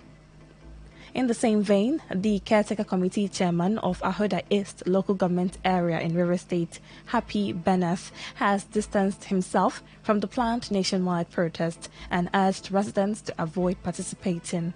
Beneth acknowledged the concerns driving the protest, but expressed apprehension that it could undermine the peace process which the council has worked hard to foster for the benefit of the community. In a statement, the council chairman reminded residents that Ahoda East is still recovering from the devastation caused by hoodlums who had previously taken over the LGA. The statement called on residents to give President Bola Tinubu time to implement his economic plans, which are intended to address national issues. The Ahoda CTC chairman also assured his constituents that he will do everything possible to alleviate their difficulties, regardless of the costs involved. Beneth reiterated his commitment to continue collaborating on initiatives that will enhance the distribution of democratic benefits. In a proactive effort to mitigate the impact of flooding, the caretaker committee chairman of Ahoda East local government area in River State, Happy Beneth, has inaugurated over 150 sanitation and environmental personnel in Ahoda. The CTC chairman, in a statement by his chief press secretary, Chemele Abubo, thank God, urged the appointees who were selected from 13 wards of Ahoda East, including non-indigents, to take their responsibilities seriously. Beneth instructed all appointees to immediately clear all drainage systems in Ahoda town and its neighboring communities to prepare water channels for potential flooding. He emphasized that while addressing insecurity is crucial, his people also deserve to live in a clean and conducive environment. In the meantime, CTC Chairman Beneth provided a new Fireman Ecological Line patrol generator to the Ahoda High Court.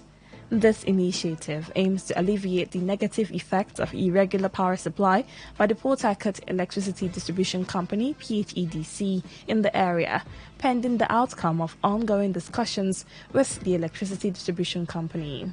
Beneth urged residents to remain patient despite the fluctuating power supply experienced over the past 5 years, as he assured them of his commitment to provide at least 18 hours of electricity daily once the discussions are concluded.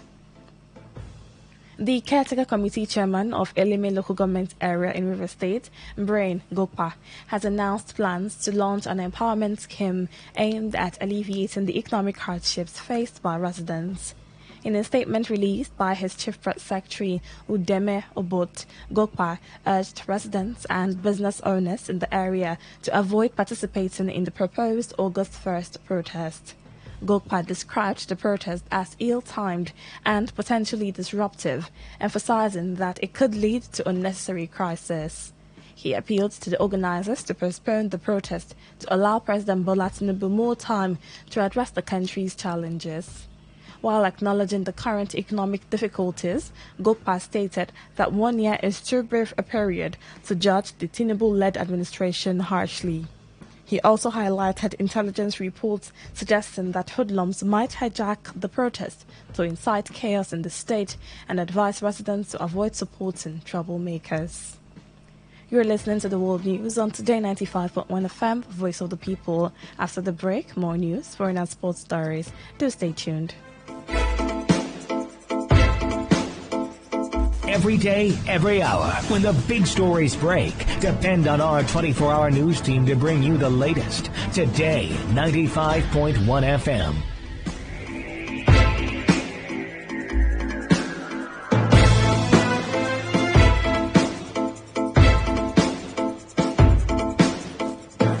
Welcome back and thanks for staying tuned. The Port Harcourt Division of the Federal High Court has ruled that the state chapter of the People's Democratic Party has the right to appoint legal counsel for themselves without interference from the National Legal Advisor of the party. This followed a suit brought before the presiding judge, Mohammed Obile, by the National Legal Advisor of the PDP, challenging the authority of the State Legal Advisor of the PDP in River State to appoint legal representation in a case filed by the Boot Party, seeking to declare the seats of Martin Amehule and 24 others vacant, following their defection to the All Progressives Congress, which the PDP had applied to be joined. The River State chapter of the PDP had appointed a lawyer, Joshua Musa, a senior advocate of Nigeria, to represent them, but the National Legal Advisor of the party, Kamaldeen Ajibade San, also appeared in court to represent the party as well, and argued that as a National Legal Advisor, he is saddled with the responsibility of defending the party and its candidates in court. He further objected to the appearance of Musa in court, saying the state has no authority to appoint legal representation without the permission of the national body. In his ruling, however, Justice Obile held that Ajibade has no authority to challenge the appointment of Joshua Musa and that the National Legal Advisor is hereby restrained from denying the state legal advisor the right to appoint legal representation. All objections filed by Ajibade were struck out and 100,000 naira cost was awarded against him. In an effort to combat cholera, the River State Rural Water Supply and Sanitation Agency, RUWASA, has conducted a sanitization program in Ahoda East local government area, focusing on wash practices, water, sanitation, and hygiene. General Manager of RUWASA, Napoleon Ada, emphasized the importance of hygiene during a training session for volunteer hygiene promoters in Ahoda East. He urged residents to prioritize cleanliness, noting that adherence to these practices will help defeat cholera. Ada also encouraged everyone to maintain a clean environment and ensure access to functional toilets, stressing the need to avoid open defecation. Our mission here is simple. It's all about sensitization and advocacy on how to live a hygienic life, eradicate open defecation in our various communities. Like they mentioned, wash. The meaning of wash is water, sanitation, and hygiene. As I came in, I saw people well dressed. We are not clean. We are inviting diseases in our various rooms. The issue of cholera. We should imbibe the culture of keeping our environment clean. We should imbibe the culture of making sure that we have toilets in our various houses. Nobody should practice open defecation in our inside. If you defecate in the open, a fly from Ubeta will dance on the sheet and we move down to Ahoda and dance on your food. WASH coordinator Ezekwe Charity highlighted that the training will significantly contribute to the fight against cholera, noting that volunteers have been equipped with the knowledge necessary to educate communities about WASH practices. So I believe that the message and what we have learned today will be conveyed to our various communities. Great thanks to the local government council. My message to my people, Ahoda East local government, is that they should practice hygiene and keep the environment neat. We have learned about open defecation today, so I believe that they will meet with their CDC and other people in the community to know and create awareness about cholera and the outbreak, how to keep the environment neat. Today FM reports that over 300 trained volunteers have pledged to work diligently to ensure that the entire local government area is free from open defecation and unsanitary practices. Some concerned youths from Emowa local government area of River State have expressed their dissatisfaction over the marginalization of Ndele, Uwahu, Odegu and Rumekpe, collectively known as the Emowa Middle Belt, in political appointments within the area. Led by Godwin Omehoma, the youths staged a peaceful march to Today FM, urging Governor Siminalayi Fubara to zone the Emowa chairmanship position in the forthcoming local government election to the Emowa Middle Belt for the sake of equity and fairness. Omehoma, speaking on behalf of the youths, emphasized that Ishigbam and Emowa Central have already had their turn at the council chairmanship and other political appointments since 1999. He argued that it is now the turn of the Emowa Middle Belt to lead the council and recommended Prince Azubike Odum as a suitable candidate for the position due to his proven leadership abilities. We are using this means to call on one of our beloved brother, High Chief Prince Azubike Odum, to come and contest for the forthcoming local government election for the chairmanship position due to his track record and leadership prowess. We also want to use this means to inform our leader, Siminalayi Fubara, the governor of Rivers State, that our local government is divided into three parts. Politically, Ishimban, Middle Belt, and First Emowa, and we are pleading for the chairmanship position to zone to the Middle Belt for the sake of fairness and equity. As the saying goes, that who is going to equity should go with clean hands. So, to go with clean hands, it is the turn of the Emoga Middle Belt, comprising of Ndele, Odegun, Uvaho, and Rumebe, to produce the elected council chairman. Additionally, youths from the area, including Cyprian Eregbunda, representing Simplified Door-to-Door Initiative, Chinomezi Ijoku, representing Ward 14 Emoa, and non-indigenous women leader Tessie Agumba, also urged Governor Fubara to consider Azubike Odum for the chairmanship, highlighting his strong track record of integrity and leadership. Our aim is to support our governor through grassroots. Honorable Azubike Odum, due to his leadership position and his track record, he's a man of vision, purpose, and focus, and he will do more and more. We are calling him because he has been tested and trusted, a man of accountability. That is the only caretaker that handles over 16 million naira to his successor. So he's accountable. He's a youth. He has youth in mind. He's a grassroots politician. So you know when things is wrong. He's not a Port Harcourt based or Abuja politician. He's a home politician. So we, the Middle Belt, is being marginalized all these while since 1990 today. The leadership and members of the Simplified Prayer Network, Emoha local government chapter, have extended their congratulations to River State Governor Siminalayi Fubara on his successful first year in office. The Emoha Simplified Prayer Network also expressed gratitude for the appointments of their sons, particularly Charles Bike as Commissioner for Local Government Affairs and David Omereji as Caretaker Committee Chairman of Emoha Local Government Council. They described these appointments as a perfect fit for their roles. In a statement jointly signed by Emowa LGA Coordinator Eze Emmanuel, State Provost Officer Kingsley Anwuri, and State Media Coordinator Ovodo Thengad, the group cited Romans 8:31 from the Bible. What shall we say about such wonderful things as these? If God is for us, who can ever be against us? The statement, which was also endorsed by former minority leader of the River State House of Assembly, Azubike Odum, who is also a former caretaker committee chairman of Emowa local government area and patron of the Simplified Prayer Network, included prayers for a successful tenure for the governor. The group also thanks the governor, the Commissioner for Local Government Affairs, and the CTC chairman of Emowa local government for their continued support and leadership. On the foreign scene, a renowned NGO that was invited by Venezuelan officials to monitor Sunday's presidential election says the election cannot be considered democratic. The US-based Carter Center deployed 17 experts and observers to Venezuela after being asked to monitor the election by the National Electoral Council.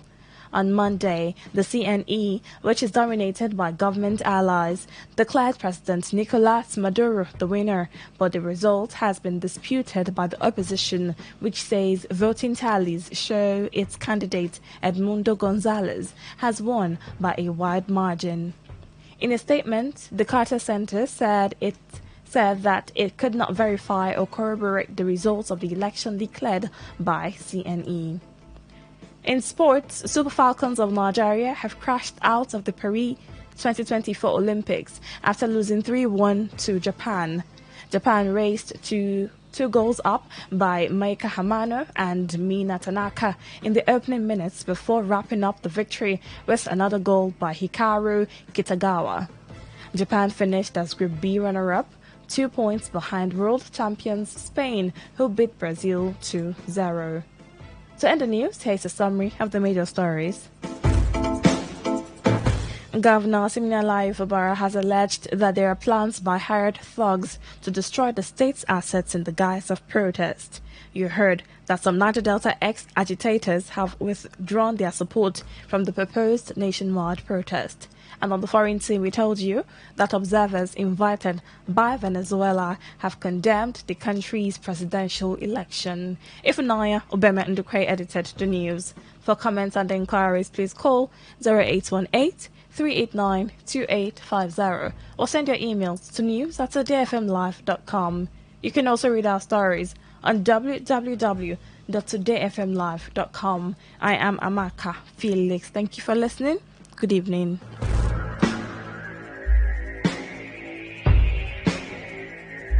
Today's news, today's entertainment, today's sports, today's issues. Today on Today 95.1 FM, Port Harcourt. Red is passion. Pink is for unconditional love. Blue is for loyalty.